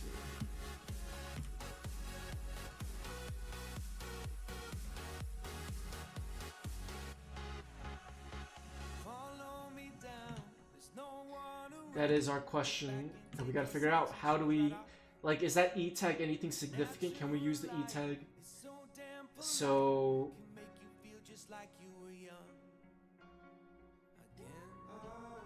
let's see. So the entity tag containing an MD5 hash of the object I think we can actually use that instead, but that's just way too long though, right? And it does seem very cheap to query. Duck, how are you? Welcome back to the stream. Nice to see you here. It does seem pretty cheap to use a UUID and query by the file name. I don't know if that's really a good idea, but it's a good thing that we're questioning it so we can see if there's a better way to do this. So instead of just, you know, querying by the key, we can query by etag, right? So instead what we can do is we can use this ID. This ID can actually be a mapping. Like this ID pretty much can map to an etag. It's kind of like a link, right? Like this etag will reference, or I'm sorry, not the etag. This key will reference an etag. Okay, now let's actually go to the documentation to see where they query buckets. So let's see how they get an object. So it seems like, let's see. Objects consist of data such as images and files.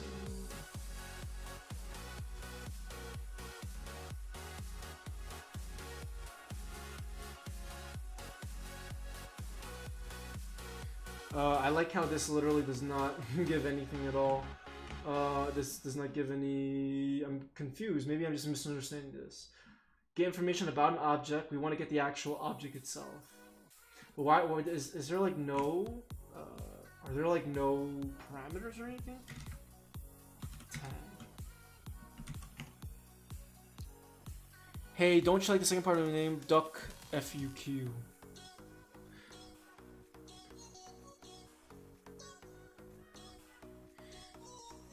I wish they actually had an example, but I guess I can find it on the AWS. Alright, let me see. AWS SDK S3. Let me see if I can find some documentation on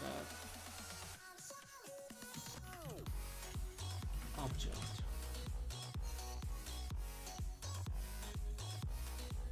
So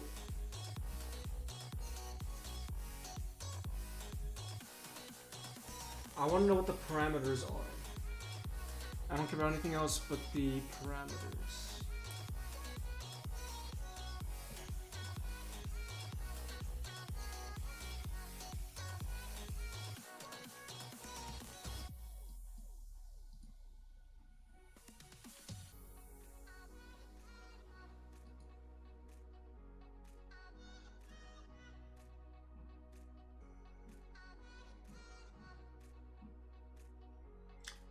Oh, there we go. So this is anything about keys? No, I'm sorry, not keys.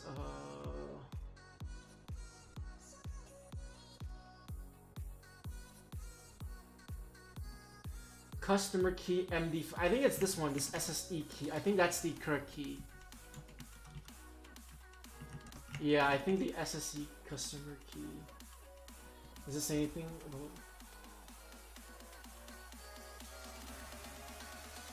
So I think what we can do is we can save that to the database. Okay, yeah, I think we can save it to the database. So the key itself is the actual file name, but I don't think it's really a good idea to get the file name itself. I guess, you know, I mean, I don't know if there's really much of a difference though. Like, would there really be much of a difference? Because the file name would really just be a mapping to the customer key.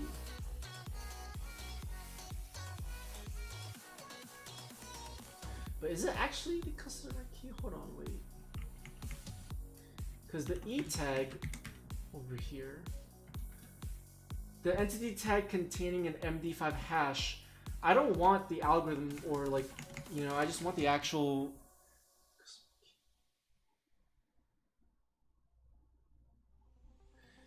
SSE customer algorithm.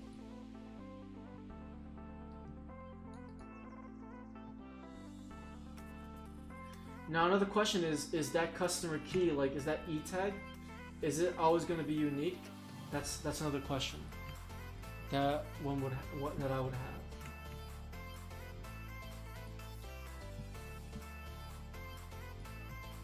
Because if it's not unique all the time, and if it's always going to be, if it's going to be the same, like if there's going to be overlap, that would be a problem. Then we cannot use that at all.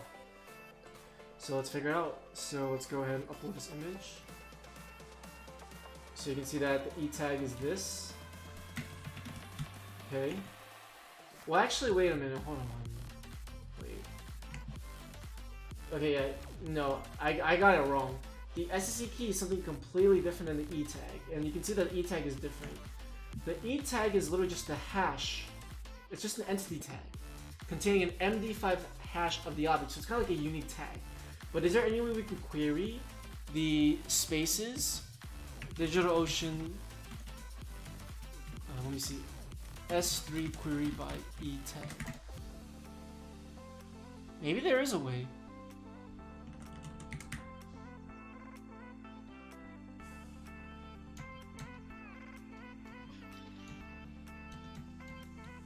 But I don't know, I'm trying to find it.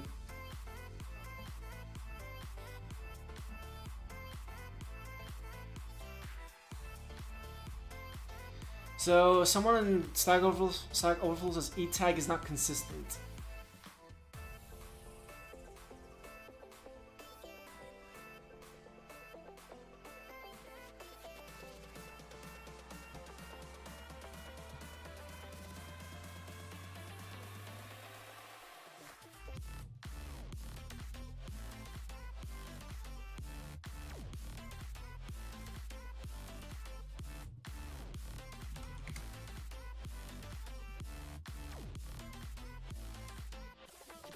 So it seems like according to Stack Overflow, well, this was 4 years ago.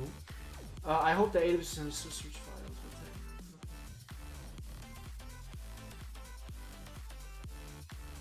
Yeah, it seems like we cannot. Yeah, it seems like we'll need our own ID actually. So it seems like we can't use the e tag. We could save it, but hi. In your opinion, do you not think DigitalOcean is expensive? Well, I mean, everyone has their own definition of expensive and everyone has their own budget. If we compare DigitalOcean to other services like Azure, Google Cloud Platform, AWS, I would definitely say that DigitalOcean is not as expensive compared to those three big platforms that everyone seems to obsess over. It depends on what it is that you want. In my opinion, I think a virtual private server as good as DigitalOcean's for $5 a month is worth it. And like I said, you know, it might be expensive for some people because some people, you know, just don't want to pay that $5 a month because they don't see the value of DigitalOcean at that price. And there are other cheaper alternatives too, for sure. Like there are $3. I've seen some that were like $3 a month. You know, do I think it's expensive? I think it's not. But like I said, everyone has their own definition of expensive, right? But I would definitely recommend it for anyone who is on a budget. Like if I were to, you know, just suggest, I would just suggest DigitalOcean. I would never ever suggest AWS, mostly because, you know, that the AWS stuff is pretty expensive too. So that's why I wouldn't suggest that. But I mean, you know, DigitalOcean, it's pretty affordable in my opinion. Okay, so it seems like we cannot use the e tag, so we're gonna have to search by key, which is quite a nuisance, but that's okay. That's alright. So I guess we'll just have to get by the key.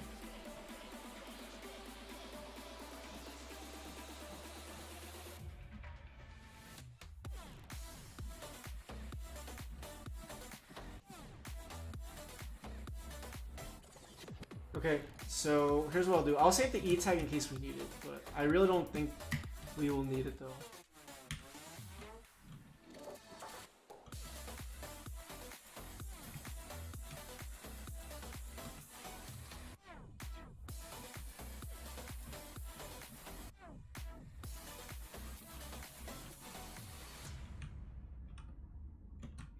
I wonder if there's a more secure way to do this though. Maybe there's like some extra steps that can be taken.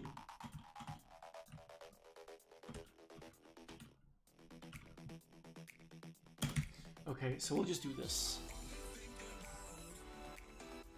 and when we get the image back, so storage is going to return it back.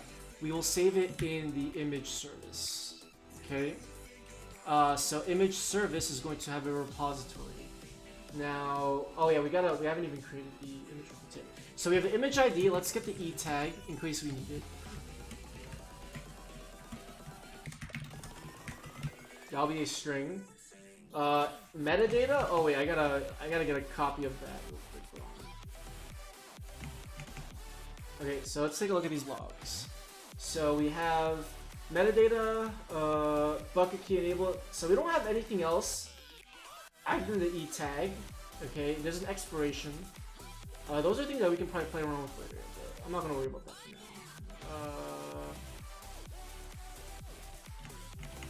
Okay. So what we're gonna do is I think that's all we will need to save from the Spaces API. Now we need to obviously save other stuff, like for example, we need to save NSFW. So is NSFW boolean column is protected boolean, and if protected, then we will go ahead and specific password.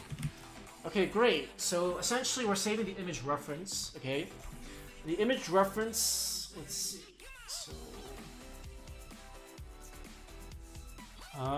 let's see. So we're gonna need the image ID whenever we create it.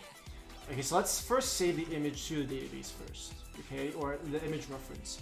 So we'll do that inside image service. So before we go ahead and do anything, we have to actually specify this entities. Okay, so we're gonna go inside app module, and I'm gonna go ahead and type image reference. So that I'm gonna specify my entities in here. Now option database not set in your connection options. What? Oh, maybe it's supposed to be database. All right, there we go. Okay, so now if I go into my, let's go into SQL test user, and if I use the image upload, show tables, you'll see that that image references is there. Okay, you'll see that it's all there. Now I'm actually going to make it so that in SQL, I think in SQL usually it's better to use snake case for SQL. I mean, that's just like the convention that has been used for a while. Alter, oh, I don't have permission. Hold on. That's annoying.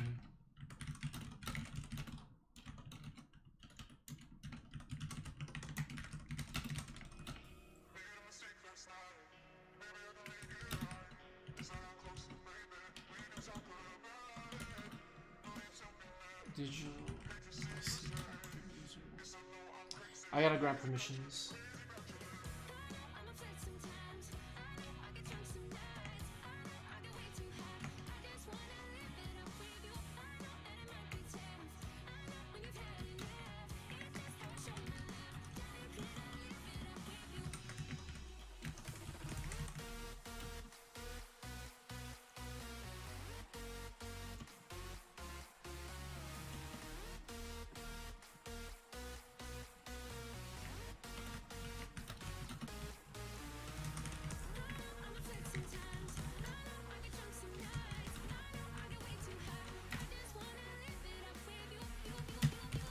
Alright, let's try again. Alright, there we go. Okay, so yeah, I tried to alter the actual table and give me that error because we didn't have permissions, but that's fine. Yeah, so let's make sure that in MySQL the actual properties are, the actual column names are snake case, and then in JavaScript we'll leave them as a camel case. Because in MySQL, they usually go about it, like the naming convention is, the case convention is usually snake case. Or wait, is this snake? Yeah, I think this is snake case, yeah. Okay, there we go. Okay. Cool, so what we're gonna do is we're gonna save the image. So we're gonna go ahead, I'm gonna inject the repository. So this is a function from type rm. So we're gonna inject the image reference repository, and we're gonna create the image reference variable, image reference repository. And this is just going to be, the type is going to be repository of type image reference, like that. Okay? That's literally all it is, and now it's giving us an error. So it's saying the image reference repository is a provider, is a part of the images module. So is it? So it seems like we actually need to provide that in here too. So we're gonna go into here, type rm module. We're gonna call for feature, and then we're gonna pass in the entities that we need for this module, because this is a different module right now. That's why. Okay. So what we're gonna do is we're gonna specify the image reference entity, and there we go. So that should get that error away. And now, every single time we upload, we're going to get the uploaded file, and we can actually do stuff with this. Okay, so first let's make this an async function so we can actually call await. So let's console log uploaded here. And inside the controller, we will just do like that. So let's try uploading a file. So I'm going to use Postman to do that. There we go. So you can see that we have all the data. And now what we need to do is we need to save it to the database. So how we save it? How we save this to the database is we simply just take the e tag and save all the other additional options that we had specified from the image DTO. So what I'm going to do is let's see. We're going to call upload, and whoops, let's go here. So upload is going to take in one more parameter, key, file, then options.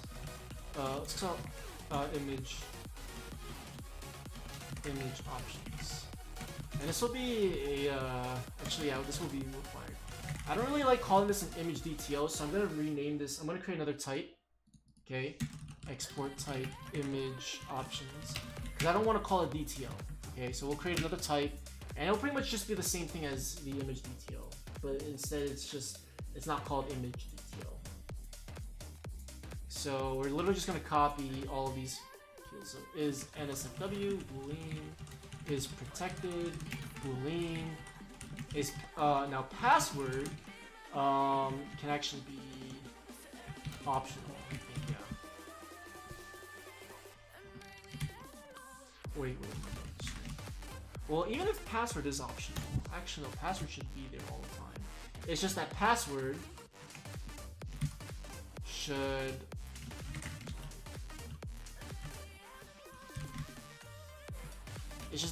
should password have a default value. What do we see?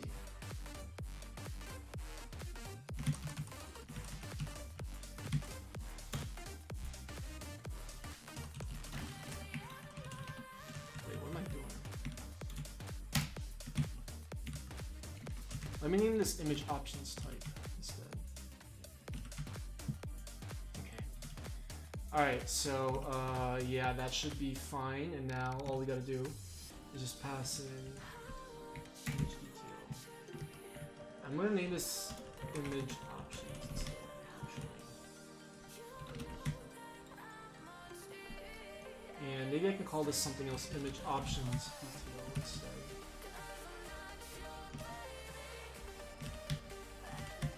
Yeah, I think that's a better name. Instead of calling it image detail, call it image options detail. Okay. Alright, so now let's see. So when we call storage service.upload, this itself does not need the options because this is just really just saving it to the database. Okay. Oh, actually, wait, I forgot one more thing. We actually need to determine whether or not the ACL should be public or private. Okay, that's another thing that we gotta do. So we actually, yeah, I spoke too soon. We actually do need options here.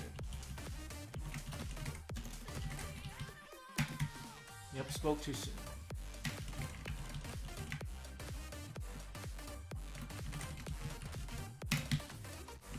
Spoke too soon. All right. So inside image service, I don't like how TypeScript, I don't like how it doesn't complain about this image options property not being the upload implementation. If this was Java, I'm pretty sure it would complain about it. Okay, there we go. Alright, so now what we do here is we're going to pass that in, because the reason why we're doing that is because we need to actually check the image options, right? Because what we need to do is we need to check to see if it's a private image. If it's a private image, then we just set ACL to private. If it's a public image, then we just set ACL to public read. Now, let me actually do one more thing. Let me actually just double check what the, I want to double check the values. And this music is there other? I remember there was another playlist, but I'm gonna see if I can find another playlist real quick. Copyright free. Alright, let's try this one.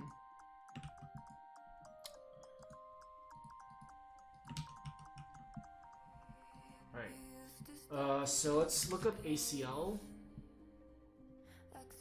There should be a list. I want to make sure I get all the possible lists. So, spaces support a limited set of access controls for buckets and objects. They can be configured by making a put request.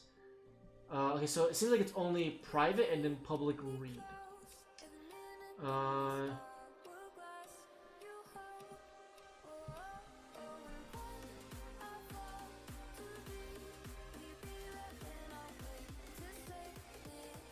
So it seems like this bucket is going to store this bucket itself would store an actual it would store everything, so we don't have to worry about the bucket itself as long as the bucket has all permissions.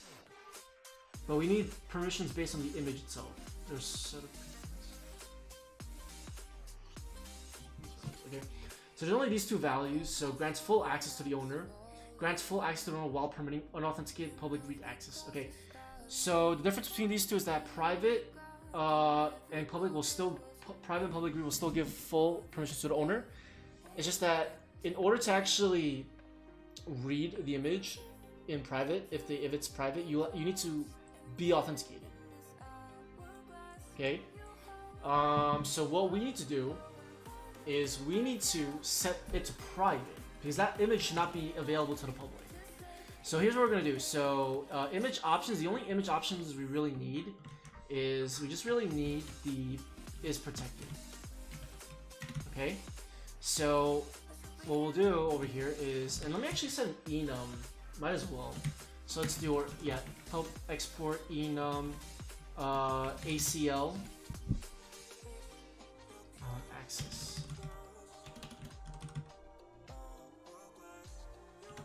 Actually, I'll call this permission or image permission.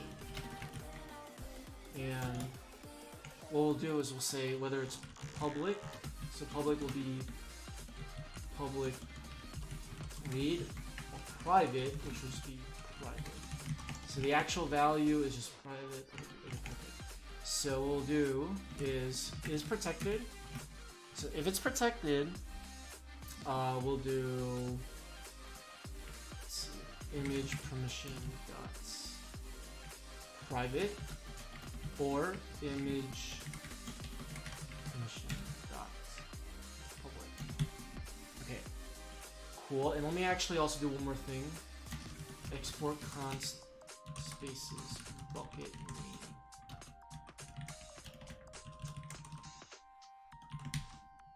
Because I don't really like using I want to avoid using, like, you know, hard-coded names. Hey, I'm kind of glad you didn't pick up. Okay, there we go. Kinda just called That's a you lot better. voice. And maybe I should actually put all of these inside of constants, because constants is really different than types. But we'll leave it alone for now, and we'll modify it later. And how much? Now we do have a lot of changes, so we'll have to look through each one of them later and commit. Okay. So what we want to do is, now that we have that set to public or private, let's actually test to make sure that it actually works. Okay, so here's what we're going to do. We're going to upload a private image. So I'm going to set it to private, set the password. We're not saving anything to the database yet, but if I refresh the page, it should actually not show the image. So that tells me one thing, that it didn't actually set it to private. So now we got to figure out why. Because it is protected, it should be private. So before we had everything, so let's actually go into the DigitalOcean spaces real quick. I'm gonna go into my spaces, and I'm gonna go ahead and check to see what the actual like the permission of the file is real quick.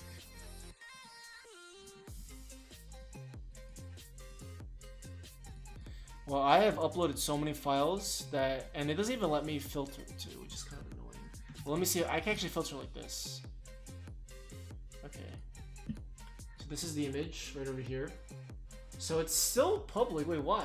Wait, hold on. Wait, that's weird. The idea of you Wait, why is it still public? Hold on. We are uploading it. side of the line. We passed in. I can't hang up. Oh, wait, hold on. What am I doing? I don't want this to end. Image detail. Oh, maybe it's because I had an error, but that's still weird. Why would it still? Why would the API still work? You miss me too. That's kind of weird. If you ask me. I hope you do. Where is this image foundation type?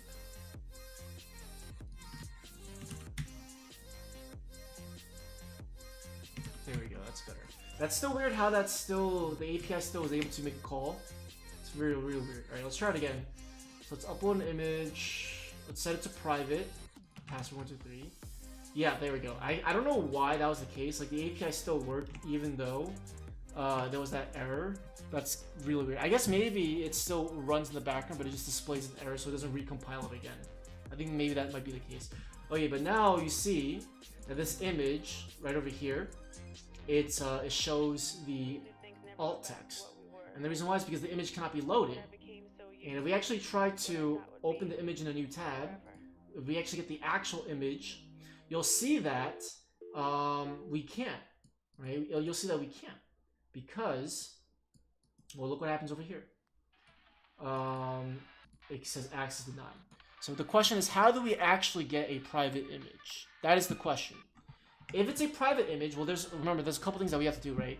If it's a private image, we need to specify a password. So when we refresh this page, we actually need to make a couple of API calls, right? For example, we'll need to make an API call, check to see if the image is a password protected image. If it is, we're going to prompt the user to enter a password.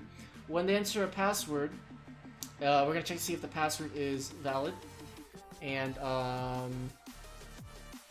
if it's a valid password, we're going to download the image and display it to them. So let's see. That's a lot of stuff to take in. What time is it? It's 12:44. Damn. I've been streaming for 5 hours, and I feel like we haven't accomplished so many things. I think it's because I just like have bad ADHD, so I'm just like all over the place.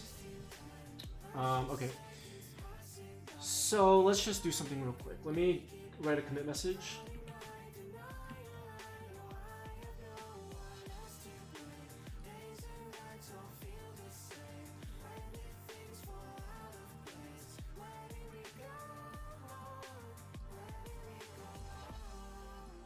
Yeah, we did so many things.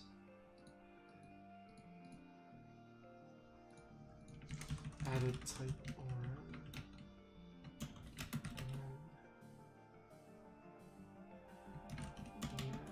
set permission to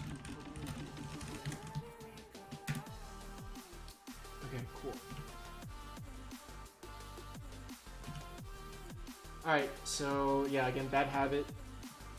Trying to break it. Okay, so what's next? So what do we have to do is, now that we have the image that is actually read, so how do we actually download an image though? That's the question. So if I get the image, how do we actually get a private file? So let's see.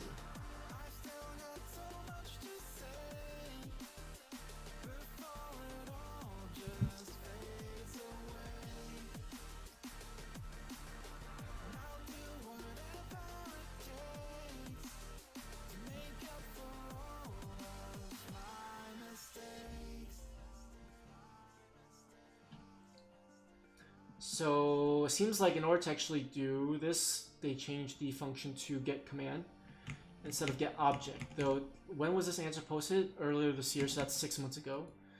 That's kind of weird. Why would you need? That's actually kind of strange. It's strange because that's really strange.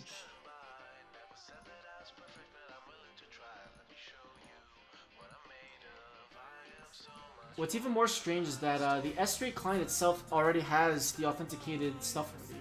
I guess it's because, let me see if I can find more. S3 get.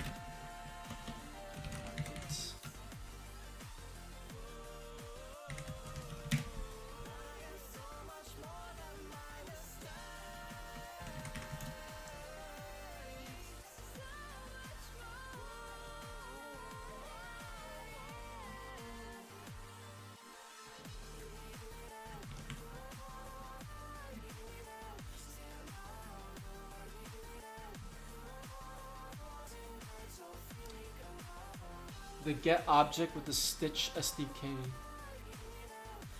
Nope, that's not what I wanted.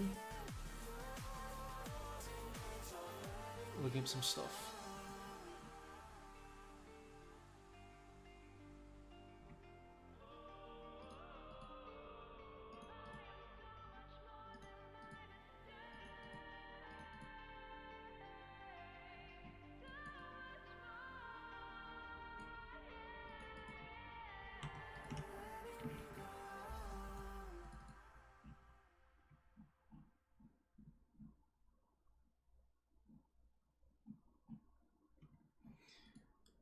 So it seems like I don't think. Yeah, I think we'll need to use the get command instead. Let's see. So get private image. Let's implement this. So return this .s3 client .get command. Wait, what was it? What was it called again? Get command? No, I don't think this is. Let me see. And they were using what language were they using? It looks like they're using PHP. Digital Ocean get private image.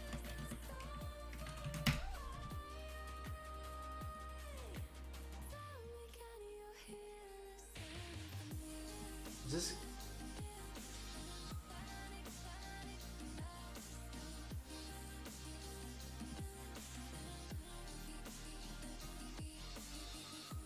Wow, this was actually posted in 2018, and this we just got an answer in 2021. Wow.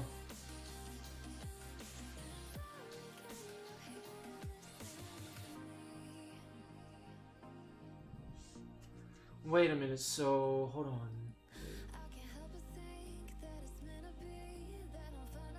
Wait a minute. So are they saying that you can't?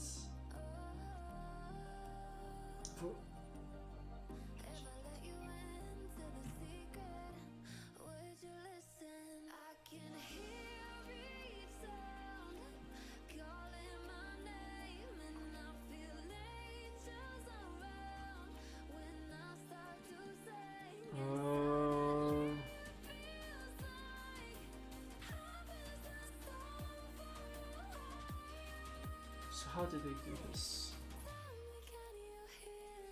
Because we already have the credentials already. Oh, actually, wait. Wait, hold on.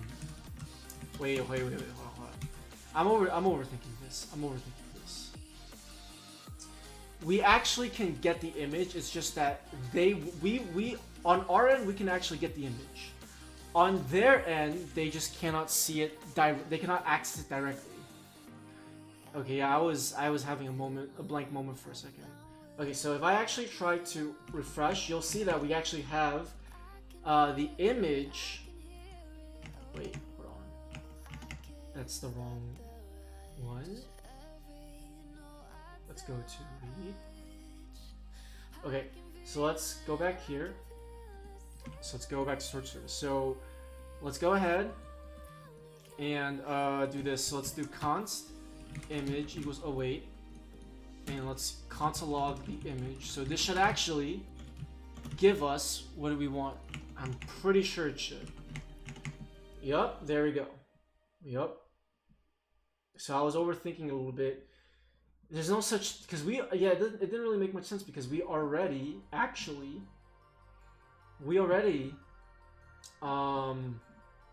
authenticated already. So why wouldn't we be able to just simply retrieve it if we have our credentials right in the client? That's what didn't make much sense. So we have the image on the back end, which is safe, it's secure, it's protected, but now we need to send the image to the front end. That's what we need to do.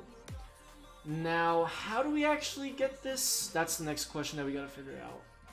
So we need to find a way to serialize this, which, to be honest with you, I have no idea how that's gonna work. Because this is literally an any, so let's see. Let's see. I think if we actually look at the, let me see. Because an image is really just a binary data. That's really it. It's really just a buffer.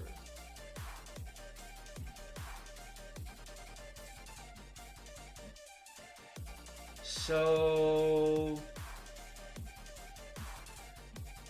there should be something that we can reference. I'm not sure what it is. I think it's dot response. What if I wonder what happens if we actually send the image back to the front end and render it like that? I wonder what happens there. I think dot body is what we want. Object mode, high watermark, pipes, buffer.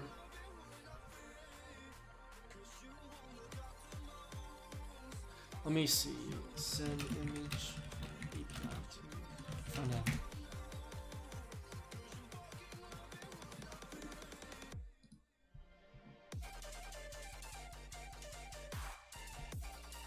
Alright, let's see how this is gonna work.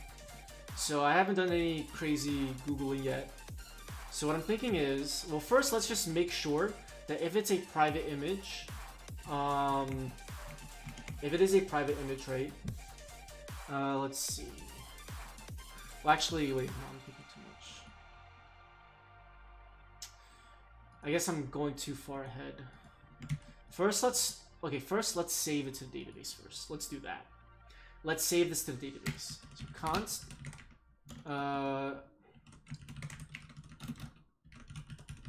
so let's create so image ID is going to be the key. Okay, what else does this image reference require? So we have, let's see, e tag is going to be uploaded. E tag, okay, and then we can just pretty much get the rest of the properties from image options. Whoops, not like that. Like that. Because image options and image reference have intersecting properties, so we can just destructure it like that. And then we can, we still need the uploaded. Do we need upload? No, I don't think so. We can just do this image reference. Let's save. Image ref and an image. Oh wait, hold on. Well, actually, yeah, we can actually just change this to an image reference, and then we can go ahead to the definition and it changes to an image reference instead. And that way, because we don't really, let's see, image service is going to be over here. Yeah, because we don't ever really do anything with this upload anyways. Okay, so here's what we're gonna do is let me go ahead and send. I can actually just send the upload instead, and then we can just reference the key directly, but we'll leave it alone for now. So let's look at the console. So if I refresh, or wait a minute, hold on, this is the create. Okay, first let's actually create the image first. So let's go ahead over here, let's upload image. And let's check the database to make sure that the image actually is there.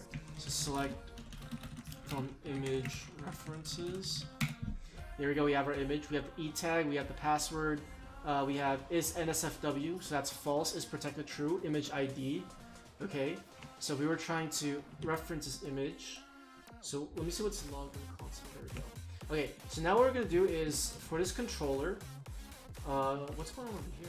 Oh, whoops, it's supposed to be /image. There we go. So what we need to do is when we reach the controller, we need to check to see if the image is a password protected image or not. So what we're going to do is we're going to tell the user that this is a password protected image, okay? And they need to provide a password in order to see it. So it's going to be a little bit tricky. Let's try to think of it one by one. So what I'm thinking is when we read the image, right? We get the key, we basically just send the key back. Well, we're not going to send the key back. We're going to send it. We're going to actually just send the image instead of the URL. And on the front end, we'll actually hard code the URL.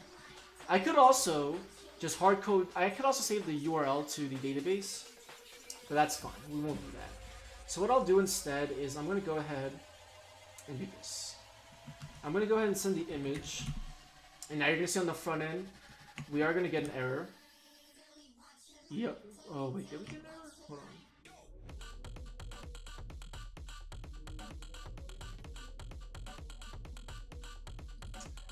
on. Let's see what happened here. Oh wait. Whoops. Oh yeah, my bad. We need to actually, instead of, okay, yeah. I know what the problem is. So read right now is actually going to get the actual raw image. So here's what we're gonna do instead. So that it's actually nice to know that if I actually try to do that, if I actually try, actually wait, I wonder this one. Let me see something.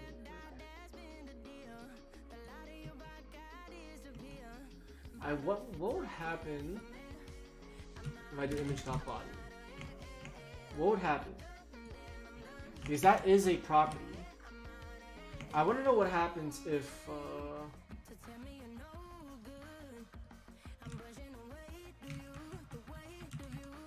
I want to know what happens if I actually try to get the image.body property. Because we still need a way to send this binary data to the front end.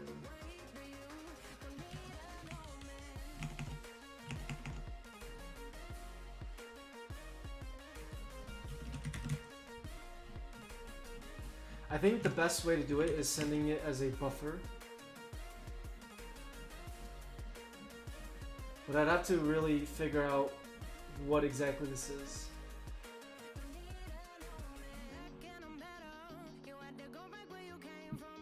Incoming message.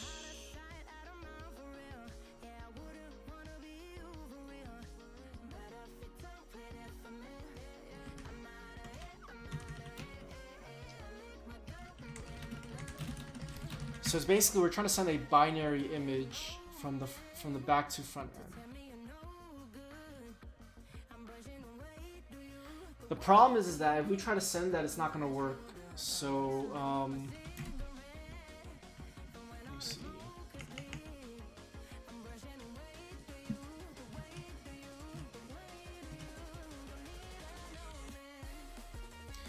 What if we encoded the image as a base64? The question that I wonder is, when we call get image, does it actually give us back the raw binary file? That's the question that I have.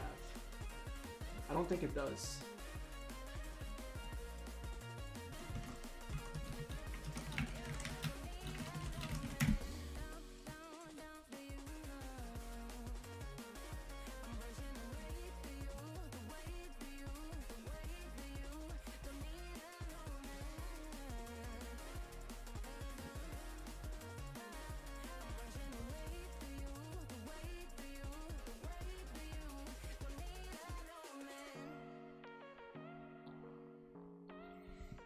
So there seems like there's also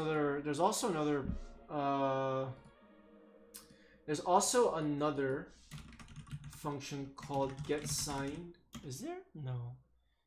Oh wait, no.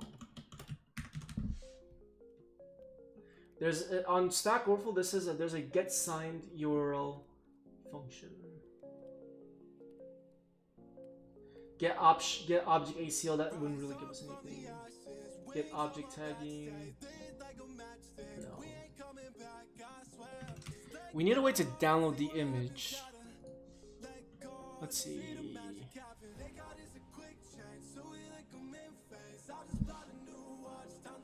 But it's tricky because I don't know what this data is supposed to look like. That's the hard part.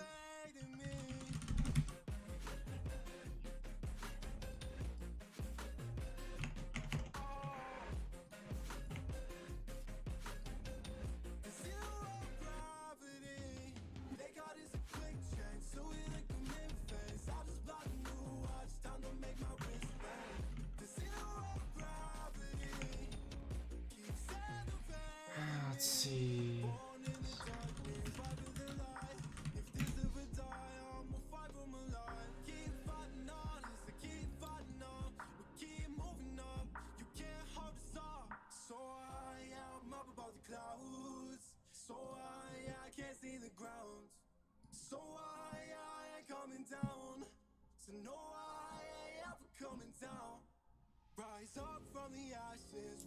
The following data is returned in binary format by the service body. Yeah, that makes sense because it literally is just a binary object. That's what an image is. So body is binary, but how do we send it? Let's see. In SJS send binary data.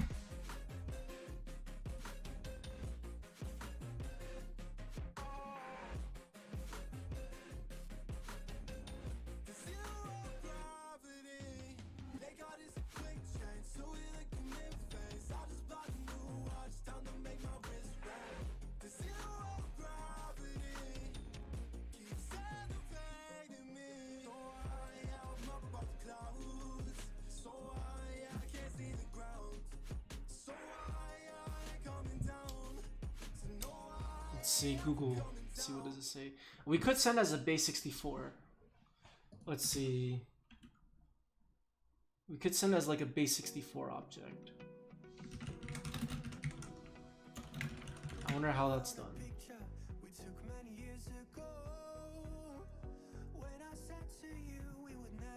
I wonder how that would work. Let's find out. So, let's just comment this out for now.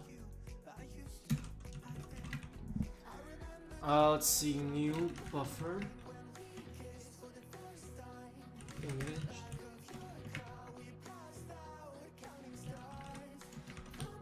I don't even think this would work. The declaration was marked there.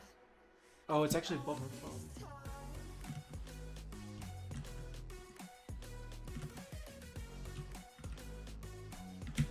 Okay, let's see if this works.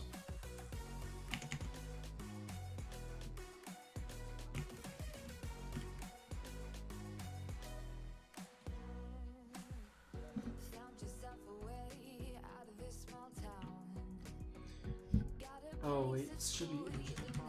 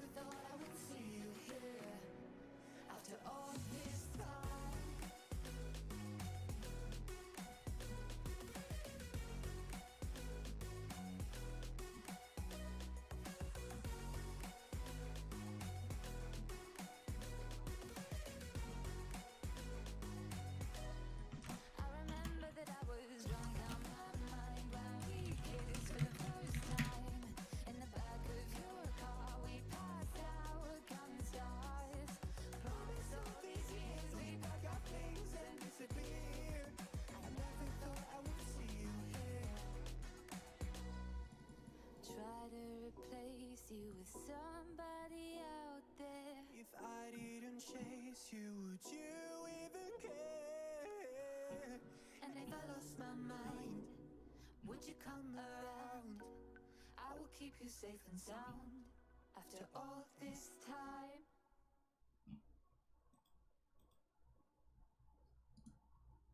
Was it the voice? Was it the fire burning in me?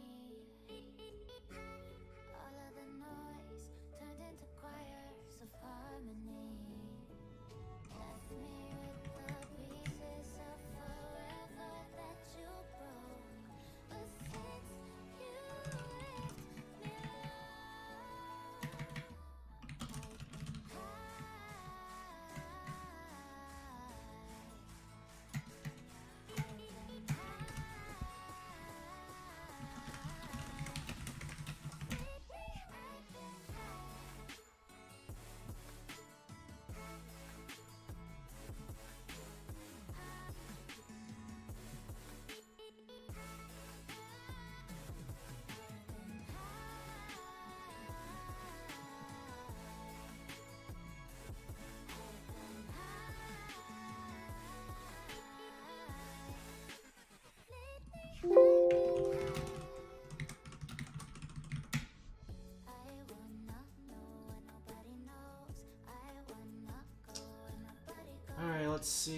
This is gonna be a little bit. This is probably gonna be the hardest thing that we're gonna have to do.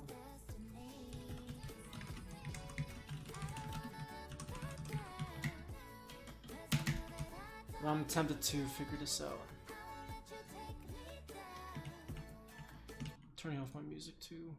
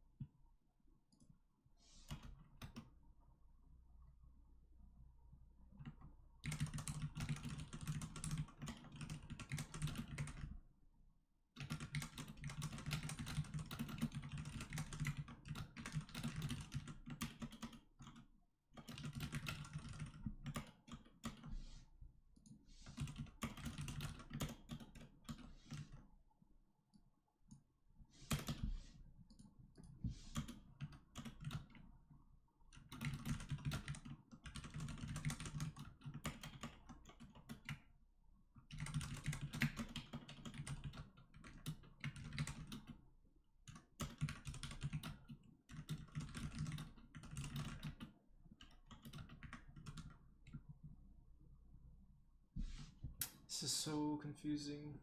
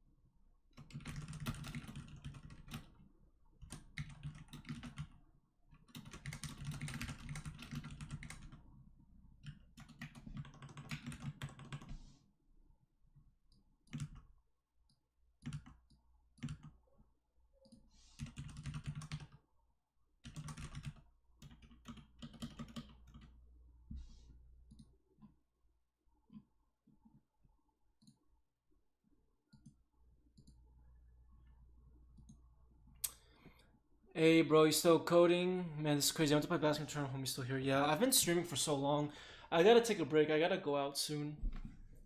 But I'm really determined to figure this out. Maybe I might take a break and come back at this later. But I really want to figure this out because I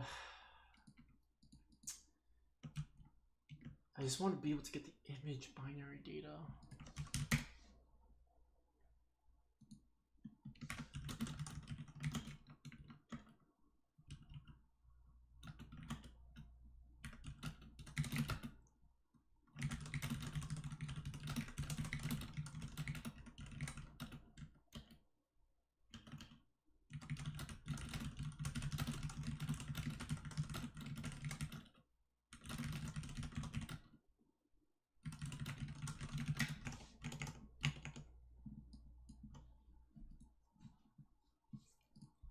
Let's see, Nest.js and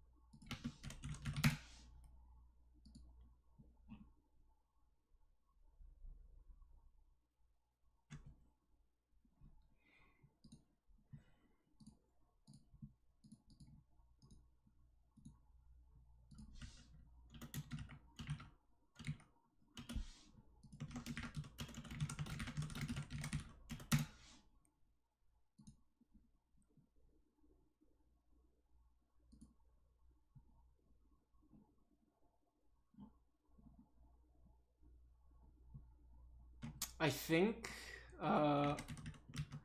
we'd have to accept the image, or we can download it, but I'm not sure how to do that though. Are there options that we can provide? Oh, I think maybe.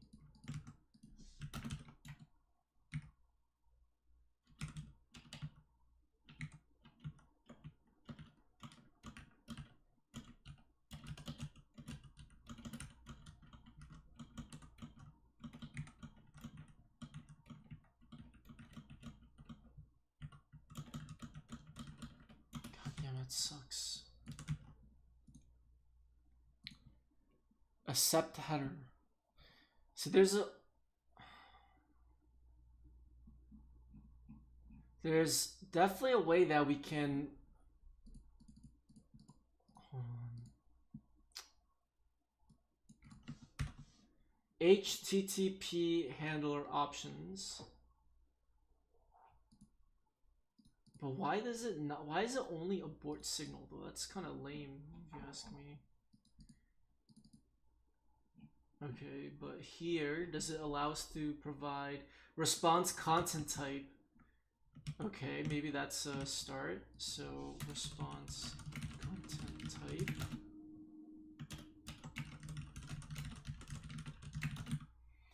So I think if we want to download it, we can. What if we did it as base 64 encoded string?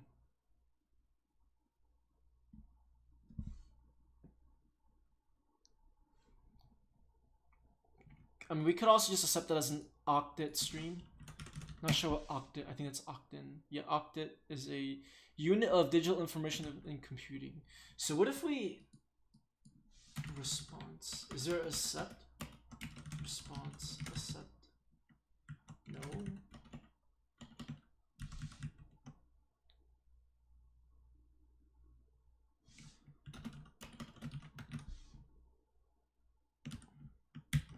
All right. Well, let's just try.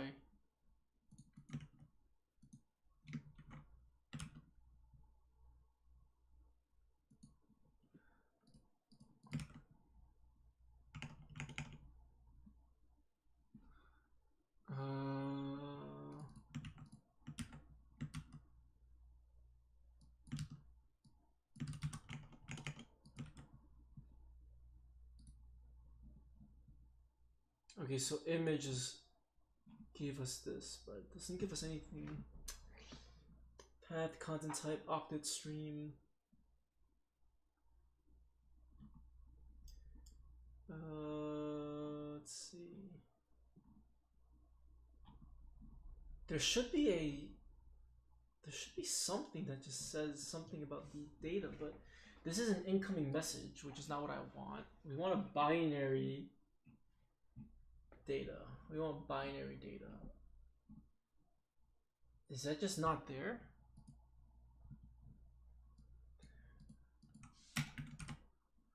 Response content disposition.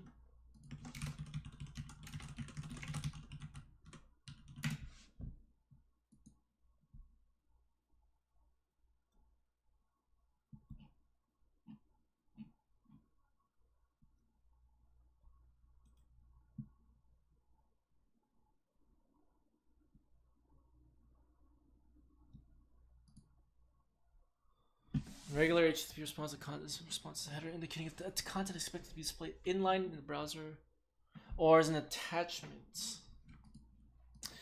Well, we want to get the base 64 or binary, which is what I want.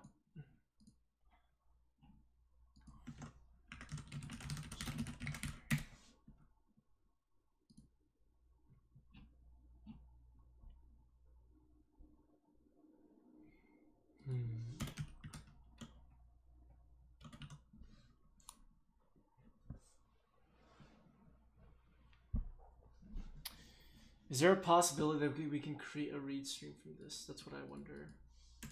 Image create read stream.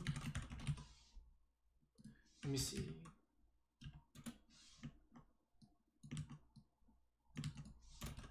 Console log. Unless there's a better way to do this, but I'm not too sure.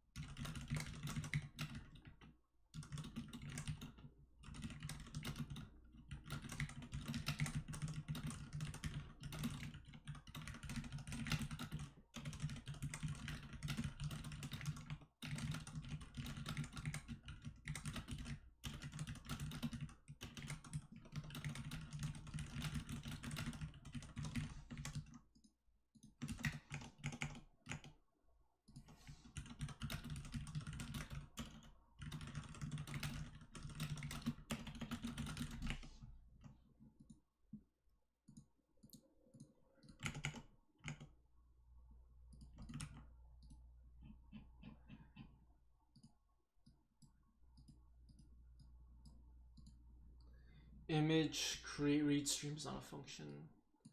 Can't do that either.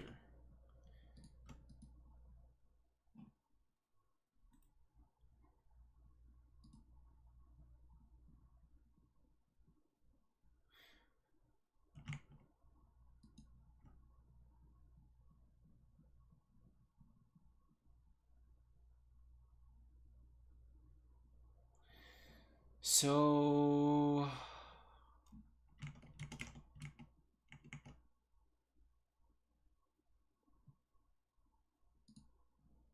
let's see.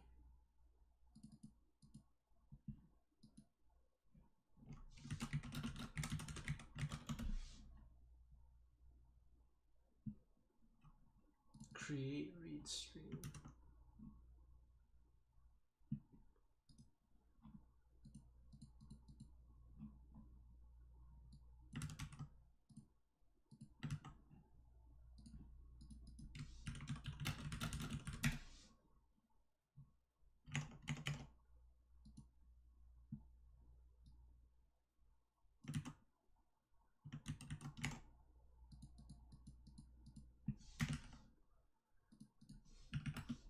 So we gotta create a read stream, and let's see what's the argument that we gotta pass in.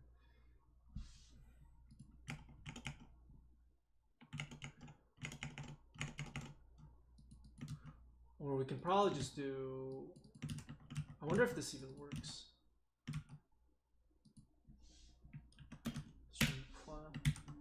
Alright, well, we're about to find out. Pana, welcome back. So right now the problem we're having is we're trying to figure out how we can actually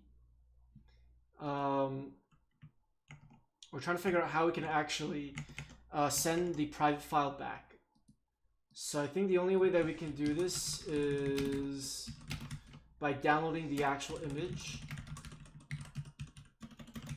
and then sending it to the front end as like a binary data. But that's what I'm trying to figure out right now.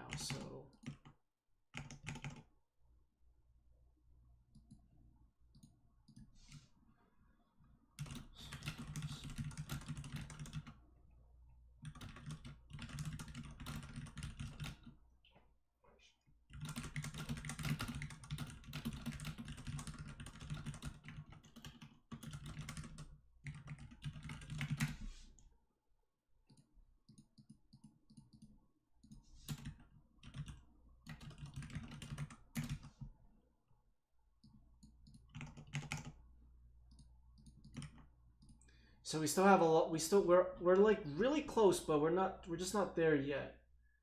We're really close, just not there yet.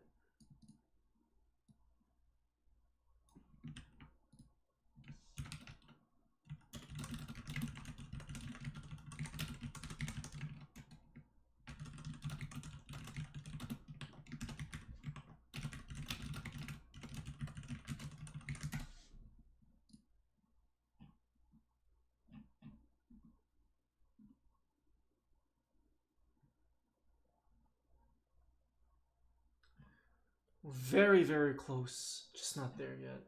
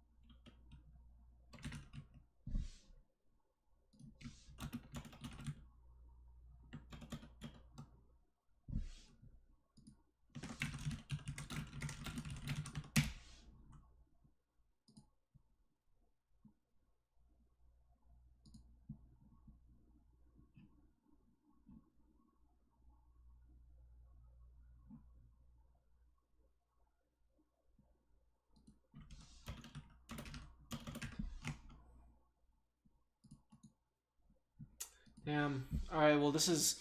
I'm gonna be stuck on this for a while, so I'm gonna end the stream. So, yeah, I'm gonna stream tomorrow. Or not tomorrow, what am I talking about? I'll stream later. I'm gonna figure this out and then I'll get back to you guys with this. Because we definitely accomplished a lot though, it's just this one particular error. It's just like, it's keeping me stuck and, I'm just trying to see. Like, it doesn't... I don't even have any other options to pass in, so...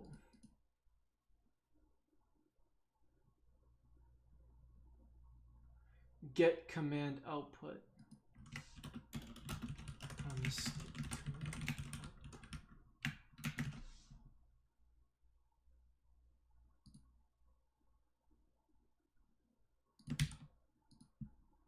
Just not sure what the issue could, what to actually do.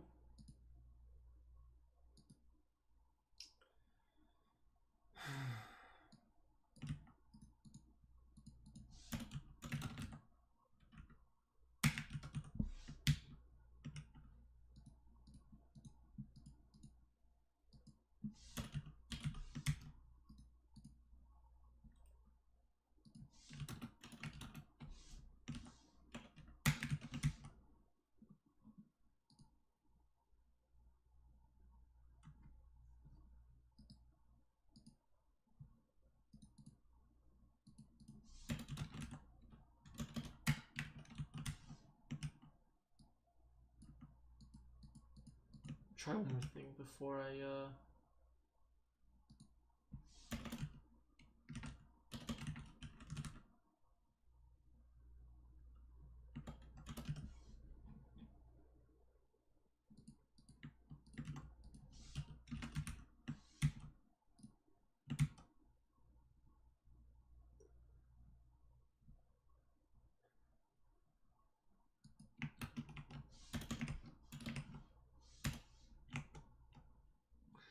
let me see. I may have found out some other stuff.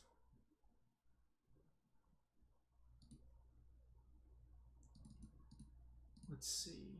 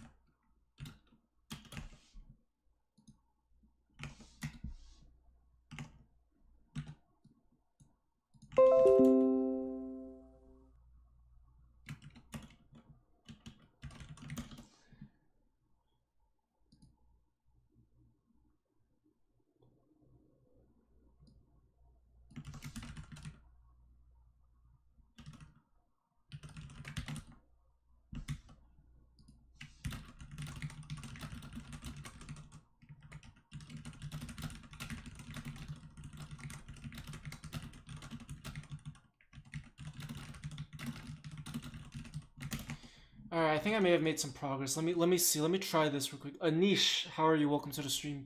Yeah, I think I remember you. How are you? Convert, Node.js convert. So this is a... Well, let me see. Alright, so I found out some stuff. So, see, this is the annoying thing. Convert. We need a buffer, so we need to convert image.body. We need to convert image.body to a buffer. So let's see. Convert Node.js convert readable to buffer.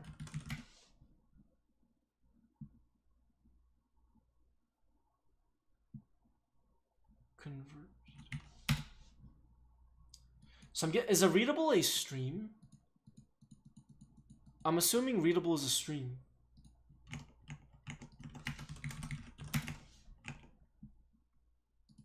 Let me look up the documentation.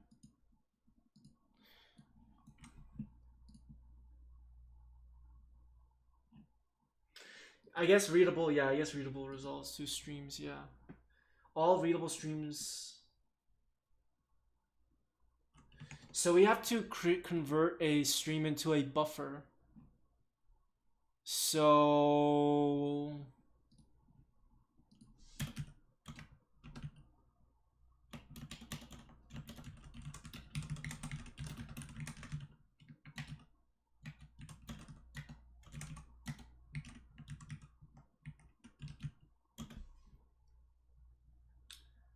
now the question is, how do we know which one is which? That's the problem, because we don't know if it's a...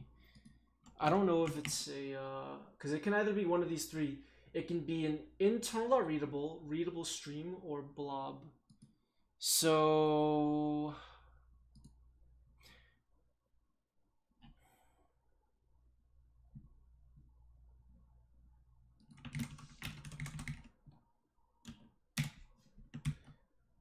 Okay.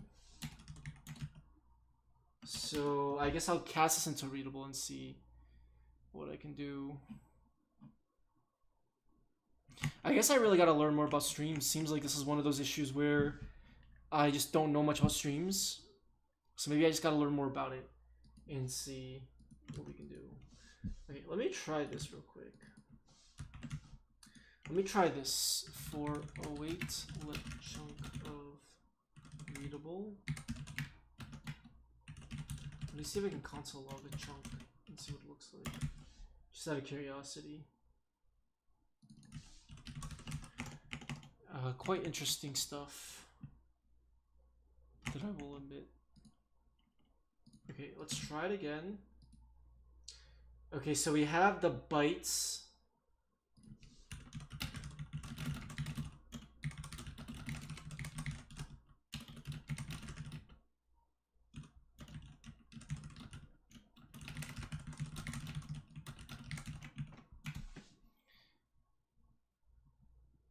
Streaming files. Let's look at this again.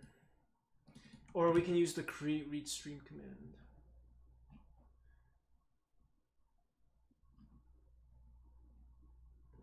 We're so close. I just feel like we're really close. Let's see.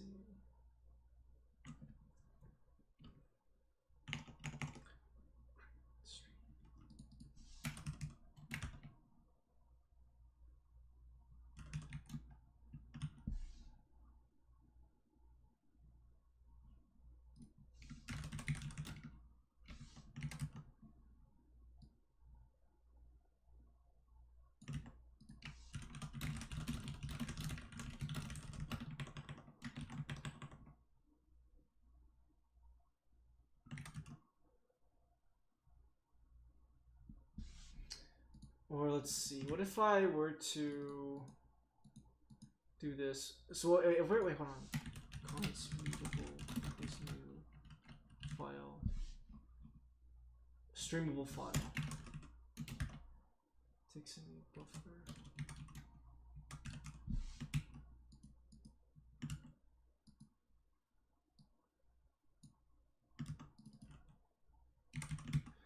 Okay, maybe this might work. We're gonna find out. Let's refresh. Nope. Oh, let me see. What if I try this?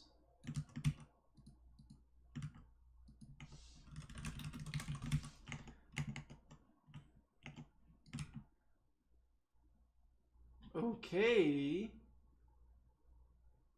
Copyright Hewlett Packard. What? Okay, so we got the binary data. So now, let's see. So we got the binary data, which is good. Now, let's see. React binary render binary image.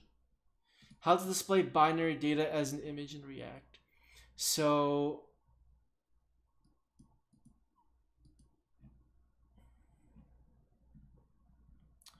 I think what we need to do is we can take this, create a URL, create object URL, and then display it. We're gonna try real quick, because this, now that we have the binary image, we can display it as a. We can display it. So let's see. Let's see. So image pages, image result page. Okay, so we were displaying it over here with the source. So what we need to do is, so when we console log the data, what happens here if I do URL create object URL data? What happens here? Let's see. Overload resolution failed. What does that mean?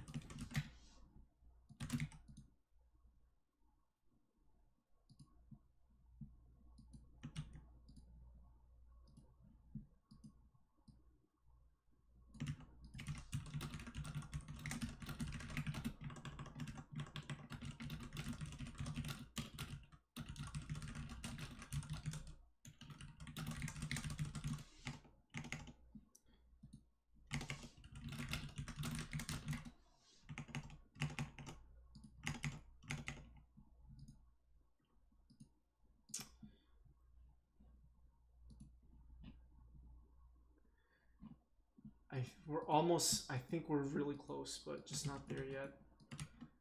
Let me check the network tab real quick and see.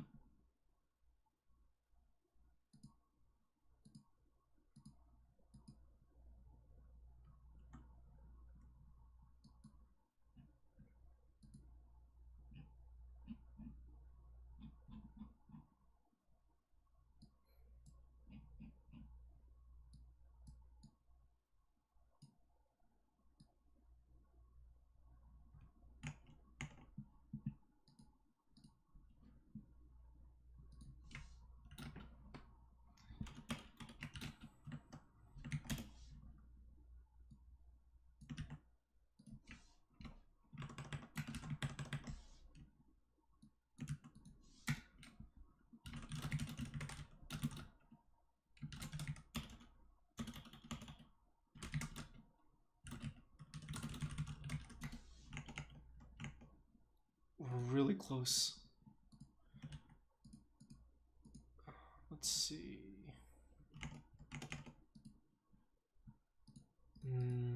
Let's.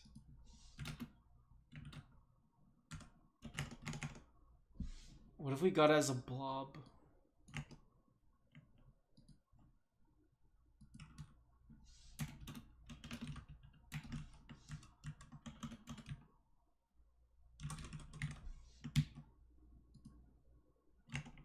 Or let me see what happens if I change that to.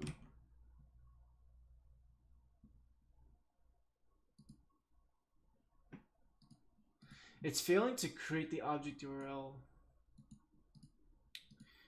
which doesn't seem right.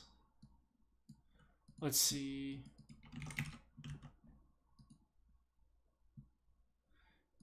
Let's see, array buffer. I'm looking at. Does that have array buffer? Let's see.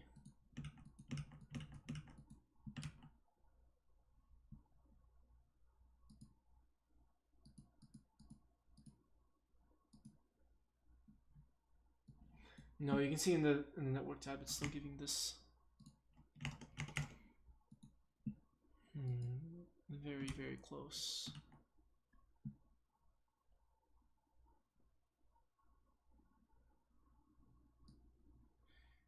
I guess array buffer to base 64. Array buffer to base 64.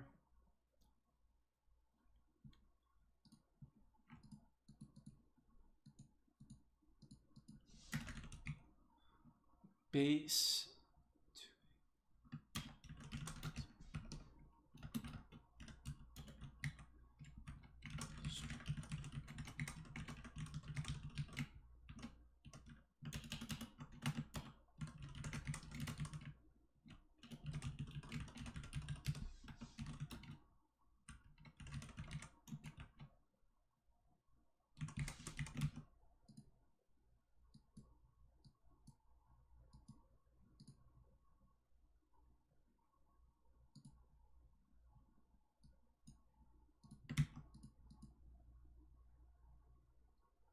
Oh, B2A is deprecated.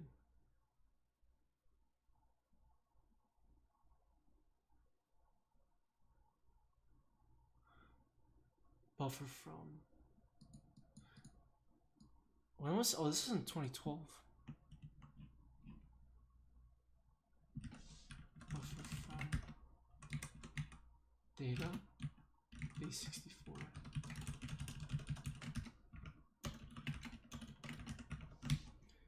Let's see what it looks like on the front end now.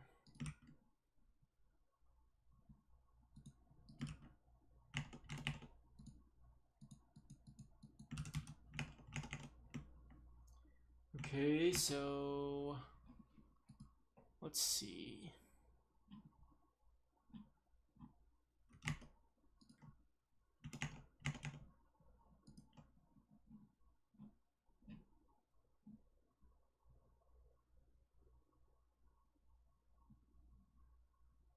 So it says, according to Stack Overflow, I can do this.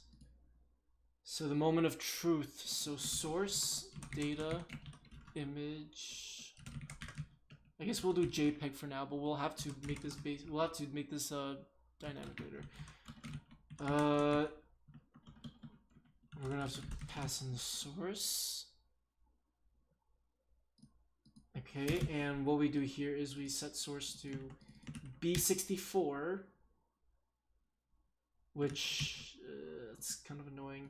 What if I did this? Const source buffer, set source buffer, use state buffer,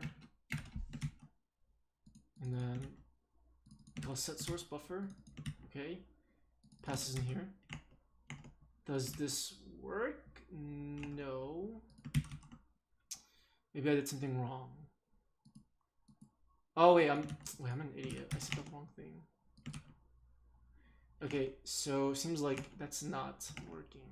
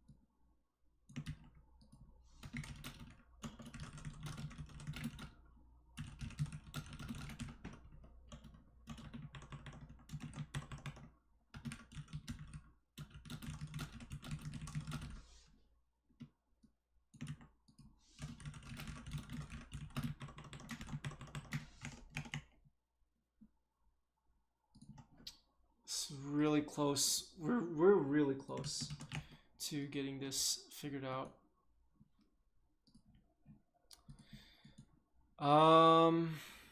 This is 100% base 64. I think at least I don't know. 108. I wish there was a way to verify.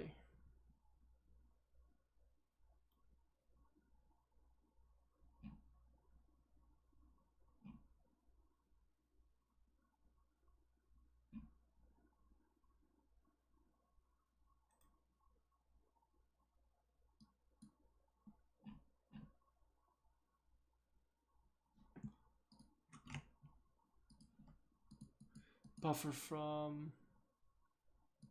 or maybe I should do this instead. B64 dot toString B64. Is this how I should do it?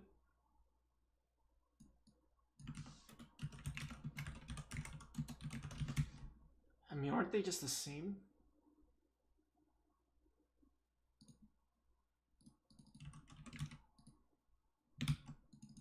Which is why I'm confused, but oh, it worked. It worked. Wait, what did I just do? Hold on. Okay, so This definitely does not work. Okay, so this works. Perfect.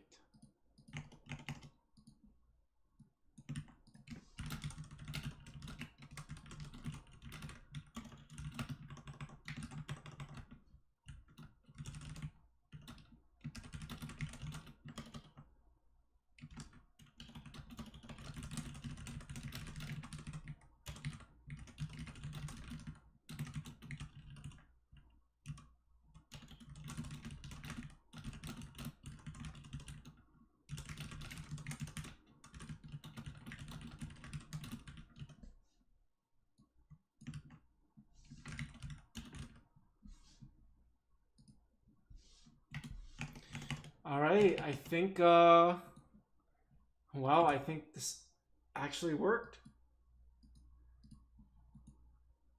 So notice how this is the image, but this is not the actual website itself. So what we did was we download the image. Now, is this the actual image that I uploaded? It looks different. It looks like the colors are different. Maybe it's just me. Let me know. Okay. Okay. So watch, it's a private image, and right now, I'm actually able.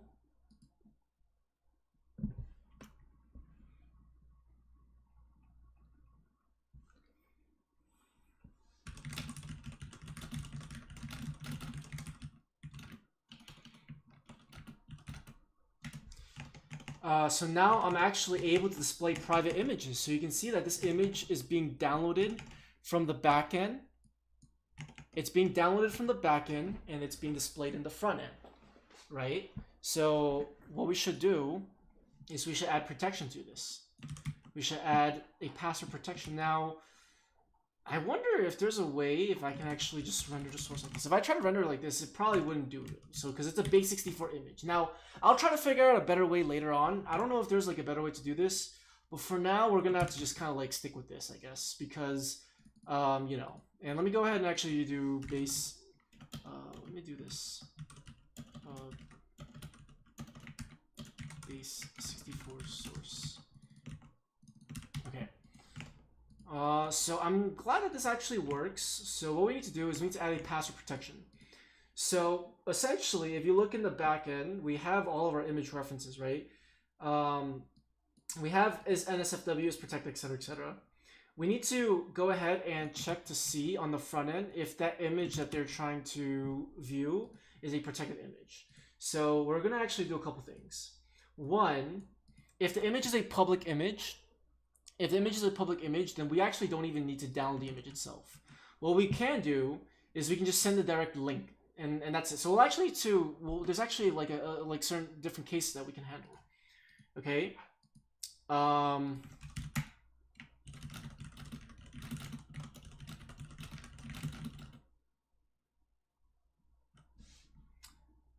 Let's see.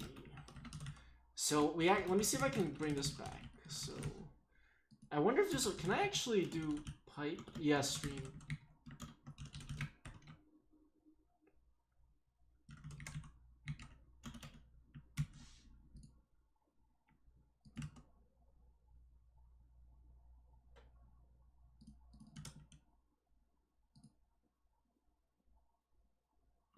I wonder if this actually works because we're gonna need the response object.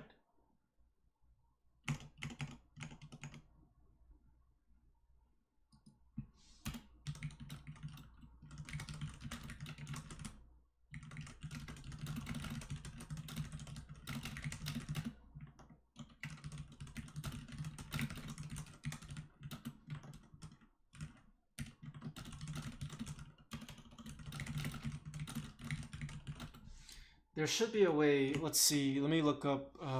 Oh, nice to live. What progress do you have? So we were able to get private images working, which is a huge step. So I want to try to I want to definitely implement the password feature before I log off, because that's the most important thing that I want to get done. And then I'm gonna head out. Let me look up something. So express send readable stream. I gotta figure out how to send a readable stream. Is it right?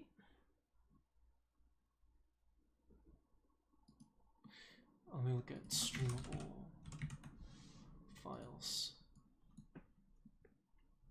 File.pipe. Return new streamable file. Is there a way to do it with response pass through true res?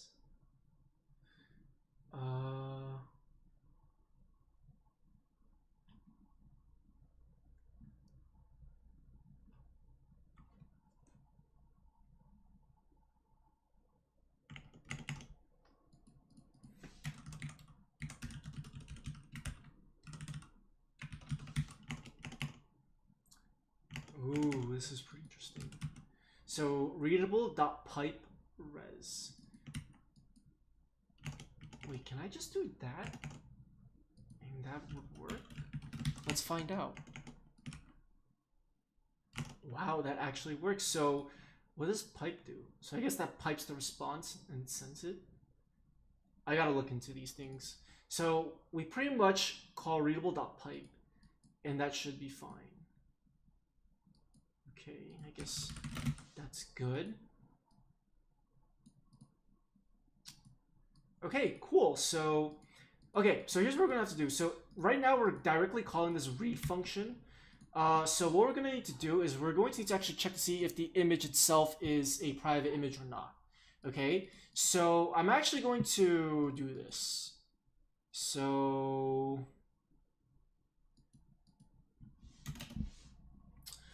okay, so here's what we're gonna do. We're gonna go ahead and first we're gonna query the database.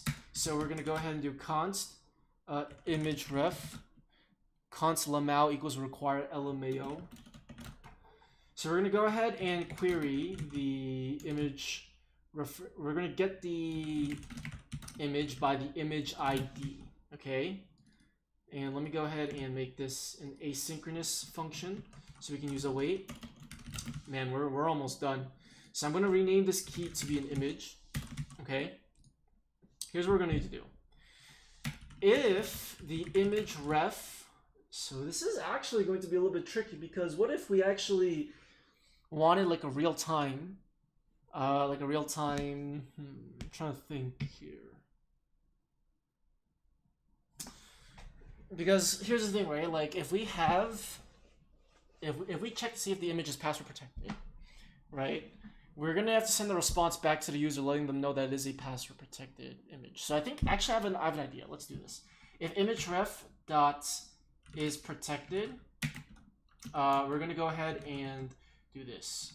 Let's go ahead and let's see. Image controller. We're gonna go ahead over here and we want to basically I'm trying to think. So if the image is protected, what do we want to do? Do we want to throw an error? Because I don't think throwing an error would be ideal. We want to return maybe false. Because, oh, actually, no, that's not good. Because then it's going to return this thing. If it's a protected image, which do we do? We got to somehow send the response back. Is the password also MD5 now? No, we haven't gone to that. We haven't encrypted the password yet. I've been really busy trying to figure this out. Like we took about like an hour or two to figure out how on earth we were gonna download the image. But I'm glad we were able to figure it out. And I wouldn't have been able to figure it out if I didn't ask on the Discord server. There's an SJS Discord server and some Googling, and we were able to figure it out all together. So that's freaking awesome. And it's only 2 o'clock, which I feel like it's too late. Like I feel like I spent all day streaming, but it's fine. Okay, so but right now we have a problem. We need to figure out how we can. I need a way to check to see if the image is protected or not. Okay, because if the image is protected, let me see. If the image is protected, return false. This is gonna look so bad.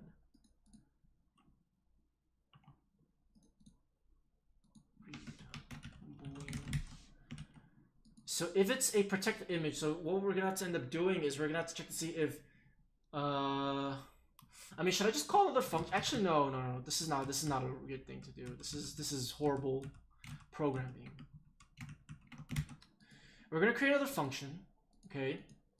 Call this check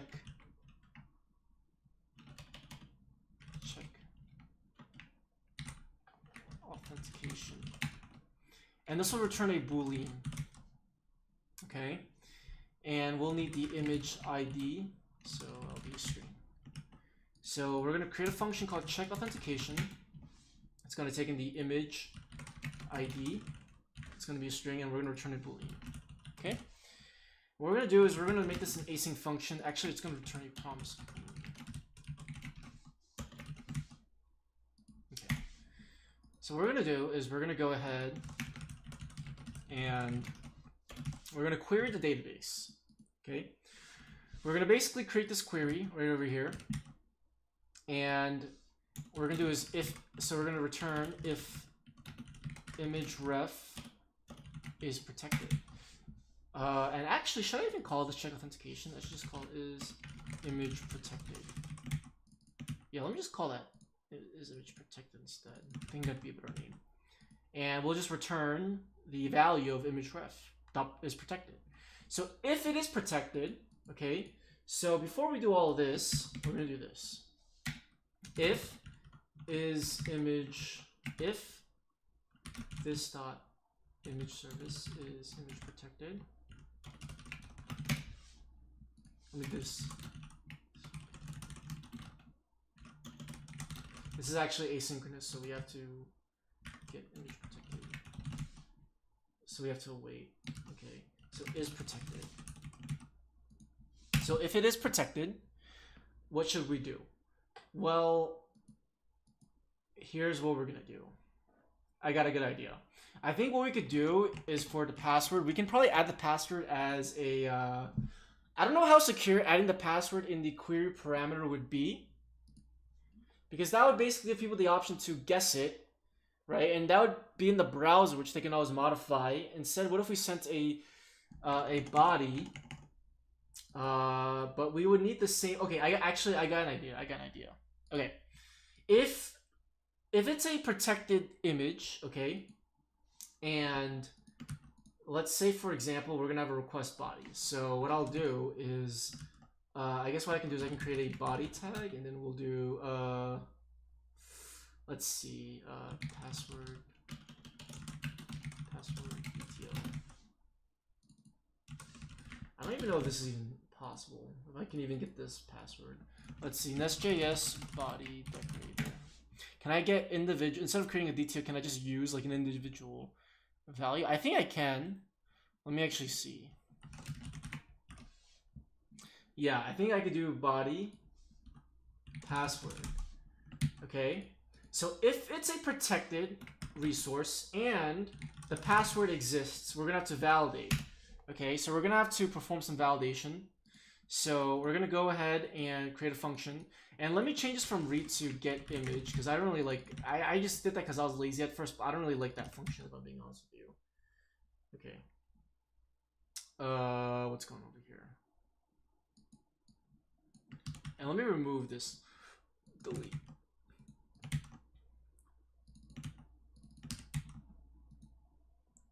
Okay.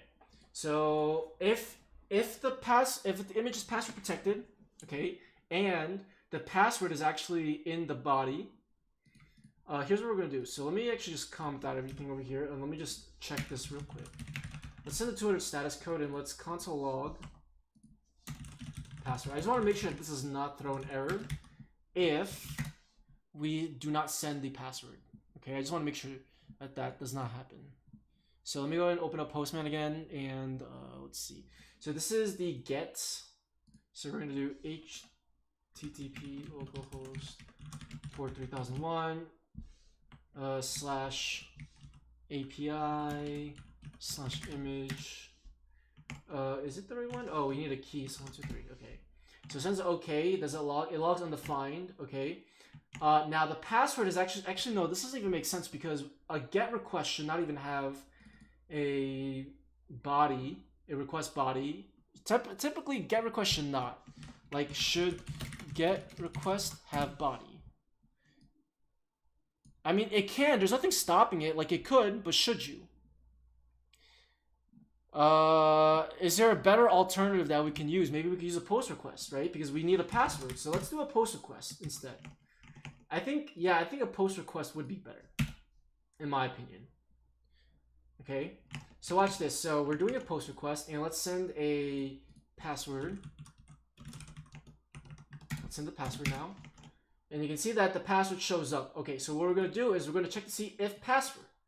Okay, so what we're going to do is we're going to go ahead and uncomment this out. So,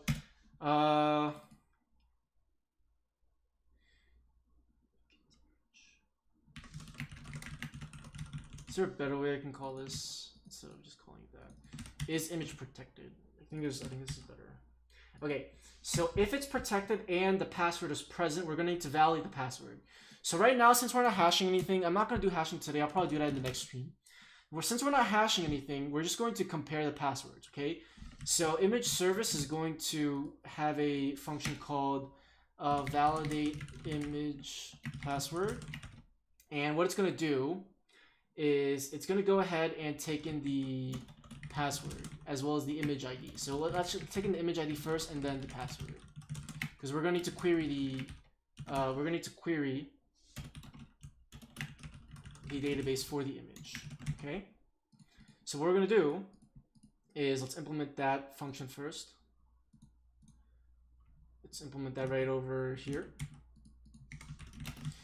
And what we're going to do essentially is we're basically just going to query the database for the image. Okay, and what we'll do is we'll say if there's no image ref, I guess we can throw an error, throw a new error, no image found. I'm surprised I didn't do that above earlier. I should do that over here all the time.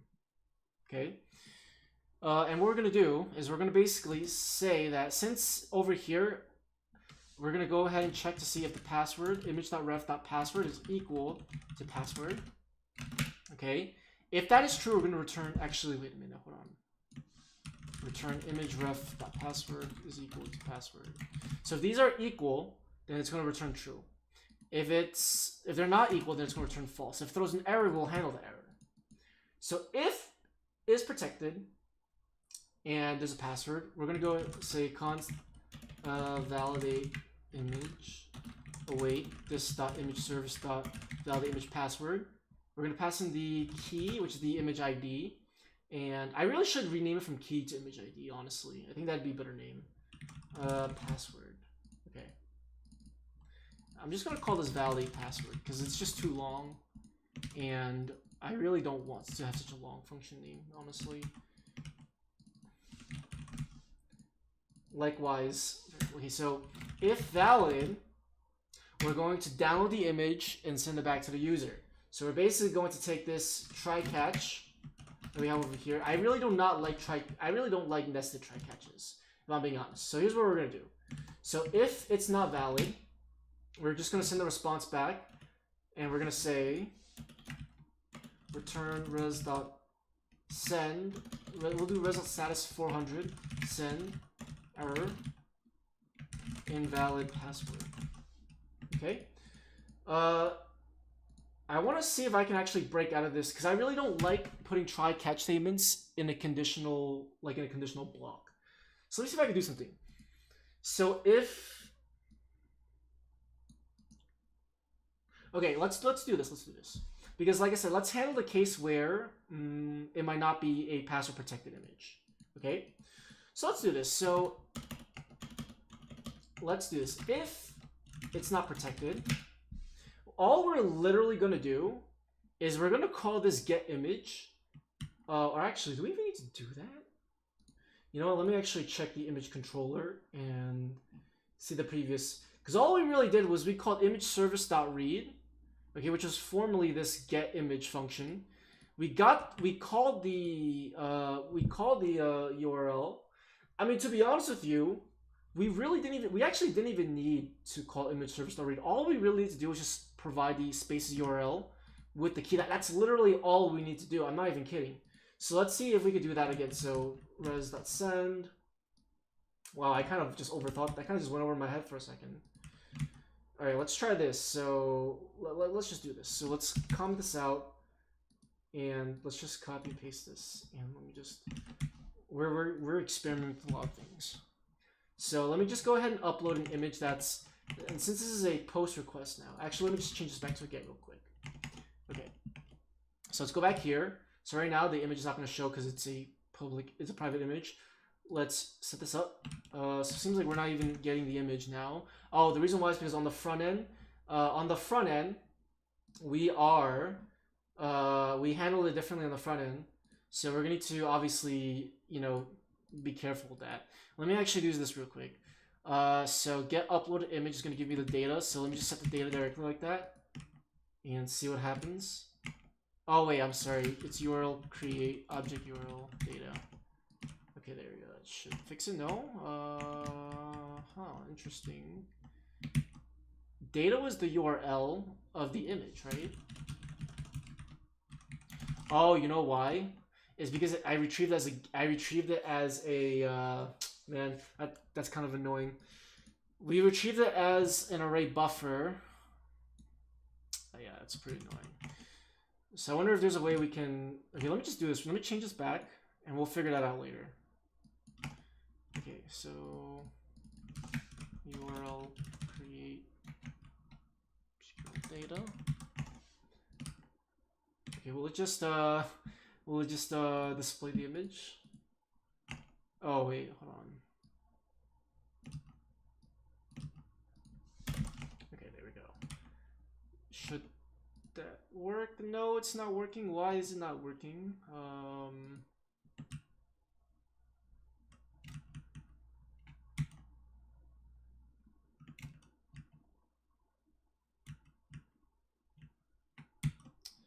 Okay, let me just see what I had before image result page. Yeah, I don't know why that's not working. We have the source API. Okay, cool. Set source URL create object URL data. Yes. Image source. What the hell is going on?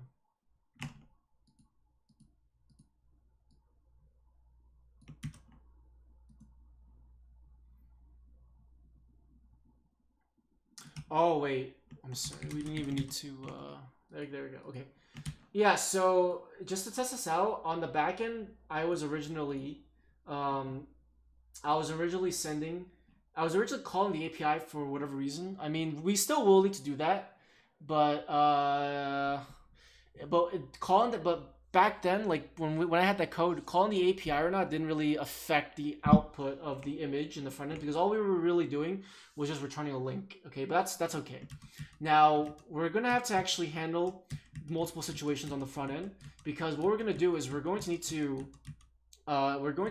make sure that the image is actually a password protected image. So let's do a couple things. We're going really fast. I apologize, but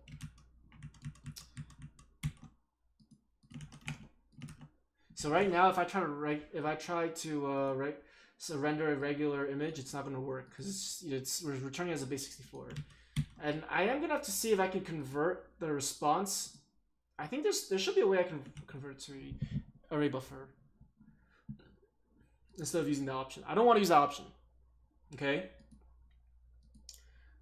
But I will if I need to. Okay, so let's go ahead and do this. So here's the problem is that right now we're sending this URL. So I did mention early in the stream that we actually are going to send the object to the front end. Okay. And the front end is going to allow us to determine whether or not, well, this is going to be a little bit tricky.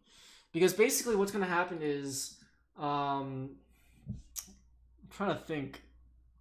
I guess we're going to have to make subsequent calls. We're going to have to make one call to check to see if it's password protected, and we're going to have to make another call to actually get the image. So, yeah, I think we're going to have to do that. Damn, that's a lot of stuff that we're trying to like cram in. I've been streaming for 6 hours, so I'm trying to see how we can go about this in a way that makes sense, right? So first we want to see what the permissions of the image are. Okay, so let's create a get function. So let's change this back to post because we'll need that. Let me go ahead and create another function called gets. Okay, now this is going to be a route for the permissions. Now we're going to need the image ID. I'm going to call it an ID instead of a key. And so we're going to do /image/image ID /permissions. Okay, and what we're going to do is we're going to create a function called getImagePermissions, and this is literally just going to return. This is literally going to return the permissions of the image. So we're going to call this function first, check to see if it's password protected or not. If it's password protected, we're going to display the password dialog, and we're going to have them enter that password dialog. When they enter that password dialog, we're going to call the API for the image, for the protected image, and then we're going to render it. So I think we got I think we have the proper instructions. Now we just got to implement it. Okay, so let's go ahead and do that. So get image permissions. Let's go ahead and call const. Let's see, is protected. So we're gonna go and do await this dot image service dot get image. I mean, I could also just, I could return a true Thief Valley, but to be honest with you, I don't really like the sound of that. I'd rather just send like an actual object back. So we'll send the entire object back. So what we'll do is we'll go ahead and do, let me see, get image. I'll call this get image reference instead. And we'll call this a reference because we don't want to get we want to get the actual entire reference, and then we'll handle it on the front end. So const image ref is equal to await this dot get image reference. Whoops, image service dot get image. So on the image service, what should we do? I guess we can create. Let's see. So right now, get image actually calls. It actually directly calls storage service, which we're gonna have to change. I'm not gonna remove that yet. I'm gonna just create another function called get image reference. Get image reference, image ID string, and this is gonna return a image reference like that. Okay, and we're type annotating it to return the promise of an image reference. So we're gonna call get image reference, and we're gonna pass in the image ID. And let me call this an image ID instead of a key. So we're gonna implement the get image reference function. So get image reference, image ID. And literally all that's gonna happen is we're just going to return the image ref. That's it. Okay, pretty cool. Nothing too crazy. Okay. And so what we're going to do here is we're going to actually wrap this in a try catch. So if there's any errors, we will obviously send a message back saying that, hey, you know, there's no image found. We'll just say this is a bad request, so res. Let me see. We're going to need the res object. So res.send, we'll do status 400, send error bad request. Or let's do image not found. Okay, and if it is found, it should not throw an error, so we'll just send a image ref back. So we're gonna call this API, we're gonna call this controller right now on the front end. So here's what we're gonna do. So let's go ahead and go to image result page, and we're gonna go ahead and call that function now. Okay, so what we're gonna do is on Axios, we're gonna go ahead and create a function called get image reference. So this is on the front end. Okay, we're going to take in the image ID, which is a string, and we're going to call axios.get API URL /image ID /reference, and the response type will leave it alone. We won't pass in that over there. So what we're going to do is we're going to actually have to change everything in here now. Okay, I think what I kind of want to use promise chaining, but we'll leave it alone for now. Let's see what I can do. So get image reference, we're gonna have to call that first. So get image reference, we're going to need to pass in the key, so, or the image ID. Okay, so we're gonna go ahead and go do const data. Oh wait, sorry, it's so, there we go. Let me actually get get rid of all this. Okay, so let's go ahead and just console log data on the front end, and let's just see what it looks like. So if I console log it, you'll see that it says status code of 400. Let's see why that's the case. No image found. Interesting. Did we not save it to the database? I think maybe it's because we just did not save it to the database. Yeah, it's likely because we didn't save it to the database. So let me go ahead and, since our code is kind of like messed up right now, let me go ahead and see if I can just get a random image from the database.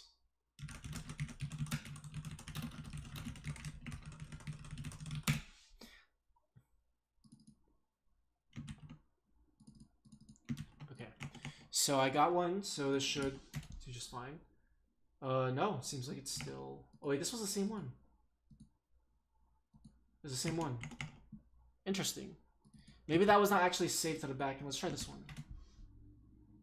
We just need to get the data in the front end, but I don't know why it's saying that. Oh, did I actually? I think I know why.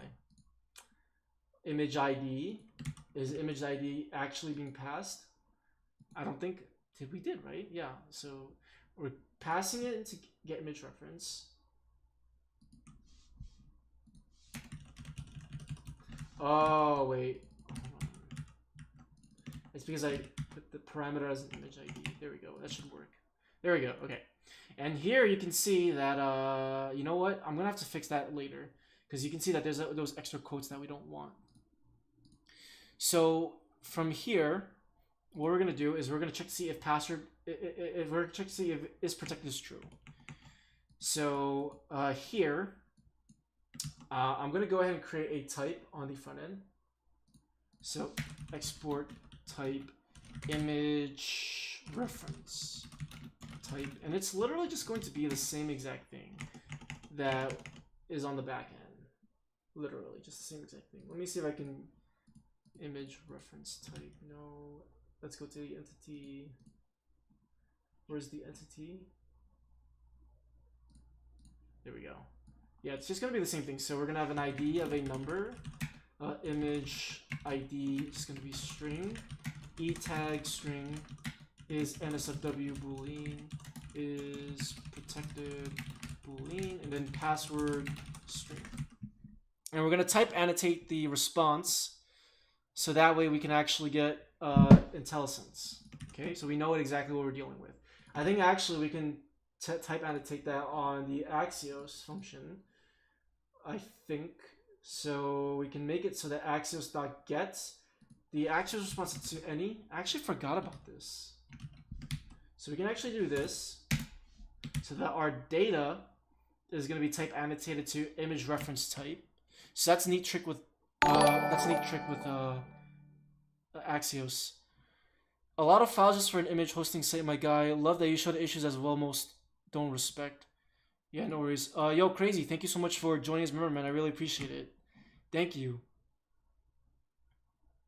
Or wait, Crazy, are you here right now?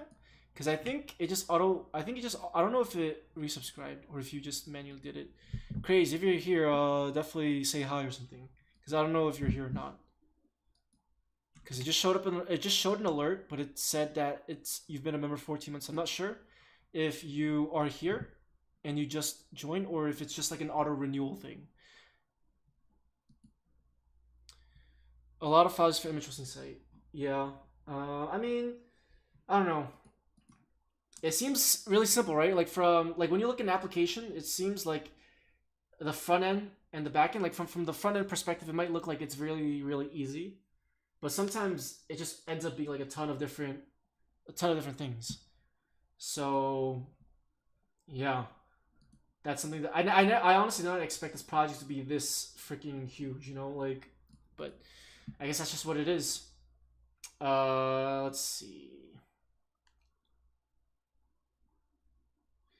Yeah, and regarding the issues, I mean, I don't have a problem with showing the issues. Like, I don't really see any problem with, you know, showing the issues. It's not like I know everything, you know. So I don't know why people would, which doesn't really make much sense. Okay, so here we can actually reference the data. We saw earlier that that data was actually the data was actually being logged. So what we're going to do is we're going to check to see if image ref.is protected. So we're going to start to have, I might actually create a hook for this. I'm not sure. Don't quote me on that. But what I'm thinking is we're going to check to see if it's protected. We're going to need to set some state variable to let the person know that they need to provide the password. So we can do something like is protected. So this will be false, and then if it's protected, we will set is protected to true. And if it's protected, we're going to remove the image and we're going to display the password field. So we actually created, earlier we actually created an input field. If you guys were here earlier, we actually created an input container. And let me actually just do that real quick so I can show you.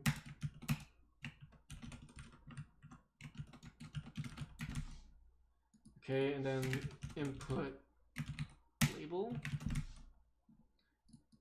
And then children would be password. So earlier we actually created this password field thing over here. Okay, and I'm gonna fix this up in a little bit. But here's what we're gonna do. We're gonna basically say if password is required, show the password, and then we're gonna have them enter the password, and then we're basically going to need to update the state. So it's gonna actually be pretty fun to implement.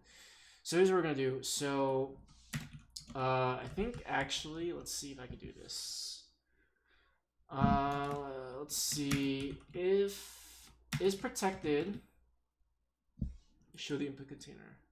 But we actually need. This is actually gonna be pretty complex because we're going to need a variable to show the input container if the image is password protected, and we're going to need to have a variable to display the image once it's password protected. So this is going to be pretty fun to implement. So let's see what we can do. So let's start with this. So if it's protected, we're going to show the input container. And I'll actually move this into a component I'll call it a password protected component or something like that. I don't know. We're going to use a fragment because we don't want to add extra node to the DOM. And then we're going to go ahead and render this. So if it's password protected, you can see that we have the password right now.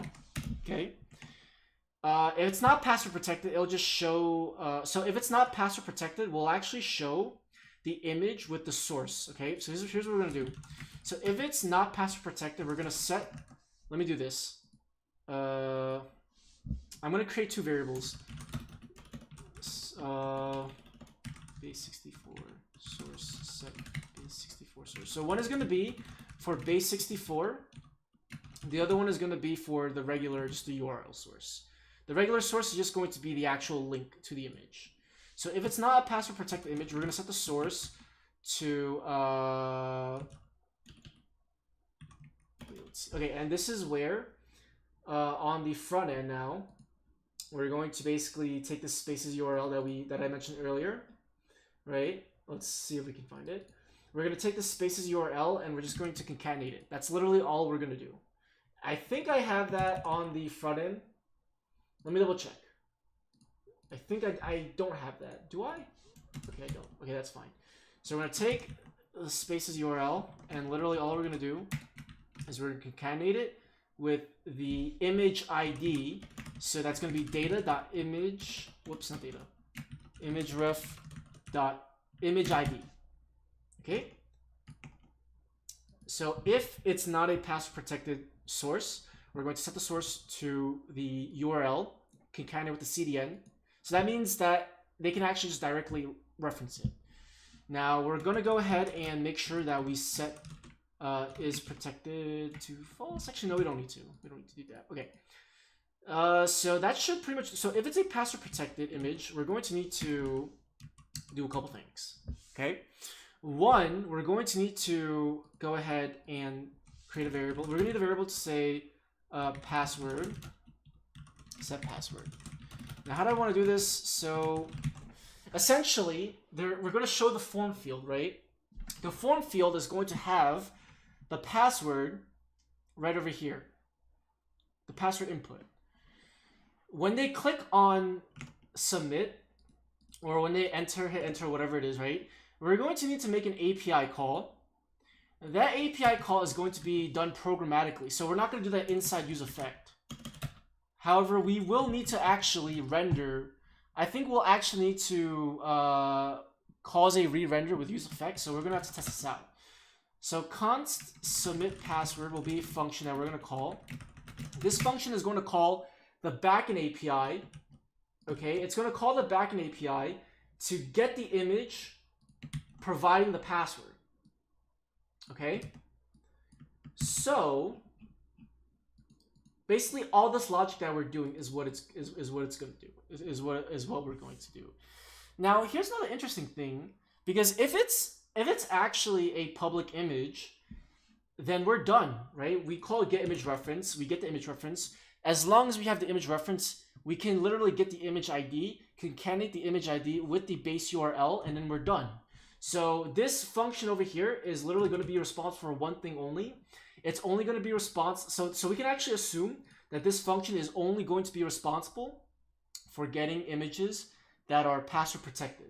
So actually, I don't even need to call this image reference anymore. I can actually just call this just get image. I mean, I'll leave it as get image, but I'm going to change this function to get protected image instead. Okay, get protected image, and it's always going to have a password.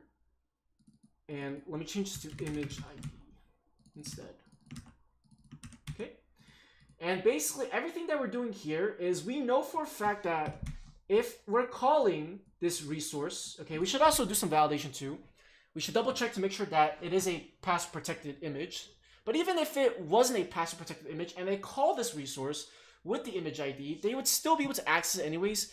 But we'll still handle that case just to make sure that we are handling cases properly, just to prevent future issues. We want to be as precise with our API as possible. Okay. So here's what we're gonna do: is we're gonna go ahead and we're gonna get rid of all of the. I'm actually just gonna rewrite a lot of these things. So we know for a fact that if this endpoint, remember, we know for a fact that if this endpoint is password protected, or I'm sorry, we know for a fact this endpoint is always going to search for password only images. Okay. So we need to make sure that the password is protected, or actually no, we need to make sure that the password is valid. So what we're gonna do, let me see. I wonder if there's a way where I can just make it so that the password is required.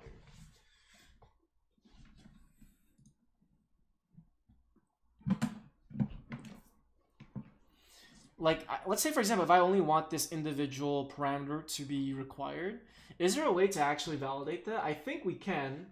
Actually, no, because we don't have a DTO. So I think it'd be better if we had a DTO. But it's fine.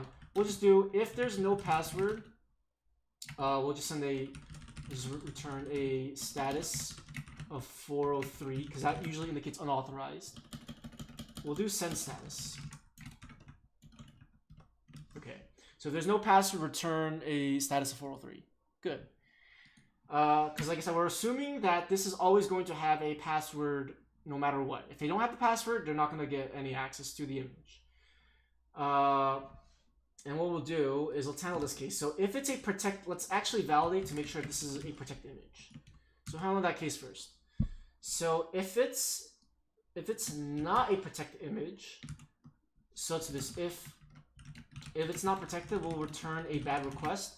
Because like I said, we want to be robust, even though they are trying to access a public. Let me zoom in a little bit so you can see it. Is that better? Kind of blurry. We're using TypeScript. So even though they are trying to access a public image without it, they're trying to access a public image with a password, we should still invalidate that request, right? We want to make sure that we want to limit certain things as much as we can. And one of these things is that we should not allow them to do certain things like that. Okay, so if there's no password, send a 403. If it's not actually protected image, send a 400. Okay, now over here we know for a fact that if we've reached this case, right? If we've reached this case, we know. Actually, should I send a 403 or should I send 400? With no yeah, I think password is better. But what if what if I did this? if it's protected, wait. Yeah, you know what? This actually makes more sense. So if there's no password, actually wait, no, I'm sorry. So if it's not a protected, send it for 100. So if this condition fails, it's going to go to this condition. So it is a protected image. If there's no password, send a 403. Perfect. This is the order that I wanted it. Okay. So now that we've reached this line, that means that the image, we can imply the image is in fact a protected image, and there is a password present. Okay. So now we don't actually need to worry about this if case anymore, because we know that this function literally only does one thing. So this actually makes it a lot easier to test. Okay. So what I'm going to do is I can actually just comment out this whole thing, because we actually don't even need any of this stuff anymore. Oh wait, I'm sorry, I forgot one more thing. I completely forgot. We actually need to validate the password. So valid password is equal to await this dot image service valid password. So let's pass in the image ID as well as the password. Here we go. Okay, and you know what? I'm actually just let's just do. I'm gonna change the function to validate instead of valid, because I really don't like. Actually, no, I'll leave it alone. I really don't like making my my function names so long, but I also want to be as descriptive as I can. But this is fine. Okay, so if let's do this. Let's do this. So we're validating the password, right? Over here, we're calling valid password, and all it does is just compares raw passwords. We're gonna hash the password some other time. We're not gonna do that right now, but yes, we will hash the passwords just for good practice. Just because I don't feel comfortable storing raw passwords in general, even if the raw password is not even something authenticated related, it's just something for images. I don't feel comfortable doing that. So we're gonna, and I'm glad that someone brought it up earlier. I think Rivzer brought it up. I'm not too sure. Okay, so this is going to return true or false. True if the password is valid, false if it's not. So if it's not valid, we're going to return a 403. Or actually, should we return a 403? Or should we return a 401? 401 means unauthenticated. 401 versus 403. 403 means it's a protected resource, which means that you technically are logged in. But actually, I think 403 would be a better one, because there's no logging and stuff, right? So 403 would be better. Okay, so if this is the case, image service, we're gonna call, whoops.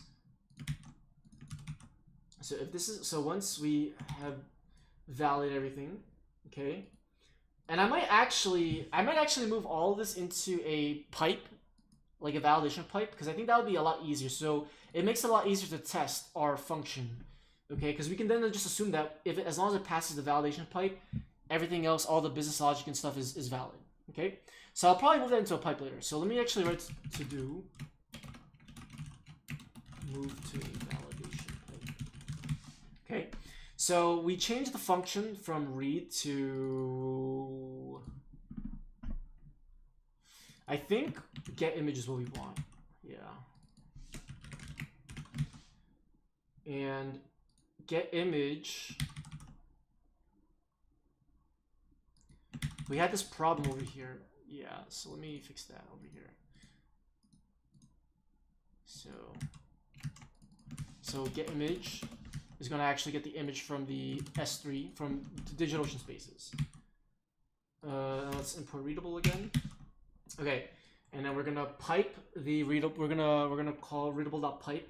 Okay, and then if there's any errors, let's return a send status of 500.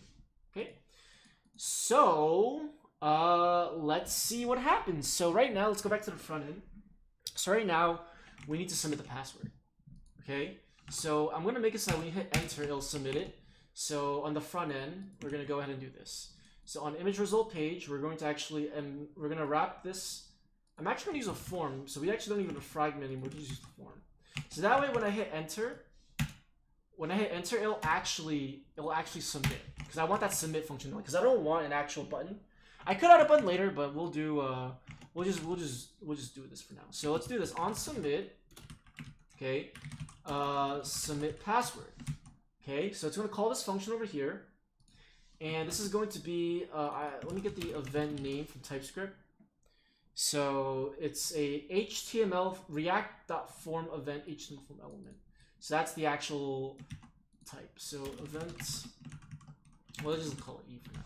Who cares? Okay.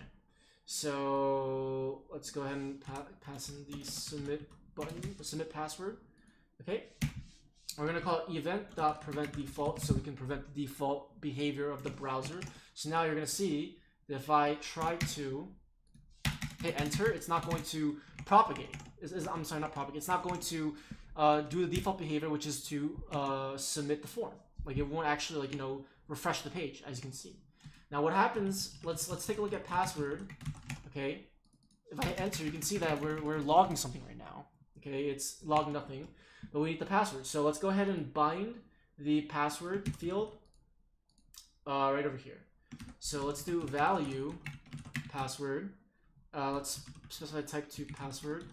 And let me actually move the type over here.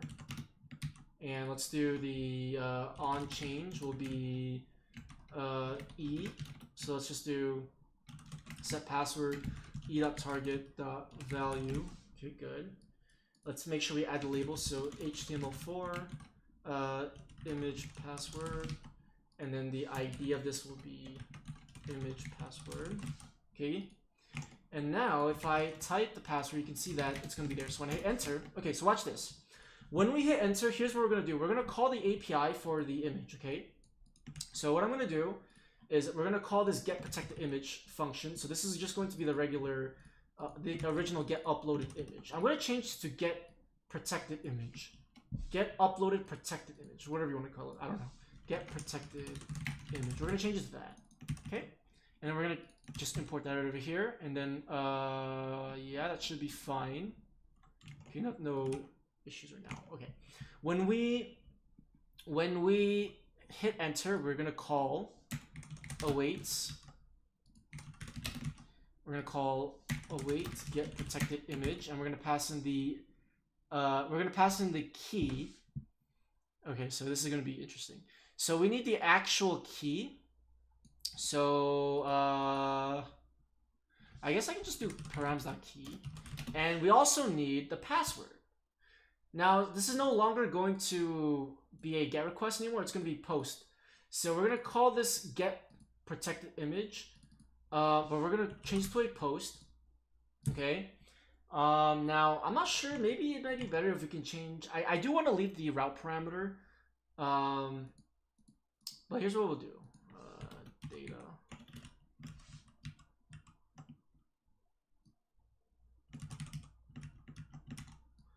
So here's what we'll do. So actually, wait, let me change this to an image ID.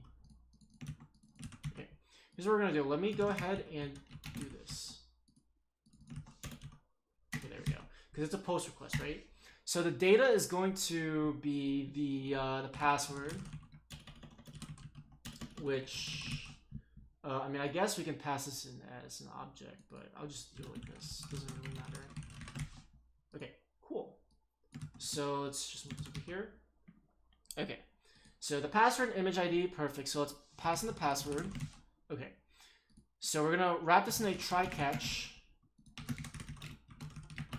Okay, and we're gonna go ahead and get the data, and I'll console log the error. So let's look at what this API returns again. So let's go back to image controller, or yeah, let's look at what this endpoint returns. So it can return a 500, 400, 403, or it can return a 200. Is there a way I can set the status on this? I think we'll actually have to do res.status 200 set. Can I do set status? No. Yeah, I think this is fine. Okay, so we're gonna call get protect the image, and we're gonna basically do what we did earlier. Okay, and what we did earlier. Wait, did I actually? Wait, hold on. So we got it as a array buffer. We're gonna get it as an array buffer, and we're gonna convert it to a binary object. So const b64 equals. Well, first let's just console log this just to make sure that it actually works. Okay. Okay, so right now, let's go to network tab. And if I go ahead and let me refresh real quick, and let me just clear up all the. So if I go ahead and type 123, you can see that it's actually giving us back. It's actually giving us back the response. But watch what happens if I go ahead and type an invalid password. You're gonna see that it gives us back a forbidden, which means that we had the wrong password.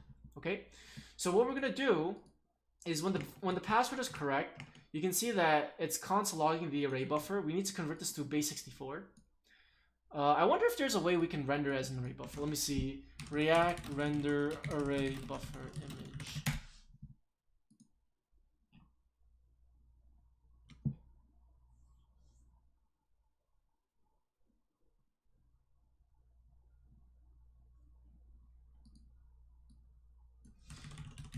I wonder, actually, you know what's interesting is that there's actually this thing, response.blob. But actually, we can actually take this in as a blob. If I take it as a blob, array buffer.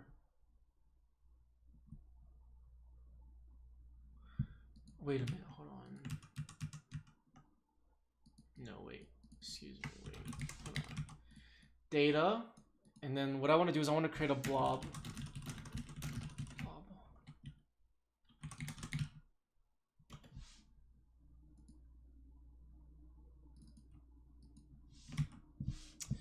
And I think from here we can actually create a URL object.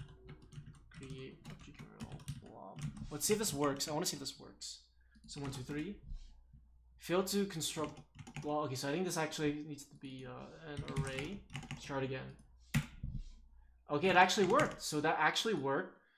So, okay, I think this is actually going to be a much easier way to display the image. Here's what we're going to do. And this is going to be the finale of everything.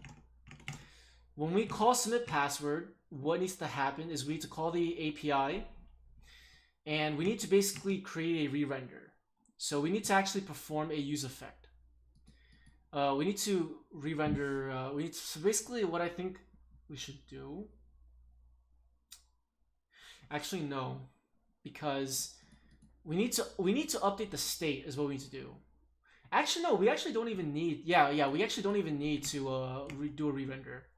What am I talking about? Okay. So let's just do this. If it's a protected resource, set is protected true. Okay, let me do this. Image ref that is protected. If it's protected, set is protected to true. Else set source to this. Okay. Let's clean up this function a little bit. If there's any errors, console log error. And then finally set false, set the loading to false. Okay. Now what I want to do is I want to set loading. I want to call set loading. Okay. So when we invoke the API, we're going to call set loading. We're going to set it to true. So watch this. So if I do this, you're going to see that it's going to load. Okay. And we're going to go ahead and set loading to false. Now, I'm probably just going to, I don't really need a finally because I don't really do anything significant in this. I'm just going to move that into the cache. Okay. So when I call the API, we're going to set loading to true. And then what we're going to do is we're going to create a new blob. Actually, you know what's actually nice is that we can actually just reuse the source. Let me copy this. Let me comment this out real quick. And let me go ahead and do this. LMAO, you are a god. I wish I was. But thank you, I appreciate it. Image source. So we can actually reuse this because what we're going to do is we're just going to set the source to this. Set source URL dot create object URL blob. And what happens? Seems like it's still loading. Let's see. Why is it still loading? Wait, why is it still loading? Set loading false. Wait, what? Hold up. Wait, what am I doing? Wait. What's going on? What is going on?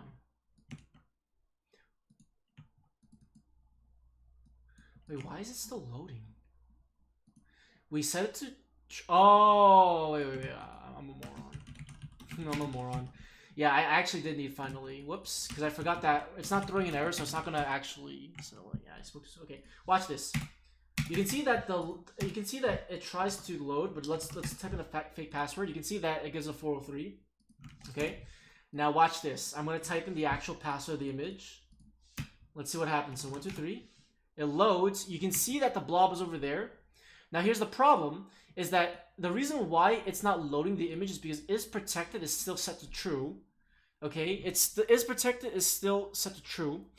And that's fine because the image is actually protected. We shouldn't modify that. What we should do is we're going to do a little bit more complex, complicated render. Okay, here's what we're going to do. If it's protected, let me see.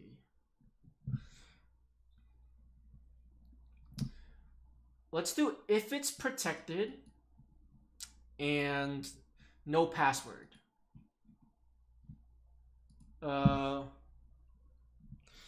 long did you need to be so good? I mean, to be honest with you, I've been using React for only a year and a half, roughly. And I've been learning web development for like I've been actually taking web development serious for like the past 2 years, I'd say. It just takes practice, you know? Like there's no rush, it just takes practice really. If you just practice, you'll be fine. Okay, so right now we gotta render this. So let's do this. Should we create a state where they validated? So I think let's create a state. Let's call it validated. Set validated equals use state. Okay, we'll set this to false. So if they have validated, we'll set it to true. So if is protected and not validated, show the form. If one of these things are false, show the image. So watch this. There we go. Perfect. Refresh the page. Password protected. 1, 2, 3. We got the image. There we go. Refresh the page. Type in password. We have the image. If I try to actually... Whoa, whoops. Let me do that. Oh, whoops. There we go. Now watch this. If I try to access the image directly on the CDN, you're going to see that it's not going to let me. It's not going to let me. Okay? So, enter the password, 1, 2, 3. Reload. Get the image. Bam. Perfect. So if it's protected and it's not validated, they have not validated yet, show the form. If it's protected and they have validated, so that means this is going to be false, because not true is going to be false. So this whole condition is going to be false. Show the image. And there we go. That is how we do it. So I can actually get rid of this and this. But I don't know how to start. I mean, okay, so let me ask you this. Where are you currently now? What's your current status? Like, are you working? Have you learned any development? Like, what's your current status? And that is how we access the protected image. Now, there's one more thing that we should do. A couple things that we should do. We should make it so that it'll show the error. So, for example, if it's an invalid password, we'll say invalid password. Trying to think what else is there. Trying to think.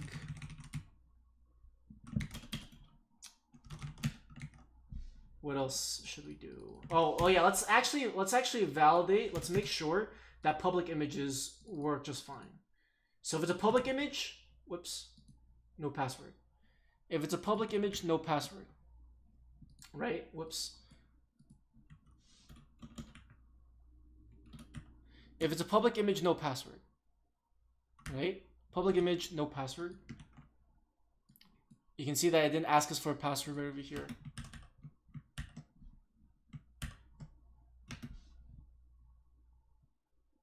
Okay?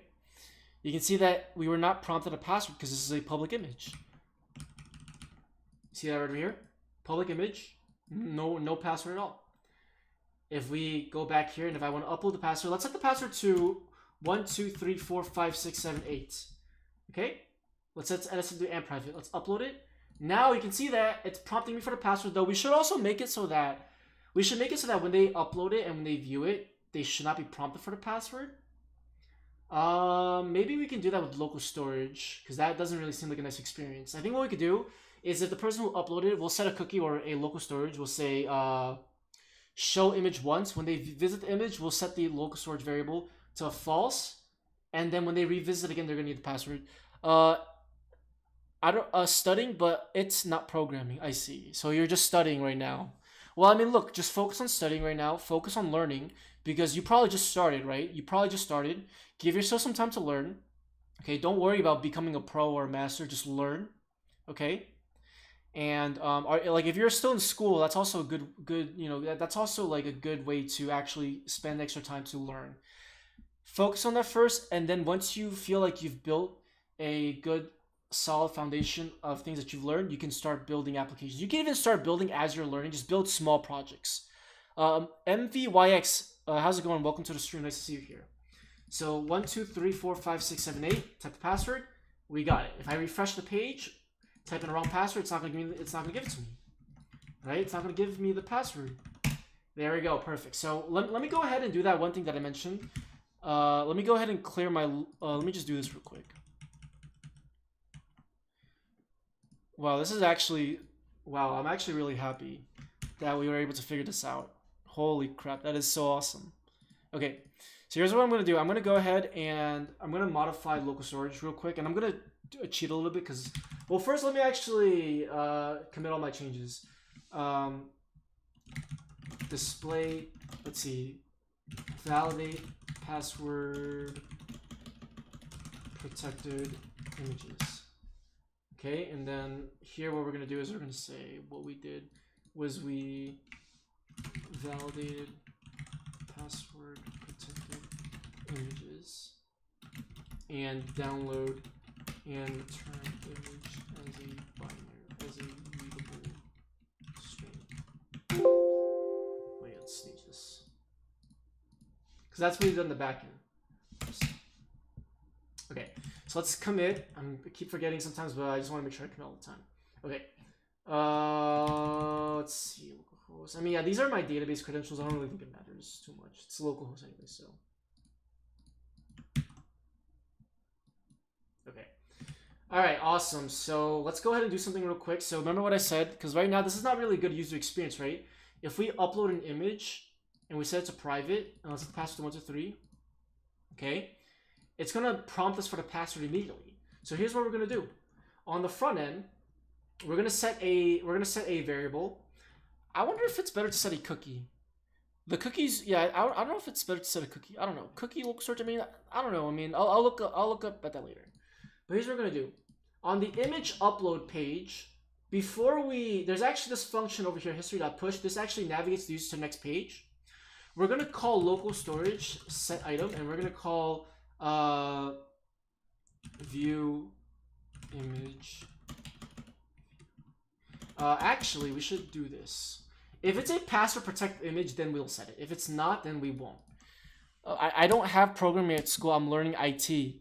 I mean, you can always learn programming on your own, right? So what you should do is you should definitely look up on Google how to get started with programming. Now, I'll tell you how you can do that. There's many ways. You can either learn by reading a book and practicing as you're reading the book. You can learn by watching videos. You can learn by, watching other people code. There's many ways. I would highly recommend both reading a book as well as watching videos. You can find many free resources available. There's you don't even have to make it a book. You don't even have to read. You don't have to read a book. You can just read an online article. There's many resources out there. Trust me. Why did you make the console log multi-line? Well, that's just what my prettier formatter does. I didn't do it on purpose. It just does it. I don't really like it though, but it's fine. I'm gonna actually put everything in a variable later, so we can localize the application, so we can support other languages later. Okay, thanks, man. You are an amazing person. Thank you, man. I really appreciate it. Okay, so here's what we're gonna do. So if it's a password protected image, okay, what we're gonna do, if image options is protected, here's what we're gonna do. We're gonna call local storage.set item. show password protected. Let me see.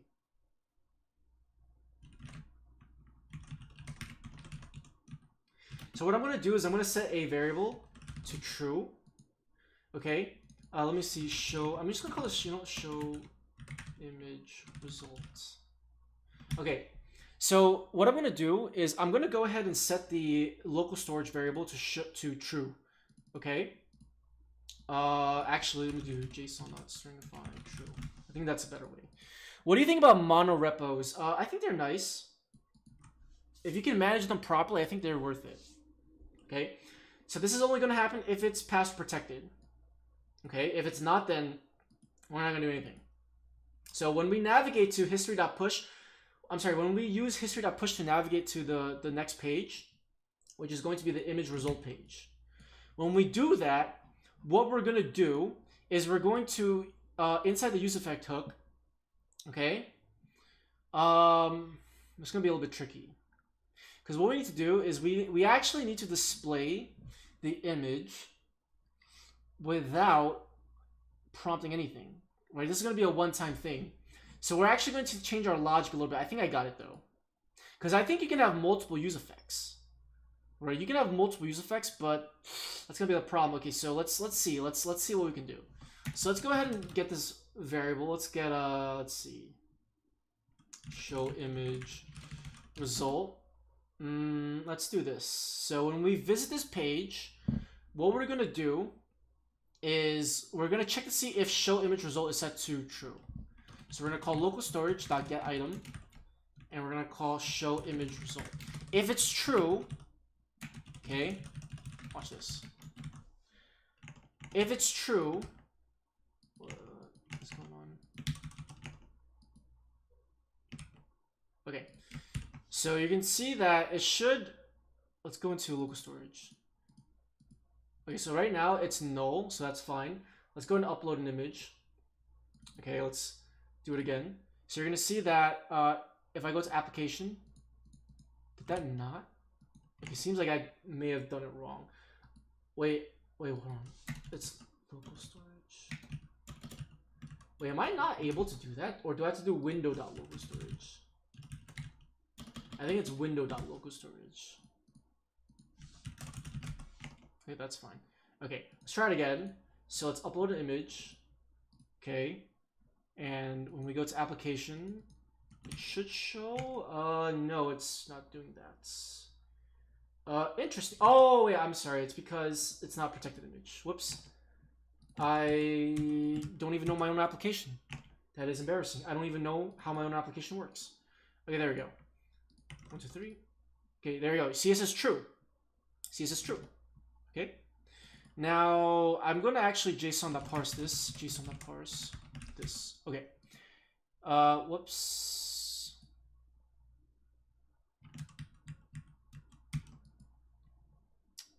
Yeah, because there might not be an actual result. But actually, you know what I'll do is I'll do this. By default, if this variable is not there, we'll just set it to false.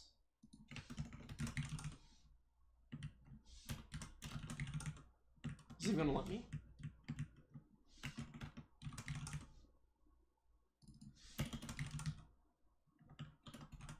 If you serialize this, let me try something real quick.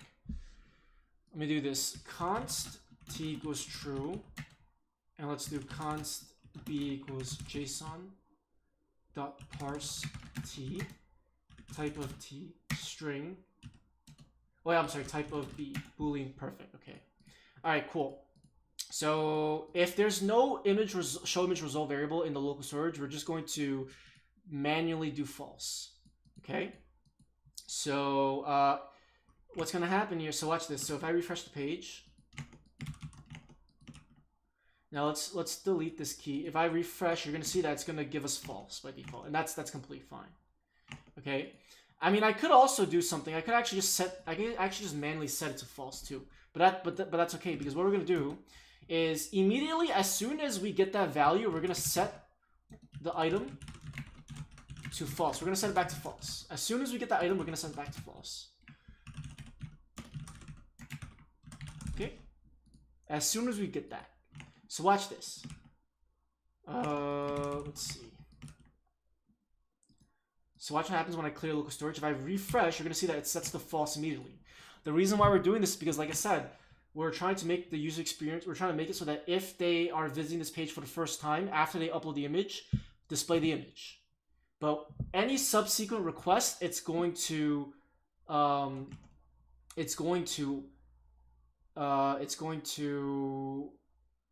require them to prompt the password. And that's why we immediately set this to false, okay? So what we're gonna do is we're gonna go ahead and do this, okay? So if show image result, I think this is actually Boolean. Let me just double check. Type of show image result. Hi Anson, how you doing, man? I hope you're doing great. Keep the great work. Oh wait, keep doing great. Keep the great job. Thank you. I appreciate it. Thank you. Okay. So here's what happens. So let me go back here.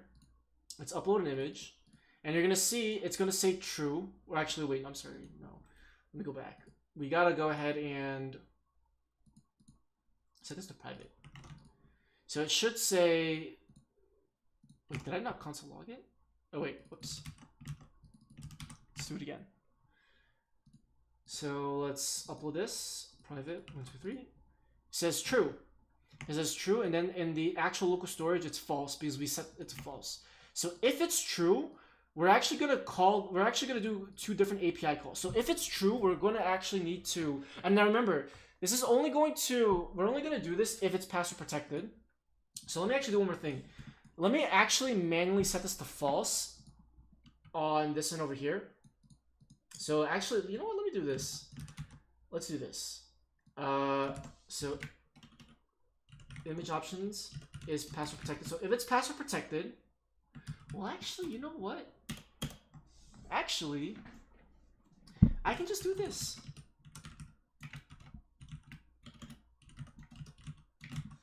I can just do that. I can just do that instead, and I don't need to worry about I don't need to worry about anything else.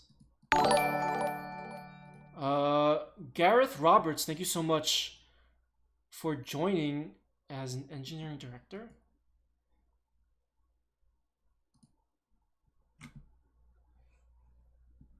Wait a minute.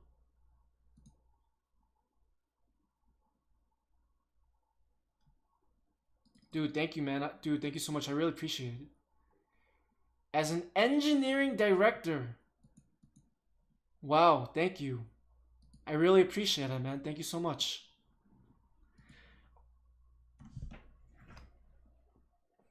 That's freaking awesome, dude. That literally is freaking awesome. If you're here, if you're here, I hope you're hearing me say this. I really appreciate it a lot. Thank you.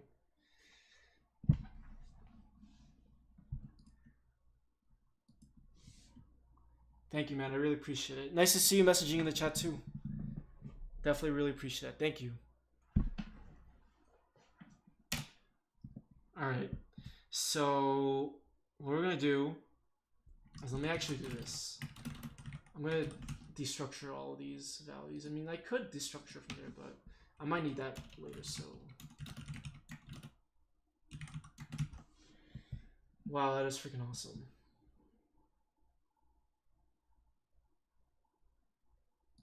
Yeah, thank you again, Gareth. I really appreciate it.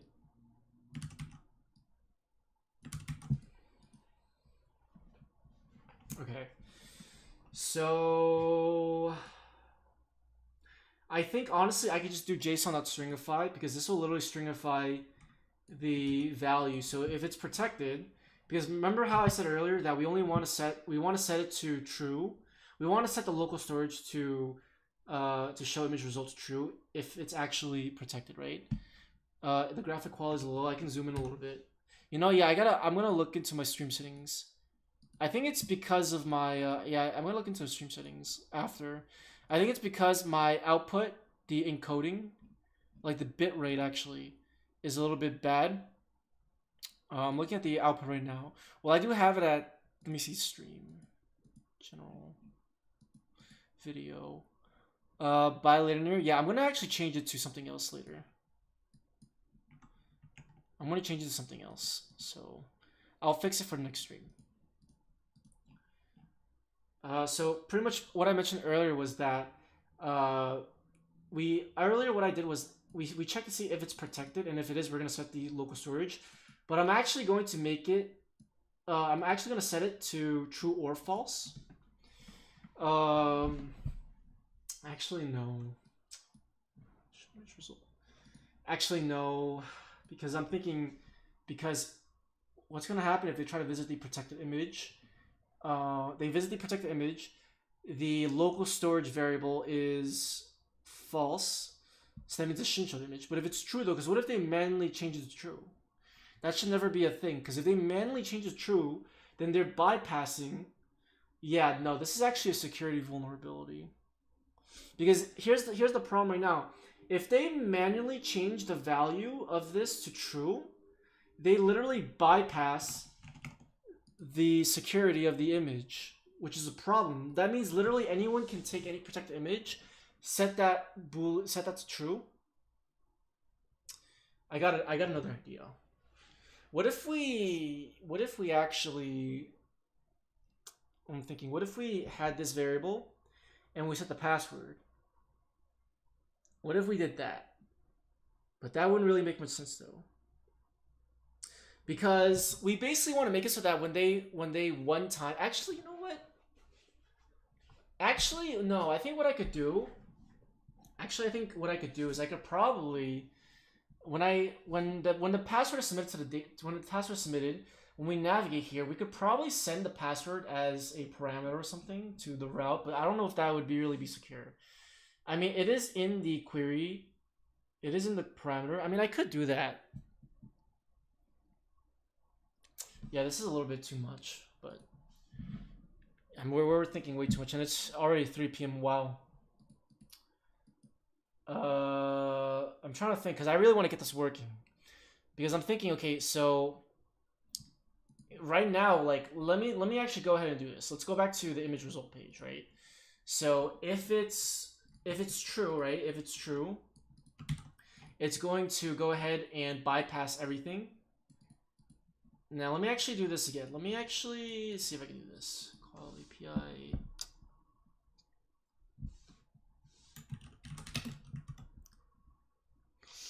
I think there has to be a way. Actually, you know what we could do is we can actually set it to true. We can set the password in the local storage for one-time use. But again, I don't know if that's really, I mean, that wouldn't really be as bad because we're only setting it one time. I got it. We can set the password in local storage and then clear it. I got it. Okay, now before I actually implement that part, I actually want to do this first and show you guys. Well, actually no, because even if they try to bypass it, the API only allows a password. Okay, yeah, so they wouldn't be able to get the image then. Okay, so I think the best thing to do is we set two variables. Okay, we set two variables. So on image upload page, we set this to true. Okay.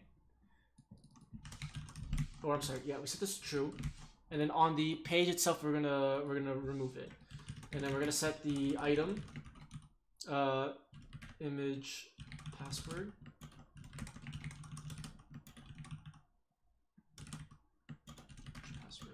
Well, you're still streaming, yeah.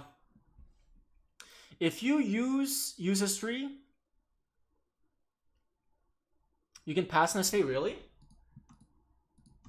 Is that so?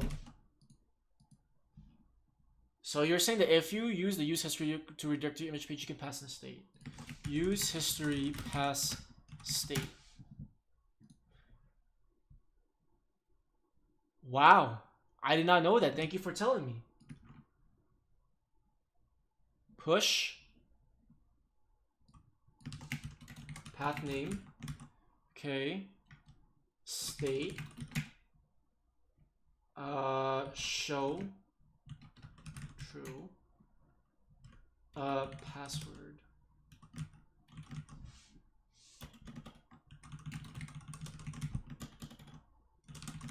Wow. And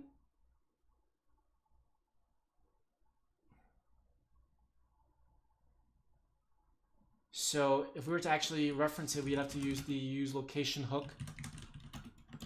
Location. Use location.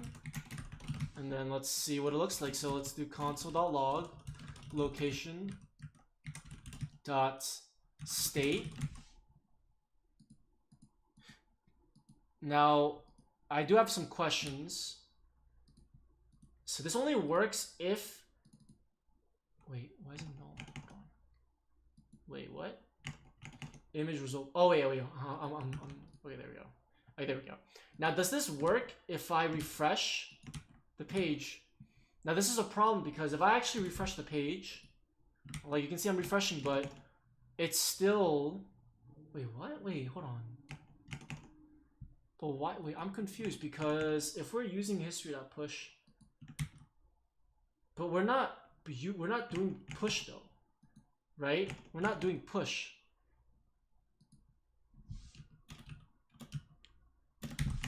Wait, that's confusing though. Why would it still show these variables if we're not actually pushing it though? Is it because that's just part of the browser history? Is that how it works? Because what if what if I just want it? Let's see.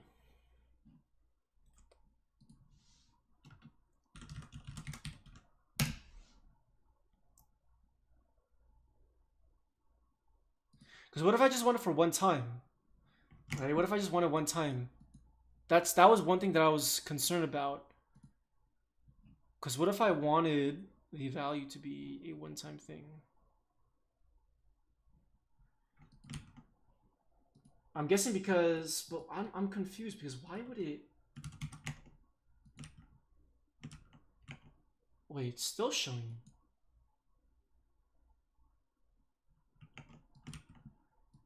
Oh wow, that's interesting.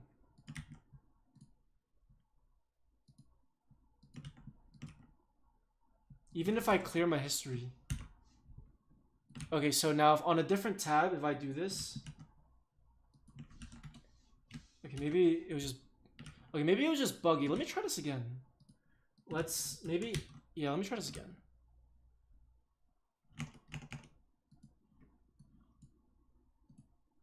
Whoops.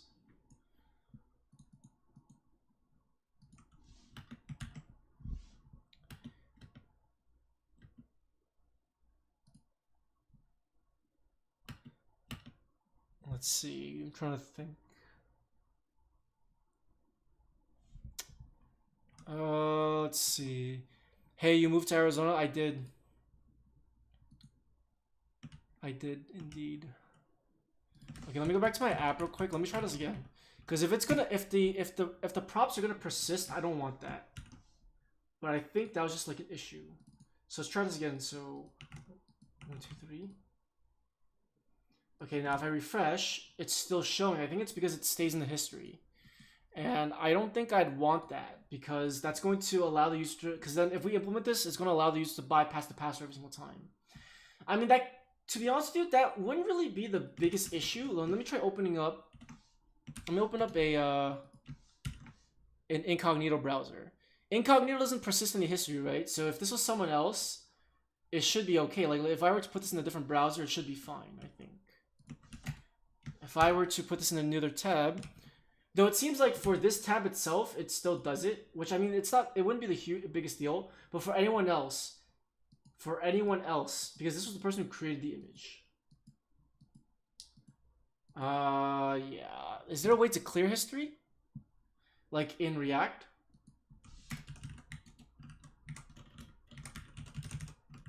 Is there a way to clear history? I wonder. History dot. I don't think I would want to. I don't think I would want to do this method. It seems nice, but I think for this use case, it wouldn't be the best in my opinion. Yo, Gareth, what the fuck? Thank you so much, man. Thank you for the $10, dude, or 10 euros. I'm sorry. Thank you, man. I really appreciate that. What the fuck? That's crazy. You joined and donated, man. What's up with that? I appreciate it a lot. Thank you. But you don't have to give me. You don't have to give me your money, man. I definitely really appreciate it though. That's so generous of you. That's crazy. Thank you, dude. Yeah, my bad. Pounds.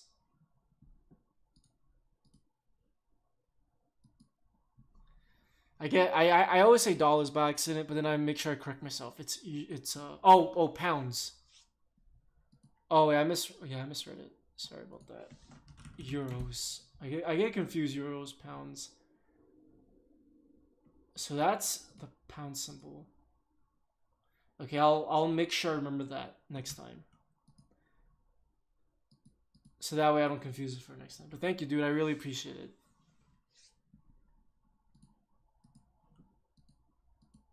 Okay. Yeah, I think honestly we're just going to use local storage because if I were to actually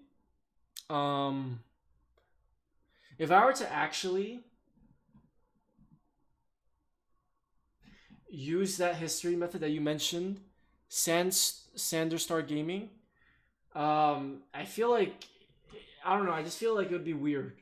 You know, I feel like local storage would be. I mean, I honestly would have preferred doing that because then I could just reference the prop and I don't have to use local storage. But I think we'll just do this instead. But that's actually, but that can be very useful for other things though. Okay. Okay. So here's what we're gonna do. We're gonna get the image result and then we're gonna get the password. We need both. Let's call this stored pass, and we're gonna call json.parse.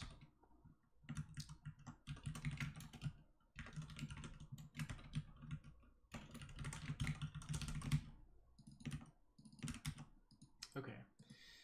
And what we're gonna do is we're gonna do this. We are gonna go ahead and take image result, or let me just do this. Let's see. So if show image result,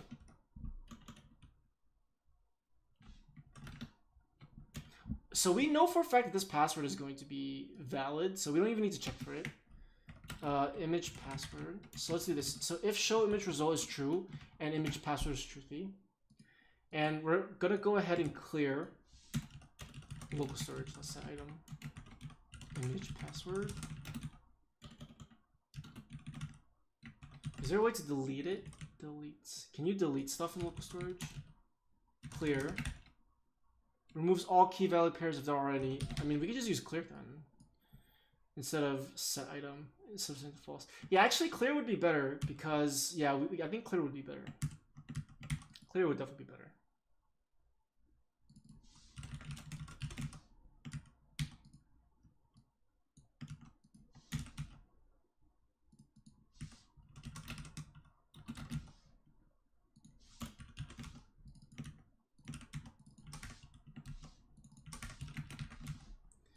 You know, I'm just gonna have what I have. I just don't like how Prettier does this. I should disable this to be honest with you, but I do like it for some situations, but for this one I don't like it. Okay, so we're gonna get both items. Okay, now watch this. If I console log show image result and the image password, let's go ahead and take a look at that. So it's gonna set it to true, and then it's gonna give us the password. So hold on 1 second.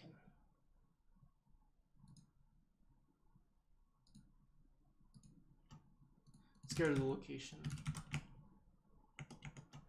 Okay, let's go back and let's upload an image. Private 123. You can see that it will say true and 123. Okay. Now why is it giving us a 400? Wait, what the hell? Wait, what happened? Something went wrong. Let's see what happened here. Wait, what? Did it generate? I think it may have generated an improper. Or maybe we just have some error going on. Let me see. So call API image params key. Not sure what that was about. Okay, there we go. I don't know what was that about. Okay, so if it's true and we have the password, we're gonna go ahead and do this. And you'll notice how as soon as we reach this page, so watch this. So let's set private 123. You'll see how it sets local storage and then it removes it, which is what we want. And we are only going to do this if it's a password protected image. So if is protected, do that. Okay, that's pretty much all we're gonna do. Because if it's not password protected, we don't need to do that. Now, if show image result is true and image password, then what we're gonna do is we're gonna try to load the image. So we're gonna basically call this. I guess we can call. I mean, submit password is a function, but I can actually reuse this by passing in an actual password. Because I don't want to, like, you know, I just don't want to copy and paste this and then reuse it again. You get, but let me just copy and paste this right now, just so that we can actually see what's going on. So let me do this. Const get bypass image protection. Let's try this.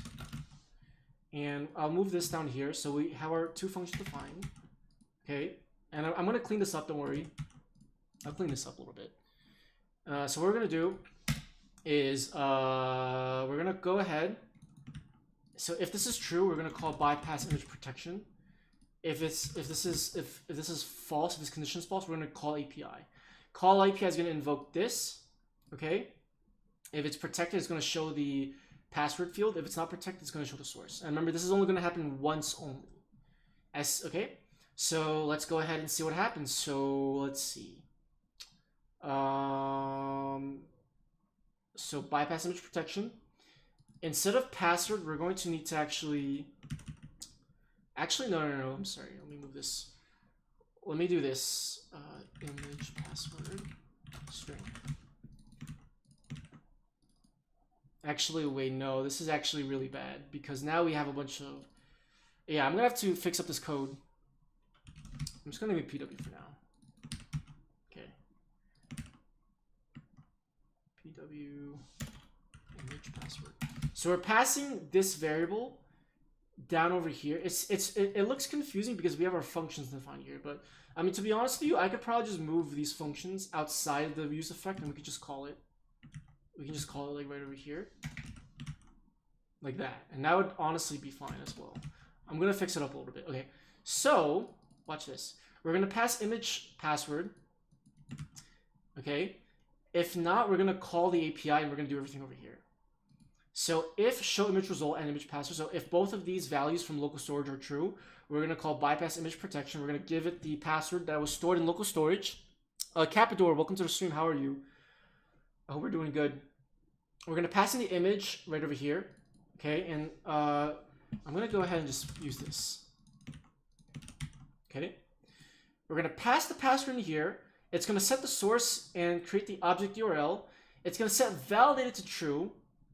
And I'm actually gonna do this. I'm gonna create another variable. This is actually becoming a little bit more complicated, but is bypass set is bypass. I'm gonna set this to false, okay? And what we're gonna do is I'm just basically gonna do this. Is bypass. Yeah, our conditions are becoming a little bit more complicated. So I think what I'll do is I'll do this.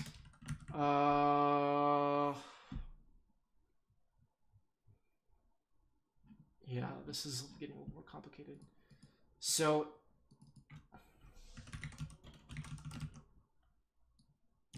what I'll do is we'll use a variable to indicate whether or not it's bypassed, if it's bypassed or not. So bypass image protection. We know for a fact this should definitely give the correct password no matter what. Okay, because well, actually we're handling the errors anyway, so it doesn't even matter. Well, it's this. So instead of set validated inside bypass image protection, we're actually gonna do this. We're gonna go ahead and we are gonna set the source. And what we're gonna do is we're gonna do set bypass to true. Okay. And then down over here, this is where it's gonna be a little bit interesting. So I honestly don't like how this is gonna become pretty complex, like the conditions and stuff. So what I'm gonna do is I'm gonna do this. If loading, we're gonna return the spinner. Okay. If it's not loading, we're gonna go and do, so let's do this. If it's not loading, what are we gonna do? If is protected and not validated, we are gonna return this form. Return the form. Okay. Else, we're gonna return the image.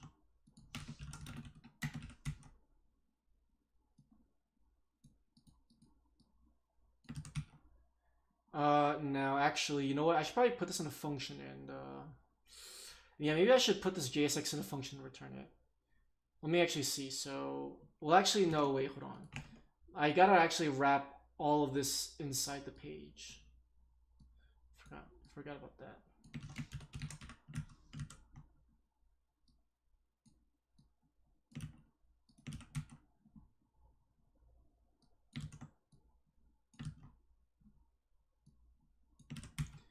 Okay, and we can just get rid of this for now.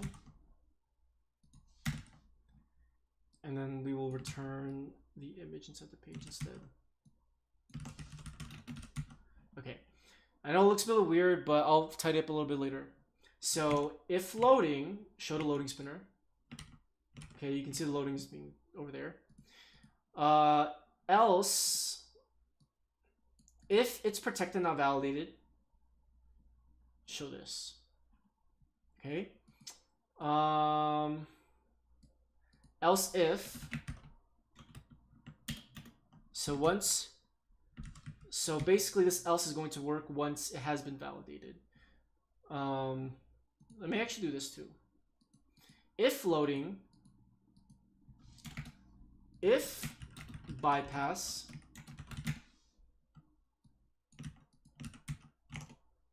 if bypass, okay, then we are going to return the image just like this. Okay, return, whoops.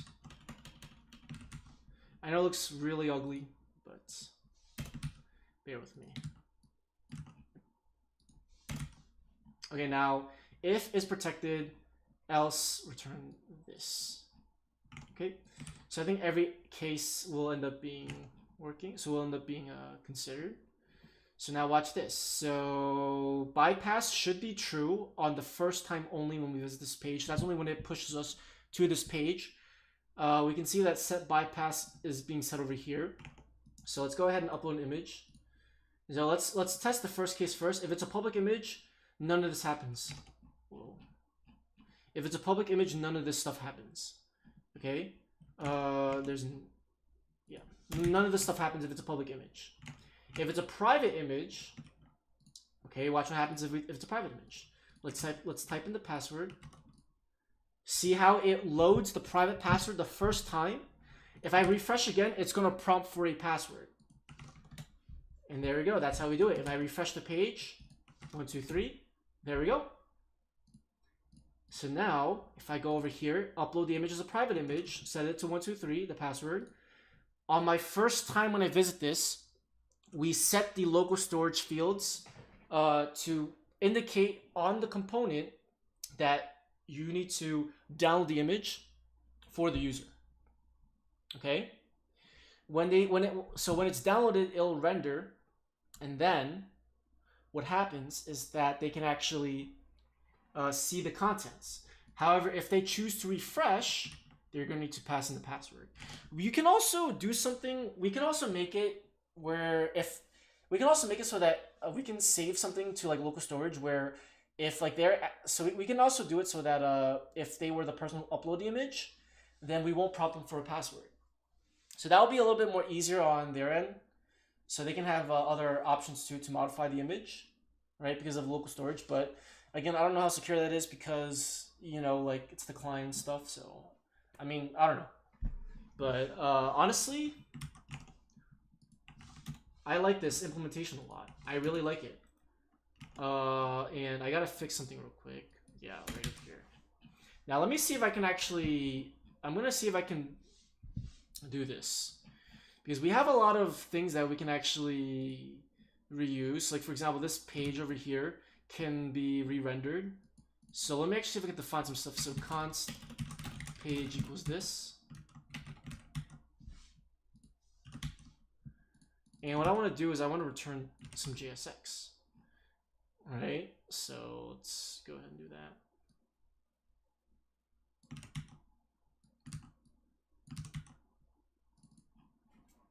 Okay, so if bypass, return page, if loading, return loading. I think this logic should be pretty straightforward, though I wonder if there's a better way to do this, but const page.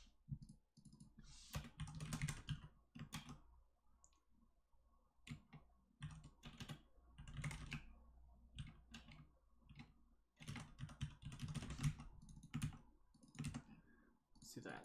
So if it's loading, it's going to return the spinner. If bypass, which is only ever going to happen once, right? It's going to return image component, which is going to give us a source. If it's protected, if it's a protected image, so remember, if we go past bypass, that means that is when they refresh the page and they have to enter the password again. So if the image is protected and the user has not been validated, we're going to return the page with the form. Okay? We're going to return the page with the form. If they are validated, we're going to return the image component. If the image is not a protected image, right? If it's not a protected image, then what happens is you can see up over here. So you can see that right over here in call API. Okay, so call API is actually the default method. So this API is always going to be called for public images no matter what. Because remember, the only way you can see the image, the only way you can see the actual protected image is is after you enter the password. Okay, so this call API, I'll change the method to something else. I'll change it to a different name. Okay, but I have some ideas on how we can actually tidy up this component. I might actually move everything into a hook because this is actually becoming very ugly. Okay, but this was honestly so much. Honestly, a lot of stuff that we did. Let me actually commit. Display image to user.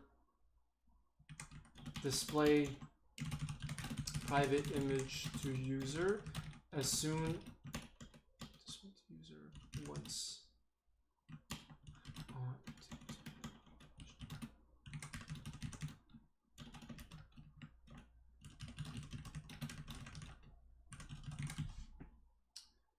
Okay, yeah, there we go. Okay, so let's try it again. So public images are always going to work fine no matter what. Okay, if it's a private image. 1, 2, 3. There we go. Now, there's also one more thing that we have to do, and that's the NSFW feature. Let me, before I end this stream, because I do have to go, unfortunately, how to add blur to image. I want to see, before I do this, I want to see if I can figure out how to add a blur to the image. I think it should be pretty easy because there's actually a filter that you can apply onto the image. So let me see if I can do that real quick. So let me see if on image result page, image component, and let me actually just uppercase this so it looks better. Because I don't really like how it's lowercase. Let me see if I can actually do this style. I wonder if this is even possible. Filter, blur, 10px. Is this even possible? Oh, there we go. It works. We can also do something where we can add a background on top of the image, and when they click on it, it'll remove the background. So for example, I'm trying to think. Well, this is an image. We can actually, let's see. What if I did? Let me see if I can do this style. Background color black. Does that do anything to the image? Does that override the image? Let me see. It doesn't. So let me see. There's a couple ways I'm thinking. We could honestly use a background image, but I don't think that's a good idea. Another thing that we could do is we can create a div, nest the image with the div, and then add another div inside a div. The div inside will have the same width as the image and the same height, and it's gonna just be layered on top of it. When you click on it, it's going to disappear. So, for example, let's see if I can do this really quickly before I leave. So, div style position relative, and what we're gonna do is we're gonna set the div of this to be a absolute position absolute. So position absolute. Let me go and do this. So let's set this to H1, click to reveal. So there should be this, but right now I want this to be absolute. Top 0, padding 0. I don't want any padding. Oh, it's a, yeah, we need to get rid of the margin actually. Margin 0. Oh, why is that still there? What the hell? Wait. It shouldn't. Oh, maybe for margin I actually need. Oh, wait, I get it. It's because of the H1.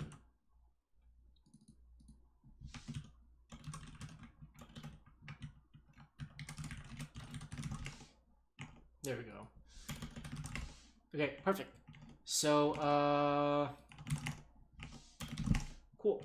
So what we're gonna do is let's give this a background color of, let's try gray. And I can see that it's doesn't look that great. Let's try giving it a width of 100%. So that should span all the way there.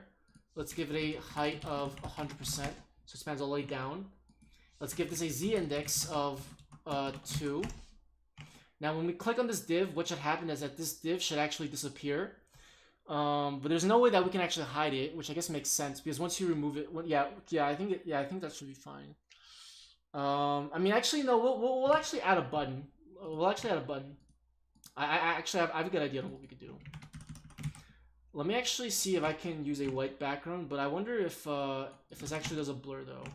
So blur or filter. I want to. Can you add blur to backgrounds, to background colors? Oh man, you can't.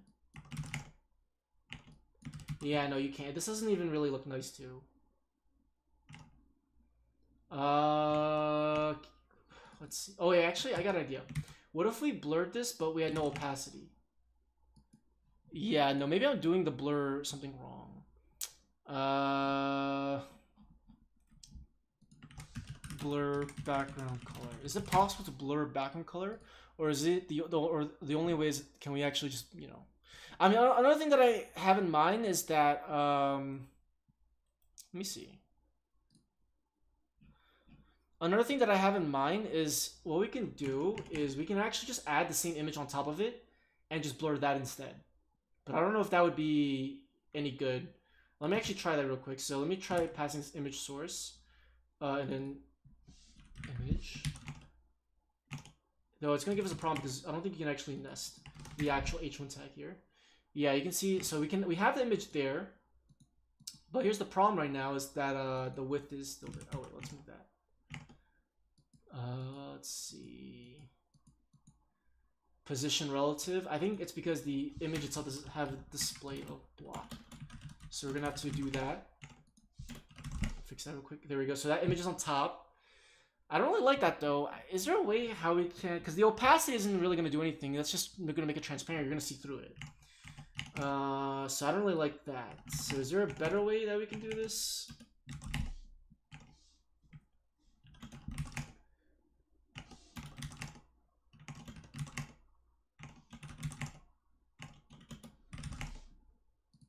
I don't like the blur, the offset of the blur. Is there a way I can let's see, CSS blur offset?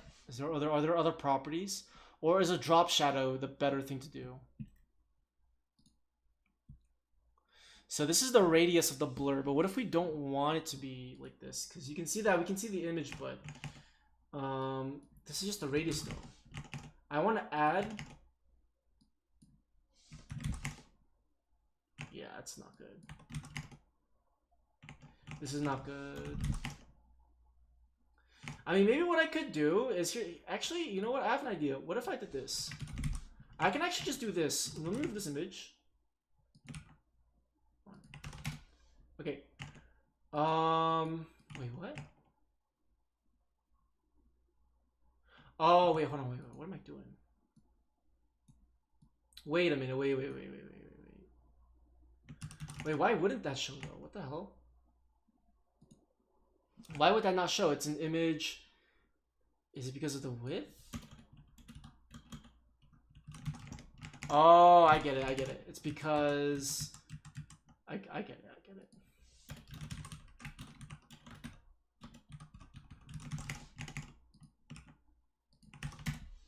Why would the image not show though?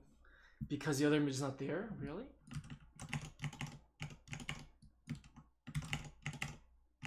So if I remove absolute, it's gonna show there. Okay, so I have an idea. Here's what we're gonna do. I got a perfect idea. Okay. Here's what we're gonna do. We're gonna have one image. Whoops. Okay, you know what? Let me just go back to the original. Let's go back to this. We're gonna have a style, and we're going to have one image that has the filter. Okay. And the blur is going to be 25 pixels. So this is what it's gonna look like by default. Okay, and we're gonna but essentially the problem here is though is that I actually want so let me see if I can show you guys. So I want that H1 to be click to reveal. I want that click to reveal thing. Okay, so this is actually going to be need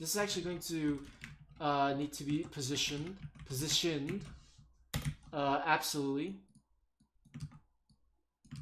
So let me do style position absolute. Okay, and let's try doing a top 0. And what if I did display center, display flex, and then justify content center? No, that's not gonna work. Display flex align items center. Yeah, no, that's not gonna work. Probably because this div does not actually have any properties. Probably because let's see, width 100%, height 100%. Ah, there we go. Okay, perfect. Holy crap, Anton Sleep also 6-month poggers. 6 months of the membership thing? Is that what you mean? Or if so, congrats. Okay, so let's do font size. Let's set this to 24 pixels. Nice, man. I definitely appreciate it. And let's do a font weight of 500 maybe. Click to reveal. Okay, so when they click on this, what happens is it removes the blur. So it basically removes this whole thing and replaces it with the original image. Okay, so let me show you how this is going to work. So what we're going to do is we're just going to check to see if the image is an NSFW image. And that's going to be very easy because what we can actually do is we can actually just set the image reference. I don't know why I didn't do that actually. Image reference.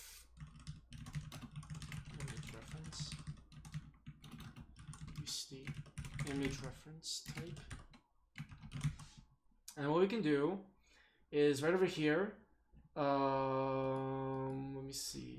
Get protected image is going to give us the binary data. So with get protected image, it's going to be a little bit difficult because we actually have a binary.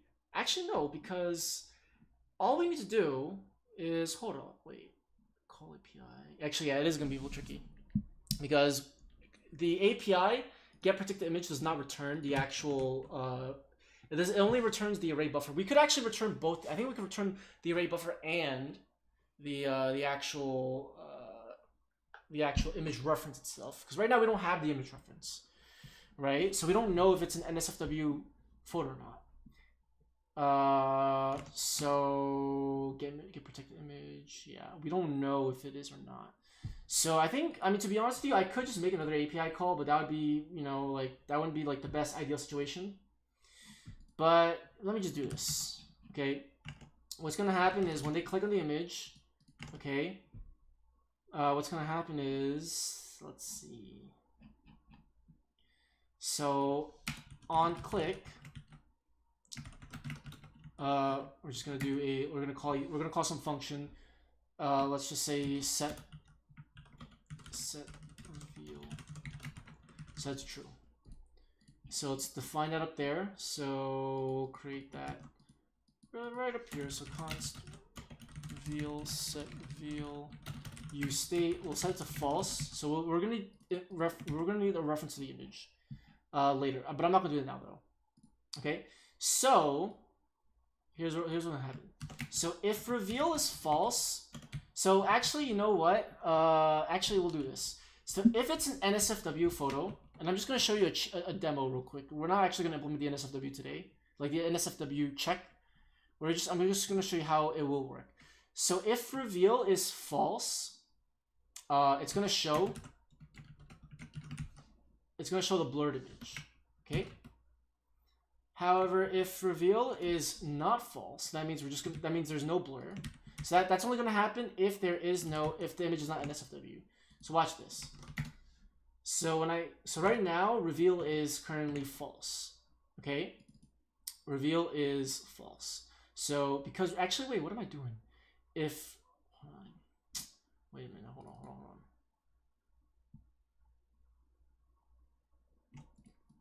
Let's do this. Okay, click to reveal. When I click on it, it shows the image. There we go. So that's how it's gonna essentially work. Okay. 1, 2, 3. Click to reveal. Bam.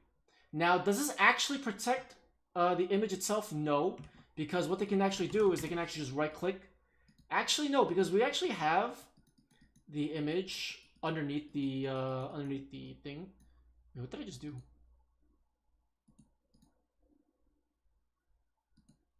What the hell did I just do?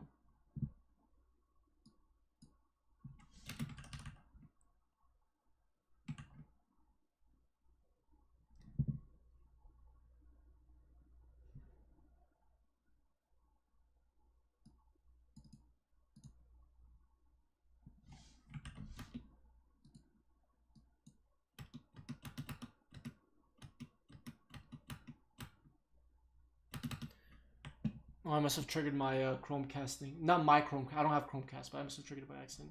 Okay, so if I try to right-click the image area over here, if I try to drag it, I can't because this blurred image is over it. Or actually, is it this blurred image? Well, actually, no, we have the div over it. Okay, when I click on it though, it reviews the image. So yeah, that's kind of like a cheap way to do it. There's probably gonna be a better way. I'm gonna actually see if there's a better way to do this. But yeah, like that's gonna be a cheap way to do it.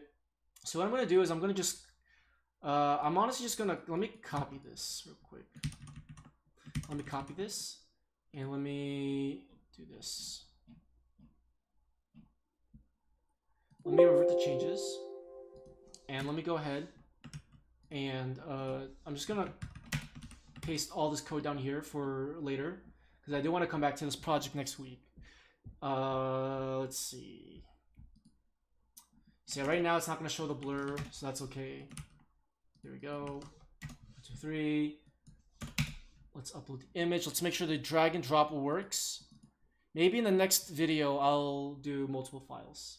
Okay, so we have a problem right now. If I try, right now the border is not showing when I hover over it. So that's something that I actually may have just forgot about, and it's probably because let's go to the image upload page.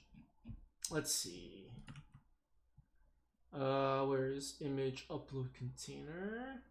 Show border hover. It might be because we just aren't updating the hover variable. Let's find out. Are we updating hover? I doubt it. On drag over, hover set to false. Well, I mean, one of these things should be set to true. So I may have just messed that one up. There we go. Delete it. Delete it. Delete it. Delete it. Let's upload this one. There we go. We have it. Upload a private image. Give it a password of let's do ABC. Refresh ABC. Here we go. And that is pretty much the password protection, as well as the yeah, that's pretty much just the password protection. So yeah, that is. Let me actually just write this commit real quick. Set hover state to true. Fix oh, there we go. And yeah, I'll leave this alone for now. So that is going to be pretty much it for this stream. This was a very long stream. To be honest with you, we probably could have finished this, like maybe, I was honestly anticipating on finishing this around 12, but you know, it's 4 p.m. right now, but that's okay. I'm going to go out and I'm going to go for a drive. I hope it's actually still raining because, let's see, is it still raining? I don't even know if it is. I hope it's not flooding, but light rain is fine. Reason because my car, the exterior of my car is pretty dirty, so I would like the rain to just wash it off. Only because I tried going to the car wash and it was like really freaking busy there, so it takes forever. But I'll just get my car washed at the gas station. Doesn't really matter. Not that that's any of your guys' business, but I just figured I'd just ramble a little bit. Anyways, so that's gonna be pretty much it for this video. Or the stream rather. It's freaking long ass stream. Yeah. So I really appreciate everyone for watching the stream. I really appreciate those who have stopped by the stream, asked me how I was doing, chatted with me, and you know, gave tips and stuff. And I definitely appreciate every single one of the people who have joined as a member today, and you know, and just in general, everyone who joined as a member and everyone who has donated, right? I definitely really appreciate that. Even if it means donating just $1, you know, that's more enough for me. Like I really personally, you know, don't mind whether or not you donate. It's completely optional, but I really appreciate it a lot. It goes a long way. So that's gonna be pretty much it for the stream. Okay. Before I leave, I just want to personally thank Rivzer again for the 2 $1 donations. I want to thank Gareth Roberts for becoming a member, as well as subscribing to the channel and super chatting £10. And I don't know if Crazy is here, but he's still a member, and he's been a member for 14 months. I don't think he's here. I think it just happened to auto subscribe. Tadius has also become a member too, so I really appreciate that as well.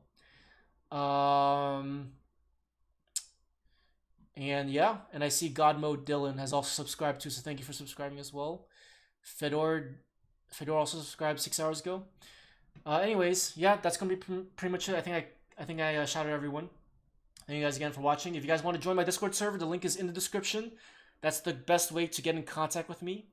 And I will see you guys in my stream next week. I will be streaming next week, probably Saturday and Sunday, or just Sunday. Definitely will be streaming Sunday though, so definitely catch you guys there.